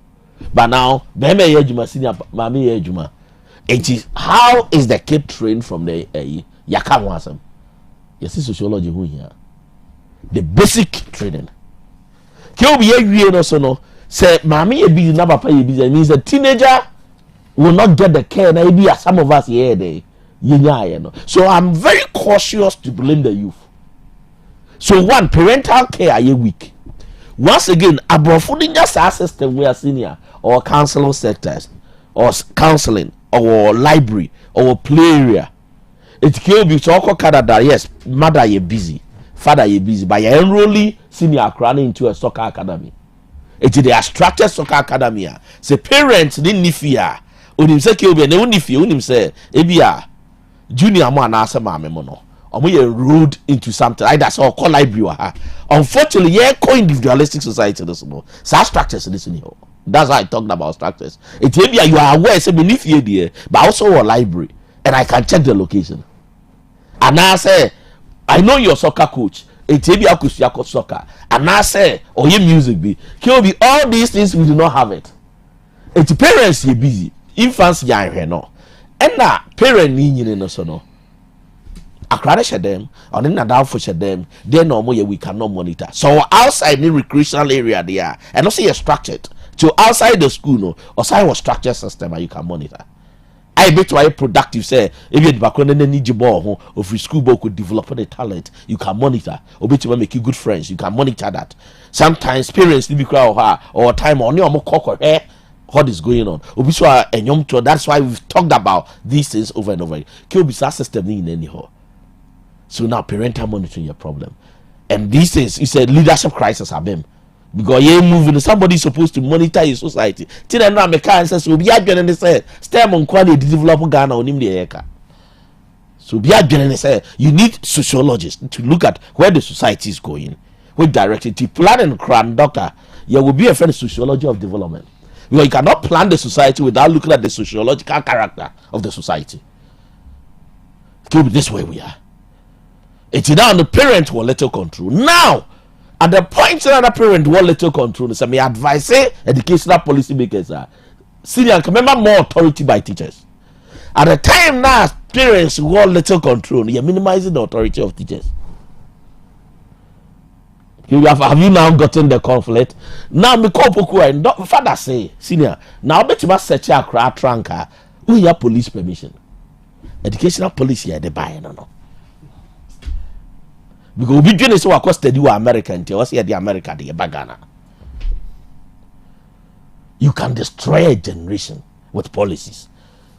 Tikobi, it's a question now. Teachers also say you need authority or car. Asem Beba Dabi. What happened between the student and the teacher? I don't expect a teacher to do that. So teacher being student be jinako. But payini akrenya asema you was said is handle no. Ni a chief teacher na tum. Na akrane na mo. The teacher swap for more adwin. So you will stage a parental control of form. And the teachers controls here minimizing. And the teachers say they do not care. Me, I'm a product of a teacher and a family. Because I got to a point, Mr. Usumensa, me say, Jirameso, no, you cannot get 16 marks. Me, the name is na senior. Jirameso, sa mental. Me free in the class, now I me develop to level B.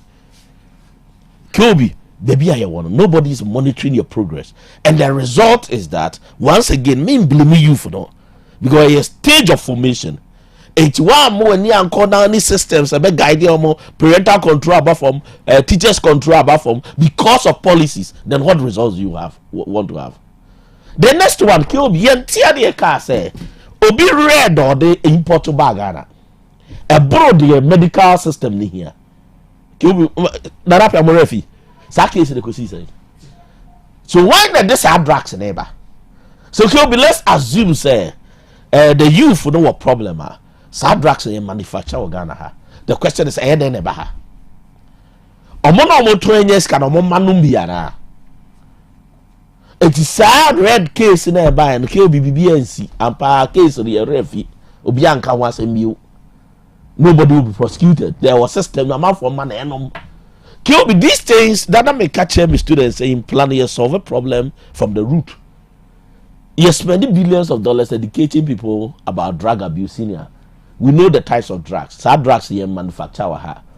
What are we doing to make sure say any system no man as a system to pay minimal? What have we done? Kill me powerful people in society that they are the neighbor. And those people are above the law. So the leadership side, so they say in terms of security, we are not protecting the youth. Maybe a power of philosophy. They be okay, Mr. Senior, don't expose money to them. A form of temptation. You know, so discipline our crowd. Say cake no have a to who be a day. Edia Krobea and an apia one ye be a utantro. Cake no ha. The temptations are better honor. High to about philosophy and the cake no for the person to be tempted. Very interesting philosophy. And if we are going to bring it on board, red here manufacture Ghana. And any wrong, I know a leadership failure. So Kobe, parents have a role, the educational system have a role, leadership. Then religious institutions. KOBC, religious institutions too have shifted their key messages to materialism and what they call prophetic ministry. KOB. A very slippery grounds. But senior we won't kebi. Mamen kamasem. Na ben concluding na bra. Now, religious institution focus. A building more morally upbringing people are. A boy minor puntu. To KOB. Me ma fem. Be school. My friend, Mrs. Johnson, no book. I also went to Mimichia, Papa, be a friend of Professor Stephen Edubudu on a chair, catechism. Never Papa chair me about what life and religion. Trust me, Kyobi, I influence. Some of us may not be perfect, but and then no religion institution. What have they been doing when it comes to shaping the youth? Okay, now people think that, but religious institutions were a major role to play. And then Sunday morning na ye weaker and weaker until Obi also what ya sorry. Obi also a prophet. And we spend 24/7 talking about prophecy than morality. To the extent so someone or someone create me beef. No mu chabo mo. If I'm the presidential advisor on religion, we'll close that church. Because you're not a good role model for the young people for you to be a man of God. But unfortunately, politicians cause us off on ho. Ekwajem Bible. Endorsing their conduct for the younger people. This is where we are. Senior Pachobrim. Doc, I have prognosis. Kilby. Tiago. Gratitude.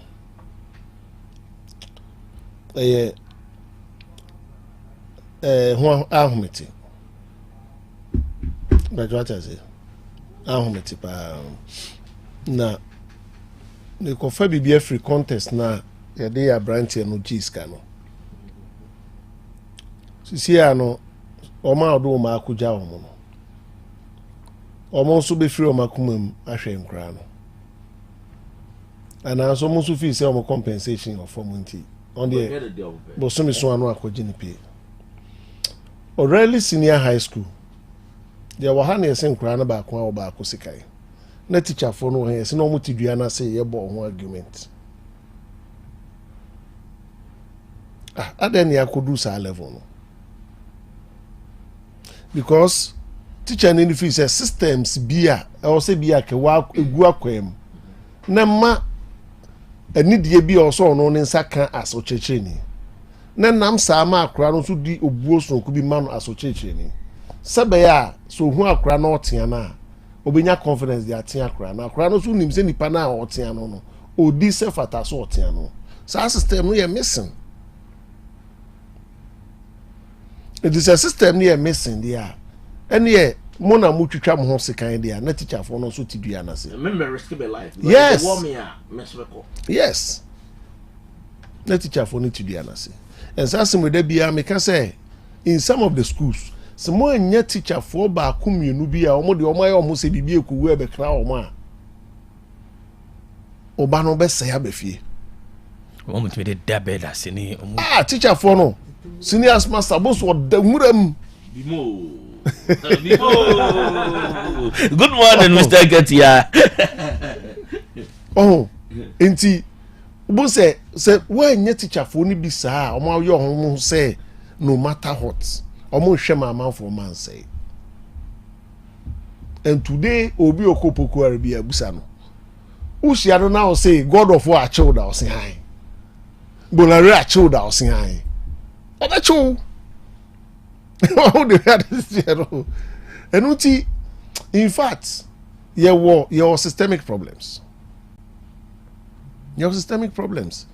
na yes, the same way sometimes, dog, we want to complain about a prison no setup, no. So man for prison rather no be equal harden. Because a be a prisoner or say nipa 400 inmates, no. Today a be a nipa 3,000. And unti the objective of young reform maybe young castrate be several as deterrent. And at the end of the day, no, they come back as hardened people. Because systems now I will say go akwem na nipa no omra no air reform no sa system na ni ho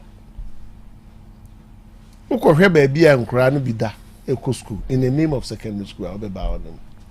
And now the training future. Yes. Because you the agree say book yes. Textbook the past questions. It do ukɔhwɛ baabi ebi mu da. The conditioner obi esi eco training na mana be future leader. Obi esi eco training no na man nya no so mfa so da ache no. Ukɔhwɛ baabi a oda ne abrabo a ɔbɔ a ɔman no so the taxpayers money invest ewo ni mu say da ache baba be ni papa na you ask yourself say then we on the wrong footing. School be word is it adwura na baby ma me bi di na asem ko radio so o se ni baba enwumre bia na obi di motor abesu abefa no ni na akoda adwura kwan nti o wi school ba na o de nyin sen ne ba just like that and it was on one of the radio stations no more social way no like seriously yes. And the person who cry holding yes we know a party be communicator else area. Yes. What's high honorable? Okay, Obi. Until the American question say sa entity na sa on say society no. Society na no. Say oma eniema bi ujejajeja eniema bi a eniema bi beje honsem. Na me pese doctor aka on agents of socialization. Oh, say elsewhere. Doc, muna motu kwenda. Do you see mukra ball namka kwa honko bobo in future that? No. I didn't hear. They have organized sit down guys or organized or even for fun cry or registered. It's you say obano born or person or boy, just a papa no drive no den ko training. Yes. Swimming I saw drive no den ko. It's the only time I peer at the no year active when they are in class. But yeah, there are so many things. I am man no man for 4 year parents we are not aware. Yes. The peer influence. Yes. And when you're young, they need to be monitored. Yes. And now the obi be sua on the fie no. Entirely different from maybe at the also o me sua free ho. And until the more omo hours somebody be nya contact and be more outside school wall no. One will have influence on the others here. But like I said, elsewhere, yes, no man wears so could you not Marco Bobo, mobile fear number 6. Can that happen in the white man's land? It's near man, yes, yes, you're afraid of phone. Yes, yeah, Cobobol party at the other. Now, dog is to say from Fantino Town, yes, we are airport, Aqua plane. Yes. Itu maame me papa na nchi driver ni me maame so tidwom ya bra so tidwom ton nema na wa she pee pants ona ase chale eni jesi na 190 free Fantino Town ha asima eni na mwa se me call airport akọ plane ye free hwa ne a wom se e call Susan baby ana train ni cross no SS e ku dware nsuom you see that sa life we no eniema o ma no mo nam no obesua free o mo ho ene de o so besua free o no o parents nyawe ahwe abkwa kusua wi no mo kwam obekwa kusua bibia na o parents nyawe ene so keep ni fie na the laptop ni TV msumana internet msano there be say nothing na make us see o make ye de na na e communal no na ye de yakosua we abeka ho na ade na dilute ne hu ba ye hu ba bia emfa boto anu ne emfa crunchim so we live in a diluted culture ye hu se ye kwa de ba ko na say ye sua ye nko we completely na say ye mix it because who's our car a laptop we could have age specific laptops. Omo ni social media buy ya na se omo ban nkra and yes you biem yes me see ye de no pa akoye obi be kwa akotena from so a politician na o ka che am for say sa politician we no this amra we ba no nye de ehiani na adwen wo fom ntia na this amra ne ba and there bia me come say sa educational reforms we Rollins DJSS ne ba no na ke democracy ya duru mu say akenyi ko kebi mbe kwa akotena from nenu kura no mo kan ya se omo be say ma no and maybe mu do mo ma 8 years dwane call secondary school form 1 JSS ne ba no ebi mu nana pia me wa ebi mu do mo ma 8 9 10 years e dwane JSS e call secondary school form 1 because because you say oh Jesus no mo dey be send kra no om dey just am dey be send kra no ne ade but see the politicians say di o my bro ache oma ha o my we ache papa with the type of politics no boy enti the American say Kobe systems na ye build no hwe enura na me no be analysis bi go 2 minutes on say o de o ye policy a na on say utimi ye an analysis of the implication of the policy right and sakra no implement it yeah it is our systems of how the implication no unam kwa mu ko nyina no na o monitor say move towards that direction. If it is not moving towards that direction, you know now I near maybe na wa make sure say yeso obia nkobi school no obia nkobi free SHS obia ekobi enya adwembo ne obia ekobi but what I say but omo ko no minim say a lead to bibi a lead to something else. Also the idea was that say nipa no we high school nko akra no person okosua adwuma by then no na wanya nimdie bi koso nti adwuma no okosua no kra no adwuma ma bi anka unim anka ni yemu a anka at this time or say ya started documenting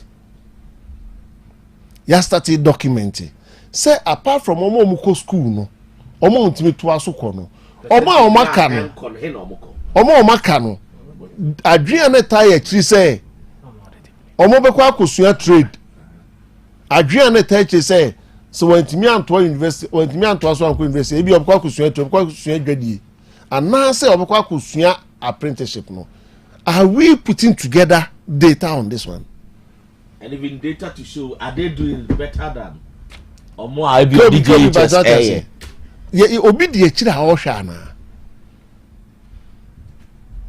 simply because first na etua no kra no obi a enfo obi a ho say ewie form 5 no nipa do say na akotra kokom but what I say obi ni akohwe pakoko obi akọ magazine obi a nhwe edisisi akoka se nhwe obi be ka say wo no wo attack o person wo attack the odi free SHS ne ba am na I say conversation no of course yeah na mom no so man ye nyina ye man na ye etu anamo bi a anamo bi ebetu bia no sunsu anso ho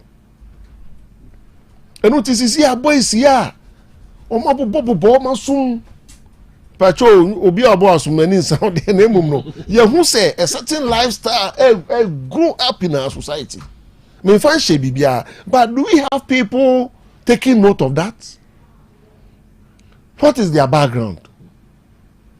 Could be patriotic say omo background ye dey omo ko school no omo kwa kuduru hin yes wa ko university we onya adwuma sa as a bibi by your society no nobody is taking notice of that and it can be very very dangerous. Doc, it can be very very dangerous in fancy. Oh and unti media I also a signal me it can be very very dangerous. It can be very very very dangerous. Yes and no na ma enra editor who me or say Dr. Duchum so an kan say me ma hon kwata e ka say wo so mu de be it can be very very dangerous. Abusa for yemfa say obi anwene hwe abusa for obi anwene hwe tiago making the point yemfa see oni me nya adweba tie see abusa for that say den ko ne be say Dr. Stephen Teche that say Dr. Collins can come quite. Thank you for coming.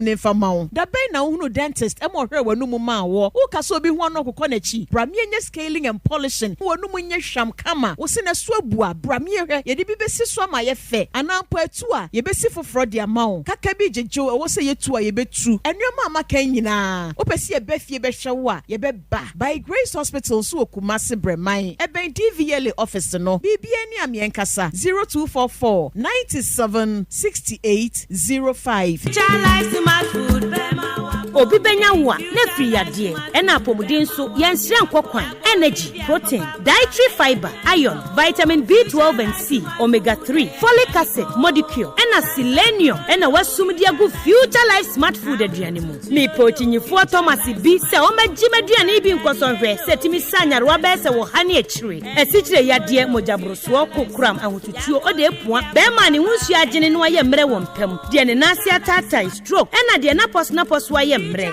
future life smart food bebo afei de aye abusuan chemfa multabella sogum wom enti a regulate sugar level no san ye adwuma kwa nkasa enimu sana diabetic theory no so boa woni a enya esichire yade sickle cell typhoid asthma brantia ne maba wa ekwa gym mompe high protein no binto oba bia opese ne yefunu ye flat no wohia smart fiber any zero smart food a future life smart food di abani ya Bolivia enterprise na kofa nuani ye ba omayimu en crime woni Ghana Telecom University no ye opposite Kumase wo ben sofo line alignment ena tema ubenya biato Evergreen supermarket fre 0246 010150 0242 878090 future life smart food about that che ho ban me kai pan se me nana so sori anopa na wodi bidie atobodi tire so na wodi atwitwe ne se de bia na ne se ye fita enke bie ni nanum nyame adubunti ofoso mensa ensans akofa Omes original lemonade charcoal toothpaste ediaba ye de bidie akakaduro eni anka twade na aka bomu ayede aye Omes original lemonade charcoal toothpaste yasa de moringa ahahan no aye original herbal moringa toothpaste aye purely herbal sawudie mu bie twitwe wosia ema wosia fita eye nkaboni bie firi wonum na ema wosinya hoden we die abusuan chemfa sawupe Omes original lemonade charcoal toothpaste ana original herbal moringa toothpaste dia enkran okanshi fra 024 634 4818 kumasi yawo solid fm edanda danimu yene ade katlas dano ena ehwe animu ehonso fra 024 381 4661 ana 024 471 8672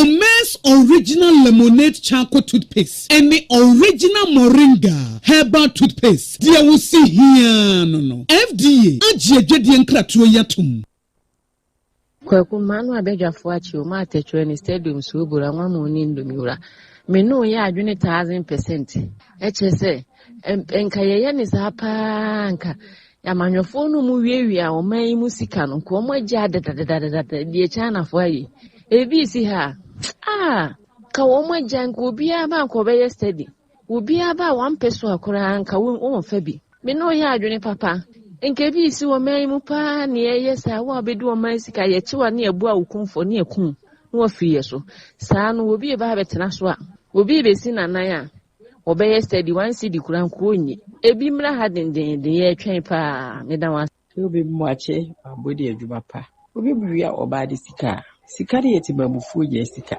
fi se tase etwetwe ane aden so obi buya obade sika isusu sedi pa no ama obosi ye de fam na kwa so si obi bia ruspo bedi obi bia piaf obi mo nyina achi acho nubone ho asema ya mo ken enye ne na ekoso akoso ya betum sa amire tinka ho na mo kan efro na minkire wudin pa na se efe ne tinka wotia no aka ho wotia no aka wo ba wo musa nko hwemranti ya ho masaya ya mugu ho no mo ya ngote samu ye ne wo bola ho de ihuna mane papa me tete Esora yase mebu nyina na asaya yigu ayi alaba any prison any ate nyen krofo ekumu nko anigu ho no manka daachi bia no omo ayo madun so bobobla papa enkenyen omunya bi enware ya omunyina asaye mbayifo no senkodai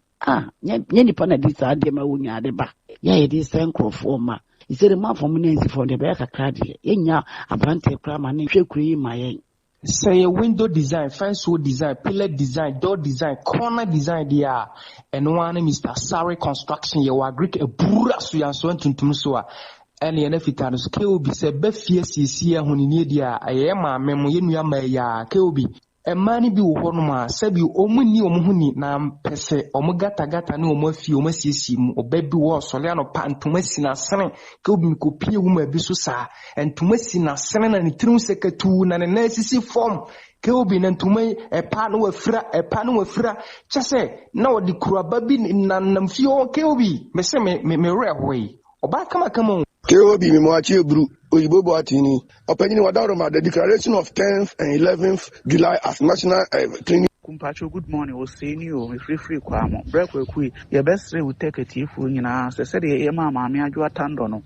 As soon as bounce your manona, you're using a crank, a national one also. Uncle Jim Rana, if we do take it, hey, a new BNC account room. Blaster coach now, so I resign. The break would you resign because when you so one resign, players and only the penny for no, EGF funding in Guasebe because one man come on one and Fina Kumamu Judgment and a players. No, so your best room say, or monkey come, monka crow, born on bonny and quay, Quinty Semeno. Send Bobo in your co-coach, because every Matisha doctor and a permanent channel more basso, Negasi and Couponsha, O Bojuma. I won't let Tankasino, Monsieur Deban. I only say, enter Kogana for Nina. That's the first and that's a Tankaso. No bomber who deal Kosukama. Timset Tankas and the Saba, a bomber who deal Koso, and the Baba be if you be an a Sama near Corner Boca. Next time we do one, but a babwa, I'm a Junino, a Pifino, as I Juma, I'm a baby, Kama. No community baby name birthday, the friend Akosia charity. No man happy birthday, Master said, Nakupon one over now winning 102.9. Yana pay atenase. Ebushan for me dey my medicine. Me pa cho koko hawa dwene. Koko tete o. Koko ntu hu de wonye. Koko ma woni nje. Numadusa heba mesha. Fani nsuo no ka ne capsules ho nanum bom. Na yade a ye fe ne koko. Bonisi piles anase hemorrhoid. Piles anase hemorrhoid na koko. Said ye tie bi ye beko. Ye ka do say heba mesha ne capsules ani hu se. Ye koko ni sisi yade do kase pa achinye bi ani ho. Me so teni yo. Se ye ka koko adro sisi yade do wo dwaso a. Say no dodo no ani je ho. Anya won ani je age ho ko. Woni na age won chesa wono ma enkan. Won say ndey nipa ni ho adaji o. Tam no kra enso ye no bi. Don hwe yoni na no kra emu kakra bi ne yetumi de da yetu ho fo. Enti se me kan kakra odi ye adwuma bi a wakọ no maduro se di tukoko kakra na ye makam. Kakra na ye makam. Kakra na ye makam obi adwuma na wo yi a je se wo ja atena fie. Adusa de ne ntesa. Emma wo ye mu ntim na enso said ya wuko nsuo gregregre mbacho da bi ntia se no mfa ko adwuma ensi ya ka sa adusa kokodo no eye adwumayefo nyina damfo adusa he ba mesha ne capsules no adwumayefo nyina damfo sanse wonum a wonum de akọ adwuma num nsuo ne ka capsule no ho na se koko na fifiri wo obo wa ne koko na gunu no nketenkete kwa sha tare kwa no fere egugu na ni ase tuntuntuntu kwa no fere Kope du sa ba mesha ne capsules ni bitonum wo hia se sa wonum anum ne nto aso entoto ba ko fence ho na num half no waja half da bi ya num aduro sa wonum wi a complete na sa akura to aso na mu a ya ye ndi se dudo no enti dudo bi a obenum bi ye ha ni padua no won se kane no dudo no se ya ye si wa ye nyale nwie ni anum dudo wo sora no pa wo po umpo e wasa wonum dudo sanse wo twetwe wo sen ye tie kura se wonya obo di tire na wudu bi dia hem na wutwu se girigirigiri wutwu se ni nyina awie no aduro ne sigase buchi ana so aye ka ne hye huru bra no measure cap bi ana so wo de kora ne bomu a dodu abeba mu no eno no measurement no wo boni si ansa na wako school enne ye se ade ye organic ne yempe yempe organic ne no ntine yade bebrebe na obi se doctor bi se wono madubido na wo benya kidney problems we na wono bibido na maame anu magunu so ansa na wo ba asase so won maduru amaame asa aduru amaame de asa ansa na wo ankasa wo bekura na amaame kura no wo pa wo kwa no wonya ebi kwa na ye kan se balance bi wo kwa no ko tete abai e ma ne sai won ka kire wo wa bo amane dia kontomine di ai jai kontomine di ja cabbage di na po ba bi tina salad ni ade ni ngura jawe Ghana we can't go without herbs. Nyame di amaye. Yasase we habane ne yetesoso ne yedidi. Tina me ka kyerɛ sɛ wona mana sɛ bɛɛ ma dwonso de wa. Baabi a wo dwonso agu ne ahwɛ yie. Ebi ara taame ewu na si wo. Wokɔ dwonso agu no so a, obi aha wo nkɔfa oba nso nya gonorrhea. Ye waduru bo endwonso agu no so. Ebi ara ye bo magu achi. Tie ne yie. Ebi ara ye bo magu achi na ɛwɔ hɔ. Ebi ara ye taame ewu. What I say? Ebi wa na ya confirm tikura. Saa nneɛma ne nyinaa haba ne nyinaa yɛ tumi nyame de ama ɔmo a yɛnka ɔmo basa enti wo yi wo bɛɛ ma baabi atworododo no adwonso agu dwonso ya abɛyɛw wonfa ɔba enso na bɛmɛ yɛ ɔya wonfa bɛɛ ma enso na wase dwawo taami ewu na de bɛdi agoro no nyame de tumi ama saa haba no yɛ ka sɛ Bible nso me yɛ Kristoni pa me yɛ Dickness or Church of Pentecost but ɛyɛ tumi awurade de ama haba yɛ de ama haba adɛnti ne yɛ sɛ wobu nsa wodi mefa sansum everybody dey say to me na ma wo mo ye wa haba bi bi okra ye dey adusa ye ntwa na wia ye ntwa na nwumre ye twa na homache e dey say okokɔ da nwura num na homache donku no mienu watoli etime no nsa kan haba no enti ansa na aduro no betimi afiri a be 5D fo nsa baba no na ne ma pass through no enya asam ketwa ye wodru bi okɔ bu nsa wonsom ahaba kita tumi de pese ka ne se enti mo obi nkan wu asum se ene ye se bibiduro de na wo bibiduro no bibiduro abewu na abrofuro de on mangu chemical on mangu tie nkomo yi na ede kopedu san mixture ne capsules no eye organic eye natural mane nkɔ wo system no mu na em boost wo system na ba boa wo bo ne yembom se ya koko yemubu bom wo gira na ene moja na ehwie ne saa wo gi wana na moja eba adusa eba mixture ne capsules na wo se wo ton no eba boa wo akɔfa sisia de abro wo bo wane kokobo eyi ba ekoko ukoko bu na eyi ba na ekoko eye inconvenient time waje wa na ewi na akoko bu ya ba na shoto utu na ya chese wo ho tete wo yira wo boga bi oba me ho be January num nyame afa me so age no sa akọ na ne kokko bu eni pa bro eni ma hihye ne kamu ne enya asam keto o chese ni pa no wonam ho no de hye no ho o de kọ no ni pa bre Ewurade mfa ye so no onye wate na obi wo wa na so de Thomas ye be kan wontie di se de beto na to na edu se no kura na mai ne se man nyade nwie no wanom sa na maka no wo de anyade nwie kura na wanom wo de ane se nom edu na no pane anwumre no no pane anwumre wono no ne sa wo behu se de ye wo no ebe firi ho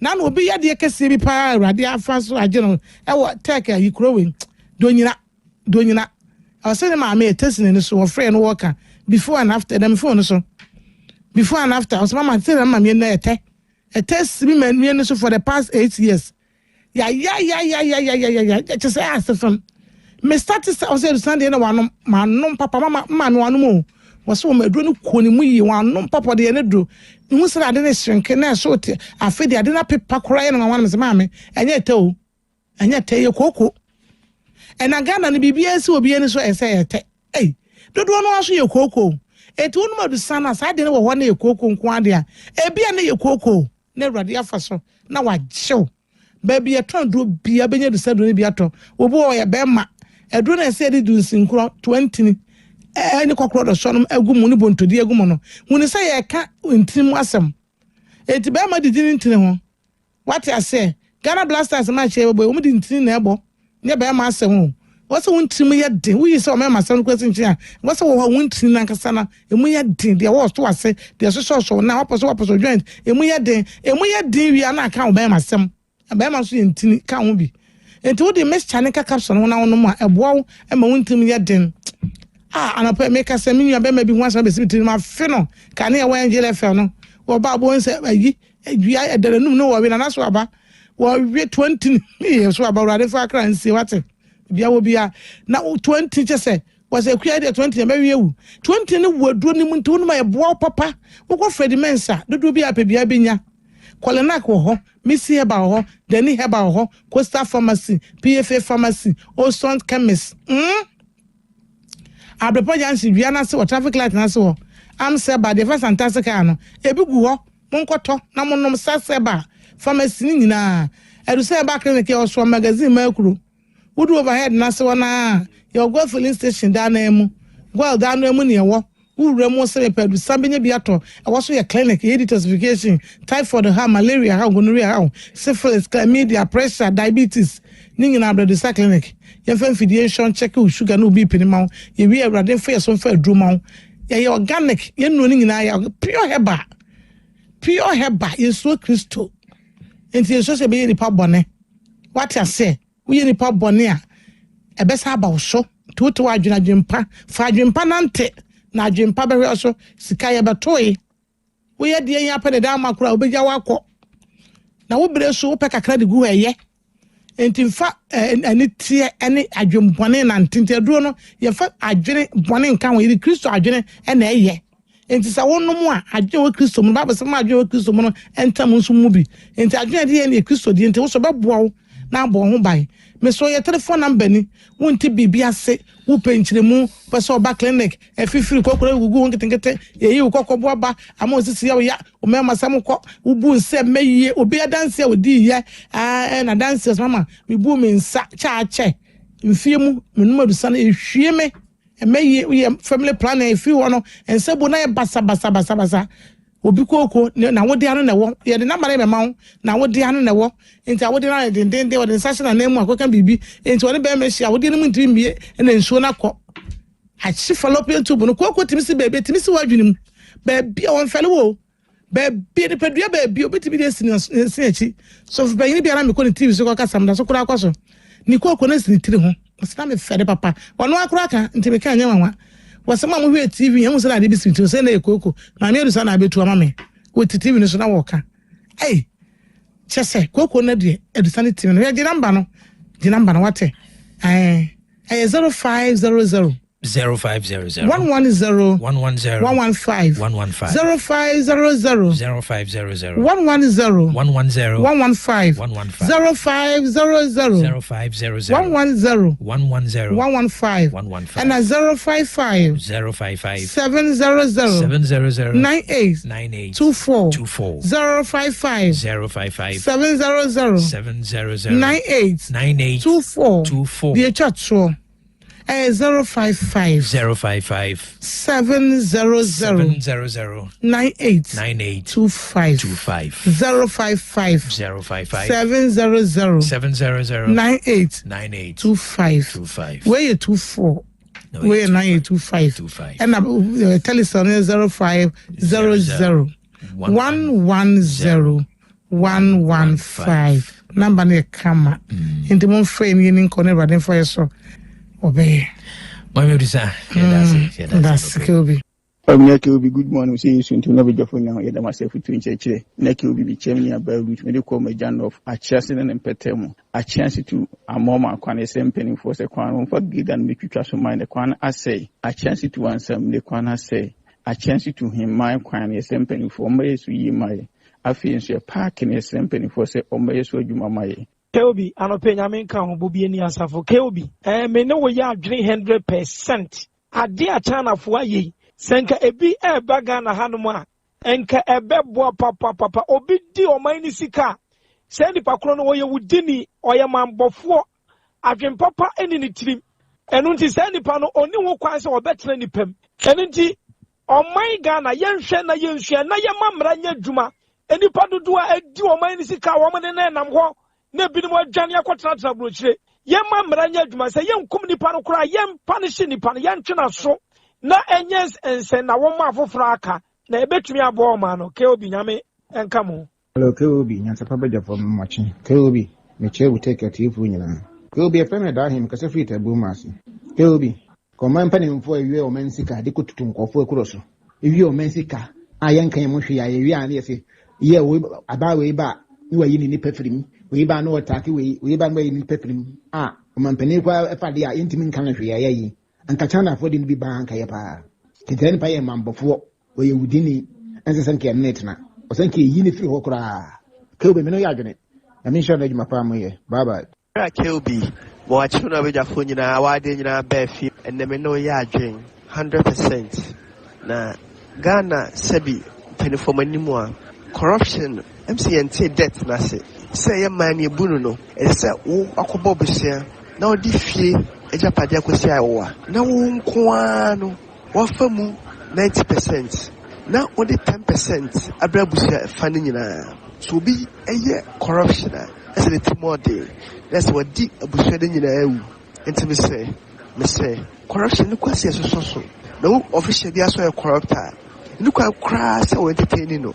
Uncle of me and Tanaka say, Meno Yagin, say Bidu Mexica and Canipa no sell no abem soon near Bem, the Japadi away in a yenny and fama on mine.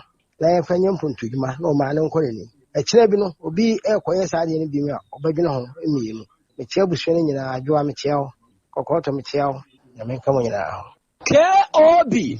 Mema wo ane abadwafo nyina achen Gradman katasehye dream die ene poye die ne ko ewoye man no enna form ege se wo kan ototwom ena mra no betimi adi wo na betimi bia won sam die a ene mra no entimi eniu na yekoso ayesa emmoa emampuntuo emma oman na dache ye nchirima no ombebo yesobo etebese ye mpanyifo de titu emra no se enye adwuma to be ever combone so effort minisika and now said what the again bonne agini ni abiska emra ni said ebeya senaho amafofro na boa mo man no etimi agina brane for your general well-being go for Herbal Plus big OT Sami tu Ghana make a free Edwin Su say a came for no as I resume tankers of phony view a year pa boa mine wanted.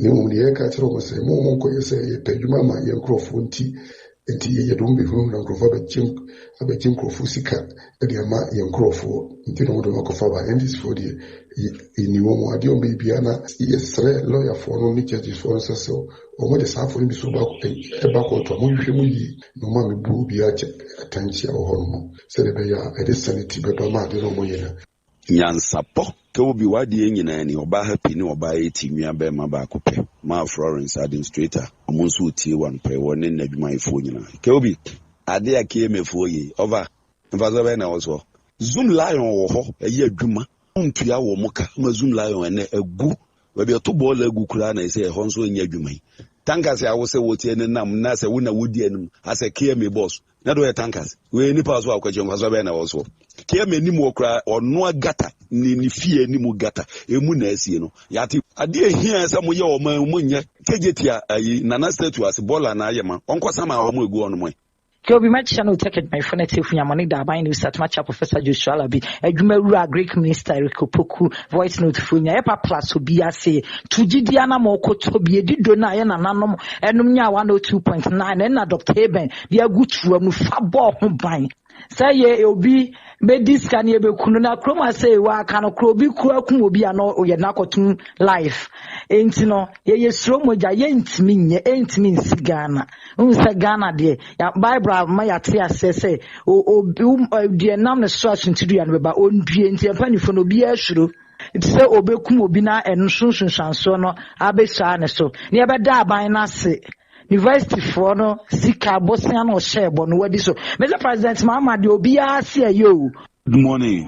Otec 1029Fm we dey isani media do office kokote be gidi se media ebe boy papa ama hurudi na dan akwaso kakra efisi sa atama na saman no for no ho no na ahurudi no eye chen mu fi ho no nti se ke me for sa de saman project na badia me gidi se eno so be bo ama hurudi na dan akwaso kakra na Ghana for ye be sere sa bola na tugu ensum no emmo ye nyina no ye ntwe ho fi sa de no ho enye sa ebe wi achi ne de oyini ne bebere oman no Yansapo badwemba fo nkwa ne tumisane anope kwa mfosu ne de otufo nyankopon ase se wode ne den so achen ke obi asem na wo ka no se Ghana fo edu ba bi enya atwom papa nipa ba akofo tumisi se o man sika na ode akogu ba bi na wodi na wo ba na ye nso a ye di akire no ne ye je o mo yoyo ne ye kanfo o mo asumasi ni na de bia o man nipa ewu basabasa wuo basabasa ya kwanye ye nso nye ye bibia nye na nso ye etwe ho e kanfo mo na Solomon nyansani ne so ka se okwadwofo contact ya nchen kosua na kwan ne hunu nyansa na Ghana fo mpanimfo ensuo yi ebeto ya manfo kan ho asem matuosofo ebo kokko boy na nso mpanimfo ye amfi afa na ensuo yiri efa ye wie no afa ne ya betese ye nkotiti gates mo na sanitation fo beba nti esra mpanimfo se ya munye proactive kakra yes.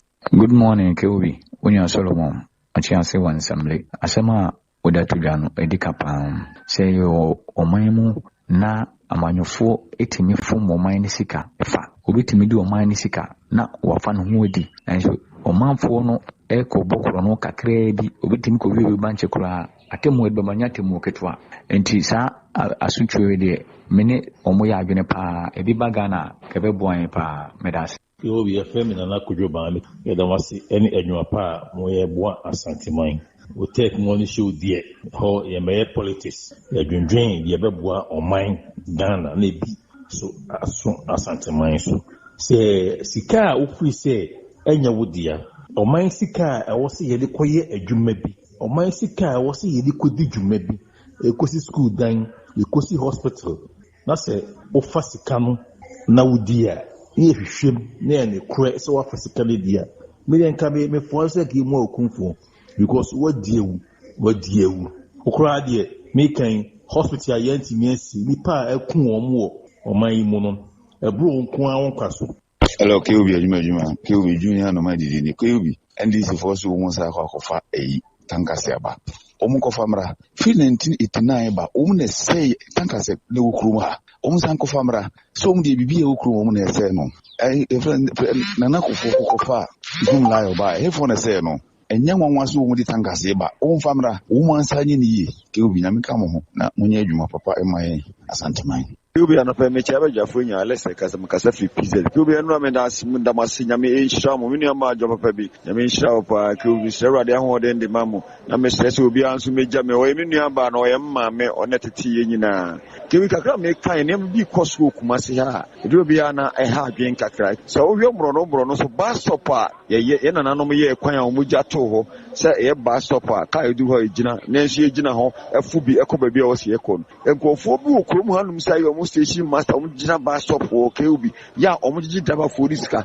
eni say nipa ni jina ona ka no du ora say nipa 2 kra na before o say magi 10 cedi magi 20 cedi this am on first nipa no enam say enti ka no duru ho no mo nipa ni jina ho ba o mo mfa ho mo na nipa no begusu saa omunja ka nko ba bi o so mo ko abawo post office crowd ye chen eno kwa the police for jina ho ya boys ni yes ade no and the police for no hwe wo mo ya ka no duru ho no mo because ba ko no be fa na obagin 10 cedi na passenger na fa no kwa say no wo je no Yobi media ne Simon Kongo so amamanisi ammo obaso da bia meka ono mpenum fo na odo mo ba ne di enim di fo nko Yankopon hire omo nyina na menchia me ame papa Professor Joshua Ale said the mpenum fo yikan Messi won Kongo me politicians that enokure ya ana yammo oman no isi ko Yobi me was school bi e was Asante man ma me kai kwa mo bi di mo ni tu form e ka ya mo ben school ko ne se 2016 Edibano ana 2014 ne wo me yobia the lesson was for o ma yekobubu dan ya na wo school na asasi nyina agui na Ediba 2016 yetoba in this lusu Ediba 2017 Ediba 2020 Keobi Mrs. Abe sisi ameno kasa okosa school asasi ne so a edan ko abrosan bisasa yetoba in this lusu ye no MPP4 by DNSC. Good morning, the champion host KOB. We am Emmanuel Guntumbe Brahabamu. Kevi Mamma Baswana Penamicha Novajofo. Amicha doctors Unomu Edipumai and Nanopay. They are now Kano, so we discover Manu Nassica and then. Imagine celebrating deform, if you only want to deform Quandia. Yanfanentum was Neno in saying for Amranch and some say could be independent and I didn't believe. Never want to from fee waha and Ohami Sanipan and only a banner of washing. Not I my dear account for the general way being good for Papa and Quanimacra. Okay, Benada. Dr. Ebenezer Najima Dog Akwa. Yeah, me a traditionalist and sound. You need to be sound to be traditionalist. Idea when you sound out to me a traditionalist. Okay. Ubia know how a traditionalist on your sound. On your sound. Yes. And now when you're traditionalist, you need to be sound. Know what to me the thin line between baby a feet and baby a young sound so. You need to be sound. Hepa plus Pavi. Yeah. Plus most. Yeah. Nyamiadum adansi ebapa na mesre ubi a oti Otec. Memfa akunye so nchia Otec. etiefo ne ahwefo na mensere nyankopon nhyira ene ne bambo ma obi a oti titiriw de we decide say okope ne hepa plus pavi plus mosanom ke obi yenjin tum say yenuane ne nyeyi o hawe we yenuane ho ne nyeyi o enframa na ye home no the fact say nsuo to na emu aye nwunu no nkyere say enframa no ye still eniema ye home ni bi ekoyemu afa so no empo nsu a ye nom no esese ye san bi say ye ho ensem bi say nsu na ye nom no quality net say obeka so me de me bottle water nko na me nom fi say ni enhu na enye tan bibi omo ye bottle ni say water no we fa na ni enhu no nti enye tan no problem but upie monten so a obeto aduane adi nsu be na de say anuane no eno so ye hwehwe bottle water na wo ka say eye no eno bi ne ye hwehwe agu ayimu eje nkwan ne aduane wo monten so ana obviously no eni ntinuane a ye di nsu a ye nom ohaw wo ho de odasani a o tie me betumi aya bo no ane ho ne say obemadudu atena wedi enim ma menka ne saa madudu emfa onipadua enim at least o de wan tumi kura sabisikasam ye den 2 o mpe aduro nom 3 o te say aduro ne kura free Ghana na oboso funu wa che say o enough reasons say o mpe so obenu maduro no o de mama o saa at least 1 month sabu sumi ni nyina no o de anum dodo no o de o mpe no mani padua no asa warefo a sabu ntokwanye bufo kakraba na be management ebu da kaso eye me no na akono mo de o nkoe me mekirikiri enti hepa plus pavi plus mo sabia o de o mpe dodonom o mpa haban dronom Ghana ne aduro kra o mpe bidin ate ne wapa anom mensa da mensa yem se woni padua na pomodin ti hepa plus pavi plus mos at least busumi bia no baako ameka nyina 60 cedis enti chewa wo ho 60 cedis every month na Ghana ni de obeka se onyare denti na ese onom hepa plus pavi plus mos enema ni bi na maboso no yenuane yensu yemfra mande me de sra ye ho ne de ekoyemu a ebetumi de o haw kese abrand da chense ya nya ho bibi na enunti na meka ho asem enti me de me personal lines we ma ebia o de sabe yare ne kura nya aba sugar levels no o de duro so wosoro obi BP o de duro so o check kura na je masan ahye na ka ho obi ha onyina ne se ne to asena twetwe na che wanom painkillers no a emfa obi nsa osode mu ana oso ayentitriti obi akoma bone peri obi dware wi a na oti ne ho keka no obi ha opa ne se ne ti no edwa no ankasa je se oya ne ho bibia enyi mesrew se ohawo ho ana ohawo ne ho memo akwanya foforo bua oni padua no se de na nanom yetena ase cheye no onso tena ase wa pomuden kwan so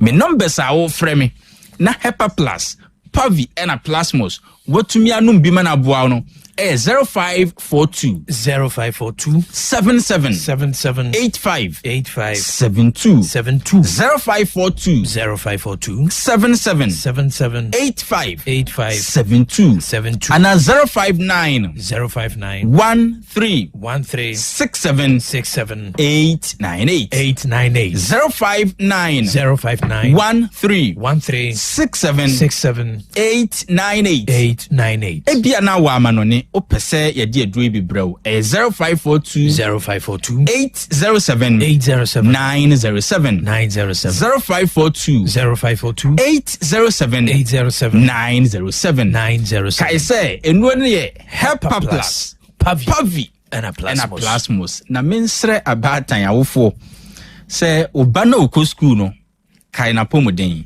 okay me kan say onipa nya certificate wo wiase nyina first class ne de opeso onya nyina once ne ace no onya ni nyina na oni apomodin amfa so be pa na wanya eni nti mesre awofo se oba no pe hepa plus pavi plasmos na famane no want me kura no bosumi bia ma oba ne nya binom efisi emba no bi wo ho a titi woni e boarding house no eni universities no onidi ye eti o sua dia bre ne mogani se be ya obusua be won so koye no so obo ne homoden eti o sua de nyina na drink na wonom onidi o wodi akwakire bia drink ne pie obedi saa bia bread wo edo be so aduan noodles openentema kusua de enti eti wo so obe nyini ebi kura make we doctor oye banker bi oye nurse oye midwife oye engineer or teacher ni and or lecturer, but also be all battle this time. No,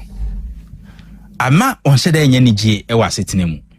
Obianya problem be I say, Ababe yo how kese, Obimu krempo diano ediomako yo baby bonny.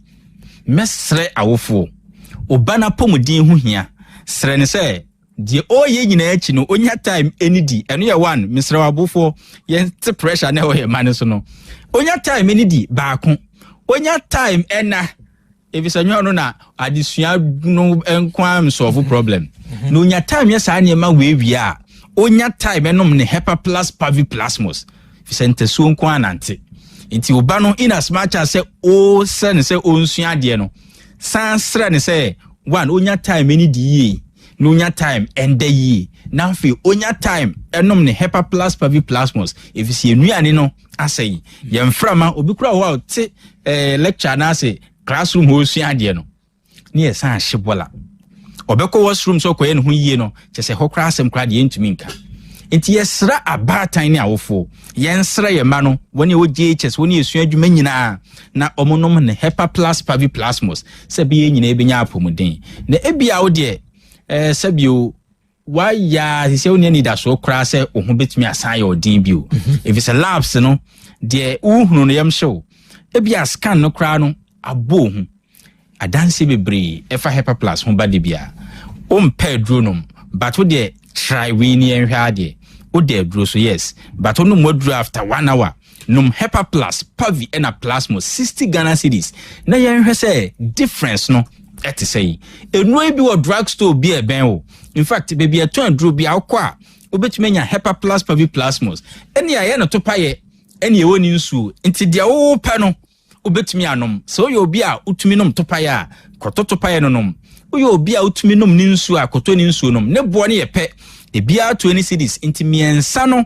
ene 60 cedis ko ba bia ton aduro bia na kwaje binom me personal lines so ni obetumi afrɛ me ebia ba bia wote me nka free no obi se na doctor no obetene Otec FM no waka aduro bo da bi ye masa asɛm no ka no mem efise ha de pe ne ye no problem e no kre de nipa ne pe manenye but onso sabi o sika no wo fa ne de ma ho eti onso bomoden fa ko bebia onso pe koto no 20 cedis miensa enye ntokwanye de ye se bebia wo no some monopoly anase some alliances binti wochine a wonya bi miensa 60 cedis a me kan se inhira nko ano wo kwa de yakopon ahira wo de obe ne se frame bebia wo na wonya no 60 cedis miensa no just place a call ofra me so me responsibility se me ma wonya bi anom in fact se usika kra ndru 500 cedis a obetumi ne nipa mienu miensa kam ho abom fi se de me ya ma woni ye hyehye Hepa plus no 10 Pavi 10 plasmos 10 na ma deliver ma free anka we be 600 cedis se wo to no 20 cedis ba ko bia no a na ma san te so de ma 500 cedis inti ma che 100 cedis se oteme nka na bia wo no bre ansan wanya de wo pe no ato Hepa plus Pavi plasmos obi kura wo no ma openinsu okwa wonya bi yese Pavi asan plasmos asan Hepa plus asan obi so pe capsules okobia na yese bi ne ho ehonye den de obetumi ene se o frame a mebo modern se de wo pe no meso metumi am wanya na package ena me de send o se be ya for security and other reasons inti ya package ya siline kama Hepa plus e wo me 10 Pavi wo me 10 plasmos e wo me 10 openinsu a me de amount 500 cedis ope ne topa yeso a me de amount na so okra de ne bo no on average na anka make 60 cedis no o de na 50 cedis me ye we de ama wa ope Hepa plus ne abusua no etumi anom aside we be bia be ko bia no obetumi nya Hepa plus Pavi plasmos at 60 Ghana cedis na onso etumi anom na hye adofo nkran say enam ne ma atwa ho ahye de yare ebre yenti sisi Hepa plus na be Ghana duru aba be yedudu esese unya binom na nipadua no nso tumi yi ne ma eni se etinam no efrim me number na me de ma no 0542 77 85 72 0542 77 85 72 and 059 13 67 898 059 13 67 898 se owa manonia 0542 807 907 0542 807 907 na keobi adansia na ansen badodo no aye woni ana infections atena omanije so obabi wo ho asabe ode cotton ni ade bo ade no ode koho saafo ni nyina asa sese use HEPA plus pavine plasmos well be na kasa take care of some of these microorganisms woni ana so fita free on be memu ba ensan gugu omo be bia yentumi nka ho asem saafo ni nyina ne omo edi adanse woni ana sabe bibinti omo ntumi modwuma saafo ni nyina na opanyin bi se na onim se ye ka kodu no a ye kama nsem na yede because ono na duane odi pa ye kodu enso ohunu se kodu tumi boa ema ne niema bi ekensisi so eti no tie yen but ohunu se ye ton ye dru na ye ka so nom HEPA plus na fa kodu to akire fi so no odi kodu ne dada but ohunu sa niema no eti na danfo mom ena nkomodie mu a na danfo no ka se edro bi abade odi kodu to akire a ohunu nyame anu munyampa eno say edro be no so HEPA plus dem tati o mun kan de o kan kramati but na ye no kure say de o mun kan say ye no kure papa ne say o decide say o try say na danfo na kan he say this time de on di kodu no say de odi no na emu odi kan nom na HEPA plus pavi ena plasmos ansana kodu no odi no wadi o say ho no hu say na Nyankopon da so tena yeyem o say doc sa mi so me edian kasa so for the first time o de kodu no to akire no ohunu say ne kodu a enye mada no this time not only say kodu no tumi ayema but obuma mpata kodu miensa wow kodu no nye mada o say okọ poso a wanya bia fish no be 15 20 pieces o enya say bia kodu on fele kodu da but o bo modern say o nom ne HEPA plus pavi ena plasmos na owia kodu na odi ohunu hwe no odi kodu ni mom atoto aduro na chi no for the first time nya se onya mpata bebre wabuma kodu miensa ema na ne wife cried your kind of mama ni jewie pay o se ne wife dey attach ne to echi say no you convinced with an adam for ne ka kire no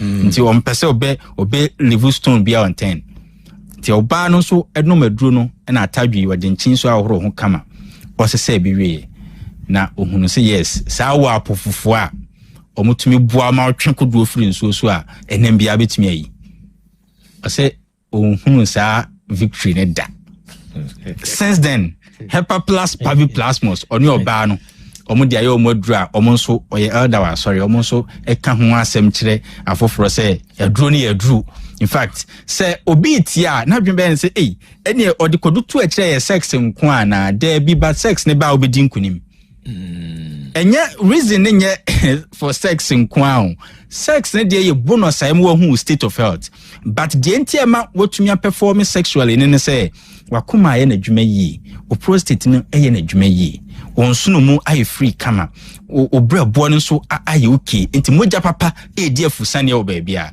you don't need so called memedro any so called China needro jo hian say general well-being no ebegina yi ene elder no so abuma mpata koduo miensa o ka ko de mu dokakra na no bisa me say doc de ntina na me di kwadu de bia so manhunu saa enkunimdie weida na menom HEPA plus pavine plasmos ansana Nyankopon bie saa adoma hinwa we akire me and I'm say very simple ukomazi a bribia me de mazi for no and a reference you are doctor for be bre o mazi emu mienu ba ko ye doctor and you battery doctor ubi akomazi bia me enko doctor no ho saa ade we a me kire we upeso nyanti ase a ko battery doctor no ho okwa o se HEPA plus doctor say memra na ye experiment we kire me say ana me bisa wo say battery nsuo no say wo toamu a ubetumi di nsuo agumu ana se nsuo nso wo toamu ubetumi di battery nsuo agumu ana na saa de no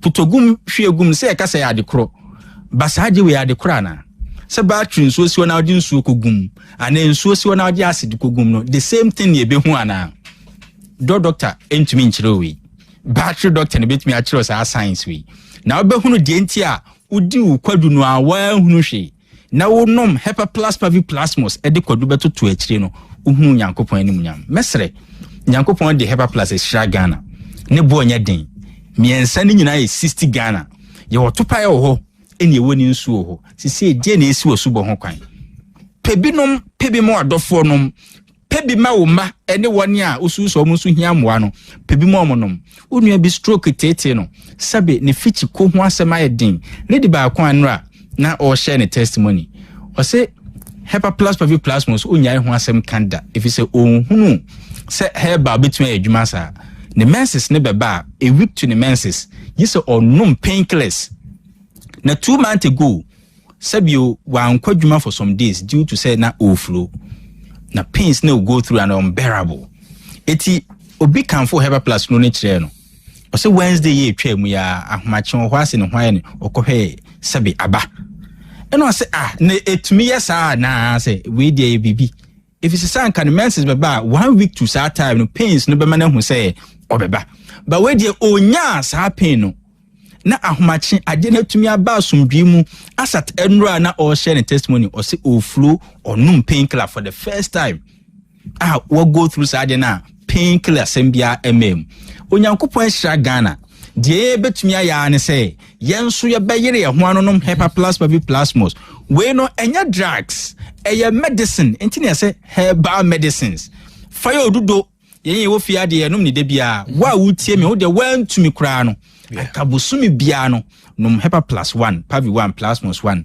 na sere wadofo ene woni e ben om so omonso enye saa me personal lines so betumi afre me e bia so dog atadwe no me ne say dog kwadu no me ne say these are things I made me train free mema wadi nkunim no wo so far we na inti me numbers no frɛ me 0542 77 85 72 0542 77 85 72 and 059 13 67 898 059 13 67 898 se owa manonia 0542 807 907 0542 807 907 kai say eno ne ye Hepa plus pavi ena plasmos ko pebinom doc yada sipi ya mesumdas Abusuya emphasis and be so clear pack natural mineral water. Another Roman Edian support discussion segment, bro. Your Koswaka will say water is life and so Emankwa into one supanuma and Quano, a bit me I feel sir. The sun says one super bit macofa and so be Eddie Abro, Shannon Son, Winton and San Max Royal Company Limited or Quasa Simu. Now what chumun soon or the infidium or sonny so many I say crujin. If you do near a clear pack about just one anum be a dear dance, a clear pack a dance, a chain shoe, and Cayenne wo it was so. Say, Pejagamal dispensers bottle on a sashini in an obenebi, but beyond him so dear, did you maybe say if ye or offices more than sons of a clear pack, natural mineral water. So, who did you ma na opese union shoe? I come another sum or so we wedding, funeral, birthday parties, conferences, retreats. Then I've insurance Somoko conventions are in shoe. I come for the Mamuya clear pack, natural mineral water. So, for financial institutions, then you make cool or one-time delivery at the mount. So, we don't quite furniture more little and your ventures on the bamboo spot in the anymore. Kinebe ventures who are man so that tunnel. Okoa Obinibiato. Asante Mantuan is a Mass Royal Company Limited in Casa 0244 041913. 0244 041913 and at 0558 001765 0558 001765. Digital Herbal Center because work house of the Grow Fine Herbal Tonic and ointment abedjaso Grow Fine Herbal Tonic edem mo akoko nae na or the xanthozylum xanthozyloides e de ka ho onumato untumi didi bo modern so beno bi onan no say otitiriti edu anwumra untumi na anopa osoyo na tin wo widim so yembra no Grow Fine na benya ho de sunko e de akodu djuma wo yoba bosumi be so anayim hyehyew the sense we de ne bai de yaw ne brew ubunsa odi no emaye ibo so e bama ne bro so a na odi no emakra nunum grow fine the be see you na ma uma na kama na CP na no ana beti ase se wona dig the ntia wona edi kan no be na to ni doctor menses and no grow fine won no be say vitamins no mebo ni pedua na pomoden e ma ni gina brand se wayare na afi na ho to wa nunum grow fine ointment so e wodwa so honam be bie yo ya osisi ukotodwe wachi fabetwitwi baby eto adro bia say pharmacy na herbal shops benye bia to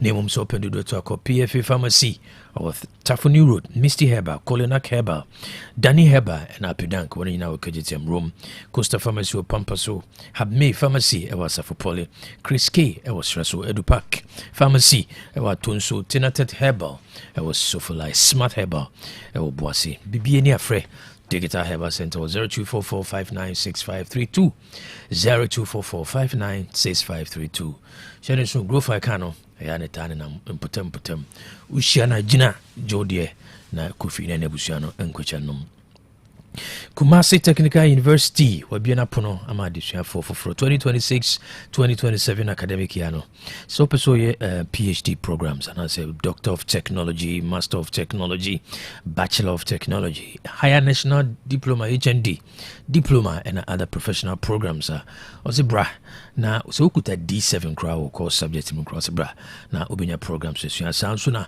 we be out the unyi hunni class obetime so bra na ono twetwe nkoma obu programs kama pa ubonsa obema obia na ususo mfie ni ko animu na opeso apply as matured applicant and so omokonya so obesua de programs awoye no e be engineering in oil and gas, fashion, agribusiness and fashion and finance, entrepreneurship and finance, interior design technology, pharmaceutical sciences, dispensing technology, catering and institutional management, food technology, science and industrial lab technology, computer technology, facility management and diakeka home. Say opeso postgraduate programs with a PhD in applied statistics, DTech automotive engineering, DTech chemical engineering, DTech built environment, Master of Engineering in automotive engineering, Master of Engineering in civil engineering, options in road and highway transportation, and have water and environmental and structure, MSc in business administration and innovation, options accountancy, management and organizational development, strategic marketing, supply chain management, options in procurement and logistics, sustainable banking and finance, MTech in interior design and resource management, MTech in accounting with information systems, and EDIAC accounts. So who programs are who obviously kstu.edu.gh/academics/programs, kstu.edu.gh/academics/programs. So person hunu enema uhia hanase general requirements program bia no enema uhia ansa na wetimi ko kstu.edu.gh/admission/requirements, kstu.edu.gh/admission/requirement ko obehu enema uhia ansa na wetimi asua programs na hodo application voucher no obetimi to be your phone so and also be dial *772*48# *772*48# obetimi so ay application or online and also be call apply.kstu.edu.gh apply.kstu.edu.gh. So apply as undergraduate student. I know anybody 200 Ghana cedi for application voucher. No, say postgraduate program na so your application no 220 Ghana cedi. Wait me don't chimo Kumasi Technical University campus cash office will be voucher ni biato and office so regional offices post office regional offices ni no will be biato UNB Bank, Prudential Bank and a Consolidated Bank, Ghana CBG, and also Benyabiato. Bibiania Fre 0322496380, 0322496380, and 0322496534, 0322496534. Ubetmisua is on WhatsApp line 050-142-7580, 0540-142-7580. Kumasi Technical University, Nimdie Eshrine. The Palon Medicinals, Yanka, so Bema Sia Boniana, Umema Semofum, no Jimeno, a premature ejaculation. I am real permanent sexual weakness. Unquamono, I am rare, uno beshema, eba, intimate frimuma. Don't hear a happy man VS, where a system mill, a ensu, nunumbi. Nebesis you nama, Umema Semajana brand, watunidin, I for men. And what you know, enter 5 Mr. That's would just so. Typhoid fever and kwamwano, mature Simonella typhino, enter 5 Mr. Tuasie. Yefunumu how beer, a free, a yefunu crow, and as I am crow, the friend of ulcer, the titular peptic ulcer, say duodenal ulcer, esophageal ulcer. Ninano and 5 Mr. Tuasie, or one attachment from a tajana wim, Ujunso Chano, Emuyo ya, no, enter 5 Mr. Lipiquin and a lipiton that's who just Subura Pharmacy, Herbal. And a chemical shops biado, Ubinia Biato, Bibiania Fred, Digital, Bibiania Fred, Dr. Palon, that was 0244827228, 0244827228, na Inchiremu Bia, Openo, Dr. Palon, Edibemam. Perfect series books ngoma GS ene naka agia tumene otise ngoma ni bibiri naka enyintumba perfect series ngoma ni de uko na ohwe scan code na o scan ya bonze barcode no scan ya bonze ampa naka ajatum free sha sesuku kopim JHS ubenya ngoma ni nyina bi English language every basic one kopim JHS 3 history of Ghana every basic one kopim JHS 6 RME every basic one kopim JHS 3 computing KG1 to basic 6 creative arts every basic one kopim basic 6 science and maths ni nyina no ubenya bi sounds no open sha sesuku ngoma ni bi numeracy language and literacy creative arts computing coloring phonics and have writing ni nyina no unsabeka bi GHS every basic 7 copy GH basic 9 and we GHS 1 to GHS 3 we English language social studies science RME computing and a career technology we know we had a year mock exams terminal exams and a midterm exams watch a for na this for CC wo mudika so ma ho den hwe ansakra na nso hwe no edu so na edu also watimi atwere atwane yekumase wo pochira kwa wo putu job station and grind and man first stop one wo furniture bookshop bio memoa also perfect series ngmano on sabekabi oni se osusu pebi etu akoton wana so osuku na pebi ama adesuafo a eno on share kama de my friend 0243299938 0243299938 and 0540755465 0540755465 perfect series your war's future is secured. Inro ano pebie come from my head of fear some 3 Hepa plus pavi plasma shannon so mene insuno from my home edena yedie no infections no adoso ti bomodin so beboni peduano na vital organs no etime yi sa infections we nyina na ankofa yade amfamro uho dimpo a ukoba ne da sen na yade be kan to bomodin so nsa be kan de fear some 3 na we enye yade poti bi ntina yenom Sewa pomudin be jina brani for general well-being Bora Pharmacy Herbal and a chemical shops piano unsa ebe kebi ube nsu a ubenya open to paya de openo wa nkasa no choose 20 cities miensa 60 cities wanti mi abosumi bia no ji 60 cities na fa hwe pomudin bibia chiro so pemu nchiremu bebia autono no nya binto anase honey board ya frɛ Dr. Ebenezer Ajman na emo bia na se nchiremu bia ope bia no odbe ma amani 0542 778572 0542 778572 and 0591367898 0591367898 so wa manone na uhia bia amani 0542 807907 0542 807907 Abapamo Shopping, Ghana's biggest online shop for quality products. So, open say what's in a fee now, Udigan will abe for Quanson, but over how and a traffic in the case car sense him so be chinchina copy biatono. Way a convenience and indeed or sit in a fee, stay at the comfort of your home. Not any mundiga. The yans over for smartphone or Play Store and I say App Store. Who do I share Abapamo app no Abapa ABAPA Mall MALL. And now ubetimi yako abefuntin time videos with me one website or www.abapamo.com www.abapamo.com urinjuha adi bia ye to ye was to din ne bodin e free asodum niema so be si niema e didi dwuma e wo jade ntade ne mpaboa enkonwa de siesie dem mpa ne fa dining set ni nyina no abuso e wa bapa so ye abapa so washing machine no e portable e chese be bia betimi de akone bone da form e 399 Ghana cedi uzo a woni smartphone now de ne ya no also still with me afraid ofra ade kra open no chechire mo chire mo na mo hunu ade pote kra open no so be free 0593 386 133 0593 386 133 and 0593 391 848 0593 391 848 so fra ade kra open no we chechire mo chire mo na ne gisem se baby a one abapa betena de dwuma bia ade dwa bia no ode ade Krobea bro within 24 hours on Joteku on your capre and assessing poor. Uni is water for the inquired one so between doing actually move. For 3 miles, Sakasaka Park, no, a one papa showroom, no, a hoburaho, na anyone in Kodiga. We will be so party, we are Tonasi Council as a kind of one child in the bazaar, or say, no, or payment plan and a payment by installment. Teacher and a cracker, and no bois, or the other crab bro.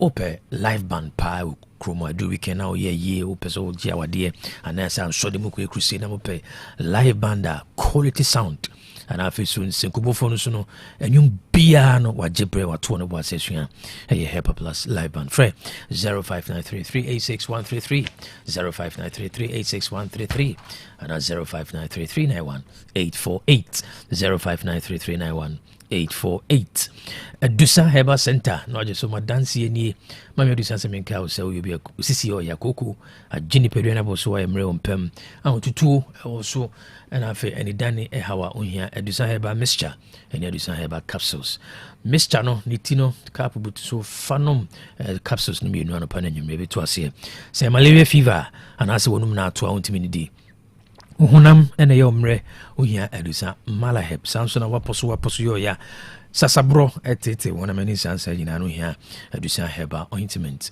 ba bie to andru bia na ma Adusa so to nipa nyina petu benya bia to na emum so open do to akọ Frediments Kolinak Sons Pharmacy Coastal Pharmacy and afi Danny Heba na PF Pharmacy benya bia to ya de bia tena so ache opese ma Adusa nyada je show na hotowa furniture mo so magazine macro go filling station down overhead you know, go filling station or no Mama Adusa na so Adusa Heba Center in the clinic bura ho o fidie kama you know what the free abruchiri and the buy you know enyes wo hu wa na wo hwe obeto ne bo ase de fidie na hwehwe ni pedua kwa ne munyina baby kra yade ne hye ana say yade poti kra na e hawo no afidie ne be ka kire no na afi nupa onyankopon de adom one papa Adusa no or the be a show now so what me akase wa dance in free 0500 110 115 0500 110 115 and 0557 009824 0557 009824 we between for 0557 009825 0557 009825 Obi amedje me no ma kire me na for say be me wedding papa bi hwering basa bi a wakoto tat nya buti I don't sweet as and then mama bas sometimes so am die buda but we jam wo ka bia mama ana so be ka bia ma the wife here can dey recruit sawo ring so dey papo monko ejaba jewelry e hon wodi pure gold e ya gudie bia ejaba jewelry e ho de na me pe all right ye be ko ejaba jewelry e hon na wo pe pure gold ye dey aye wedding any engagement rings, bracelets, anklets, waist chains, asumade, komade, papa, ne border from Wubenya. Woye bi ewa Ghana, no aye bi nsu amanone. Enye chene hoy, wo Ejaba House, Adum Kumasi, Prempre Second Street, Monfre 0277 10 44 88. Ene menshia wo Ejaba Family House, menshia traffic lights, Monfre 0277 40 44 88. Website www.ejabajewelry.com. Ene email info@ejabajewelry.com. Ejaba Jewelry. A good day, Papa Fee, no.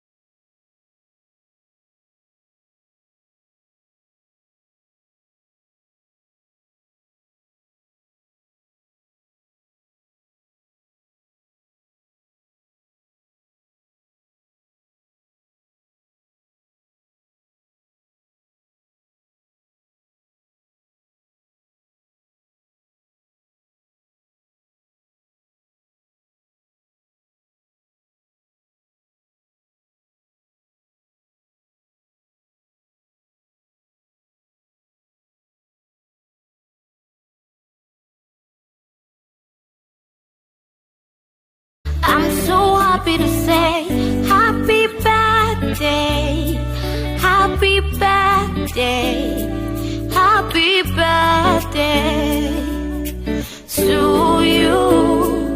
Happy birthday, happy birthday, happy birthday.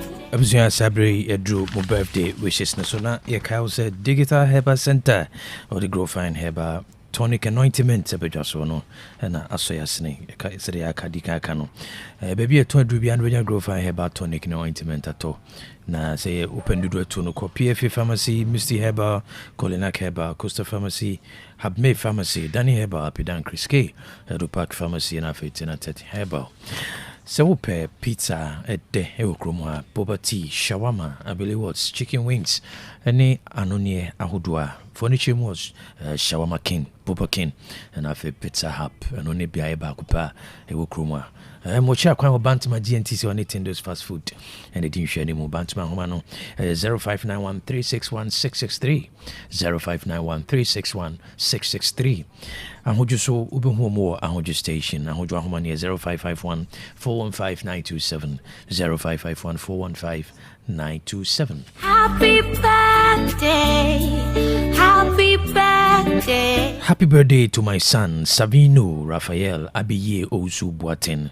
Way if you are for Mr. and Mrs. Osu Boatin, me as name St. Teresa's Church, and one is all I would have passed in Yakupon so can or more buying no more uni and will quite shrunk so. Happy birthday to Sarah Esiedua, or your fashion designer, or a Francho, and you are Oda, a more would have passed that would demonstrate and a moo and the penina at the mount.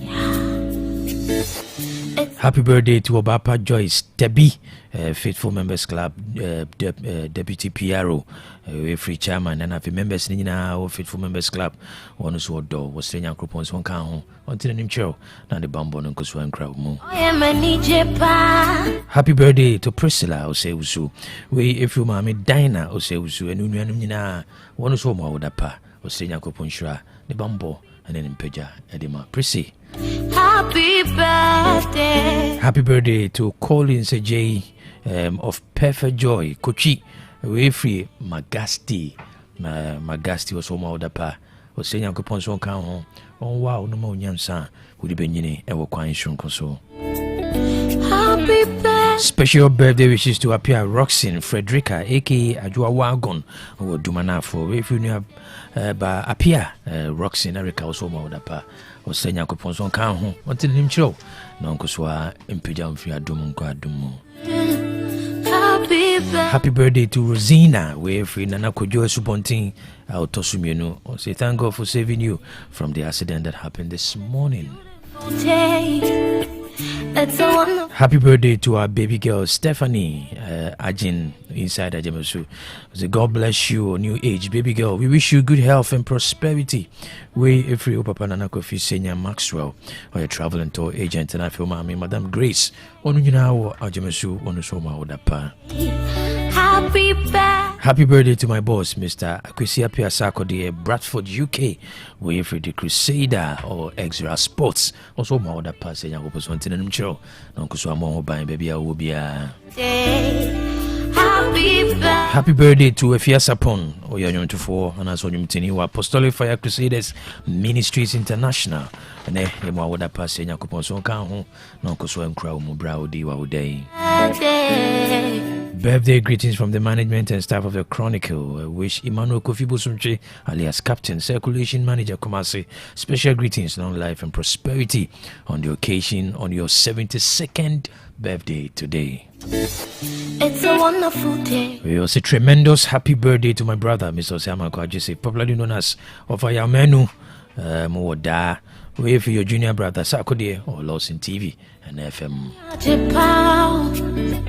Happy birthday to Daniel Menu, aka TT, who is a senior journalist. We free Yonkoni, Nafufonina, Nebushonina, one so more the person Yankopon Town, now for our demonstration and Fanomo. Happy birthday to Gloria Abba Kwachua Mensa. Otia Shaiman, or may the good Lord bless you with good health, long life, and prosperity. We, if you police officer, I'll say Bonsu or Tema FPU, endorsed by Dr. Bedi Okwadasu. Happy birthday to you, Mr. Hubert Obin, Oya Chicheni or St. Jerome, Senior High School Offensive or 4. We, if you want to say, we did now, Roda, or Ghana Immigration Service, when you was saying, now, so my other pass, Yankoponso, Uncle Swa, and Tinanim Fanchero. Happy birthday wishes to Mrs. Vasilina Siakon Dokas, who is a police officer Ewo Konongo Odumase.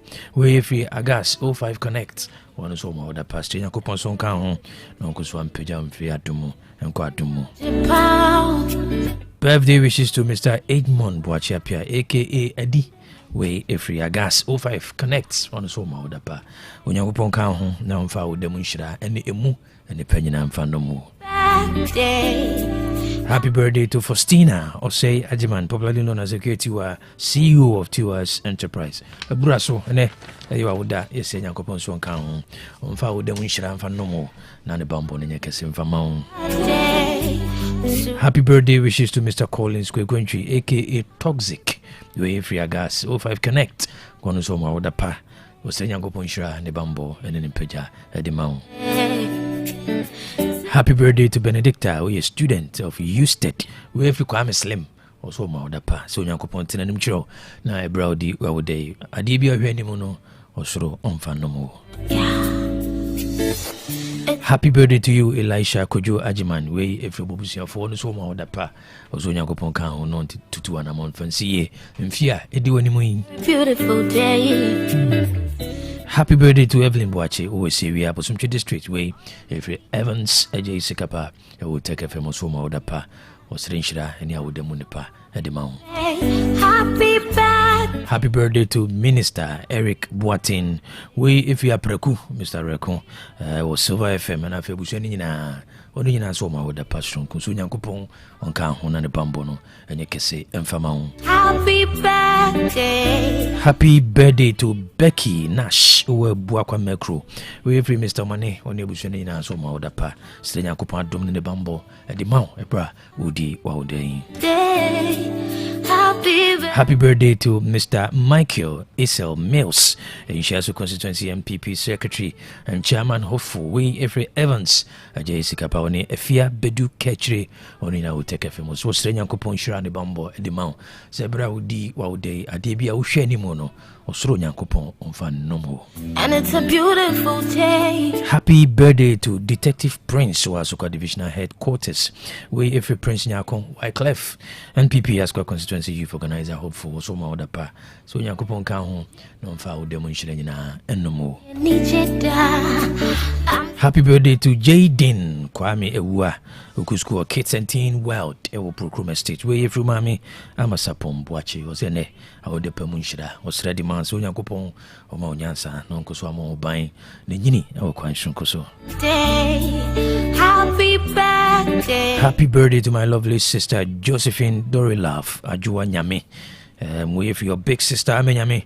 Only a bush engine as when you go upon count. More buying now, Uncle Swa into 2 Anamon and Fancy. Happy birthday. Happy birthday to Pukwajiman Jennifer, we a member of High School Creatives. Way for you, Mommy.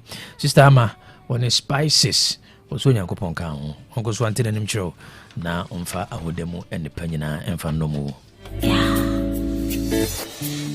Special birthday wishes to Jennifer Achere Akwe, aka Ohima Jenny, or your final year student of KNUST, and a Mawda pass through Yakupon Son Kahon, now Omani Bambono, and Yakasim Famao. Happy birthday to the Evergreen, Ohinire, or by Fia Jamfua, where if you come Adina, Achumata Chima Hene, Achumani Fahine, Nana, a free Tachi out of Sumiansa, and if you come here, Jenny Boatin and Akokoto, I will take a film one so Yakupon Kahon, buying now on fa ne Bambono and Toso. Happy birthday, happy birthday, happy birthday to you. Happy birthday, happy birthday, happy Happy birthday to you, Obute Gloria, who is a student of Otec School of Journalism and Communication Studies. If you all the broadcast journalism. Happy birthday. Yeah. It's a wonderful day. And it's a beautiful day. It's a wonderful day. A very beautiful day. Menya Japan, oh yeah, many Japan, and they need I'm so happy to say happy birthday, happy birthday, happy birthday to you. Happy birthday, happy birthday. Happy birthday to you. Happy birthday. Happy birthday. Happy birthday to you. Happy birthday. I'm almost asleep. Happy birthday. It's a wonderful day, and it's a beautiful day. It's a wonderful day, a very beautiful day. Menya Japan, oh yeah, many Japan, and they need I'm so happy to say happy birthday, happy birthday. Happy birthday to you. All right, special birthday to you, Jennifer Achire Akwe, aka Ohima Jenny. We are final year student of K University, and you are you more the past Yankupon, so Uncle Swa and Tinanim Fancho. Happy birthday to you, the evergreen Ohiniri Oba Efia Jemfua. We if you want as a wukuno achuma techiman. Hene achuma fa hene na free techi autosumiensa na kwa me jeni mbwati na kokoto Otec FM. So Yankopon sha ne bambo and na dum edema. Happy birthday to you, Obute Gloria. We are a student of Otec School of Journalism and Communication Studies.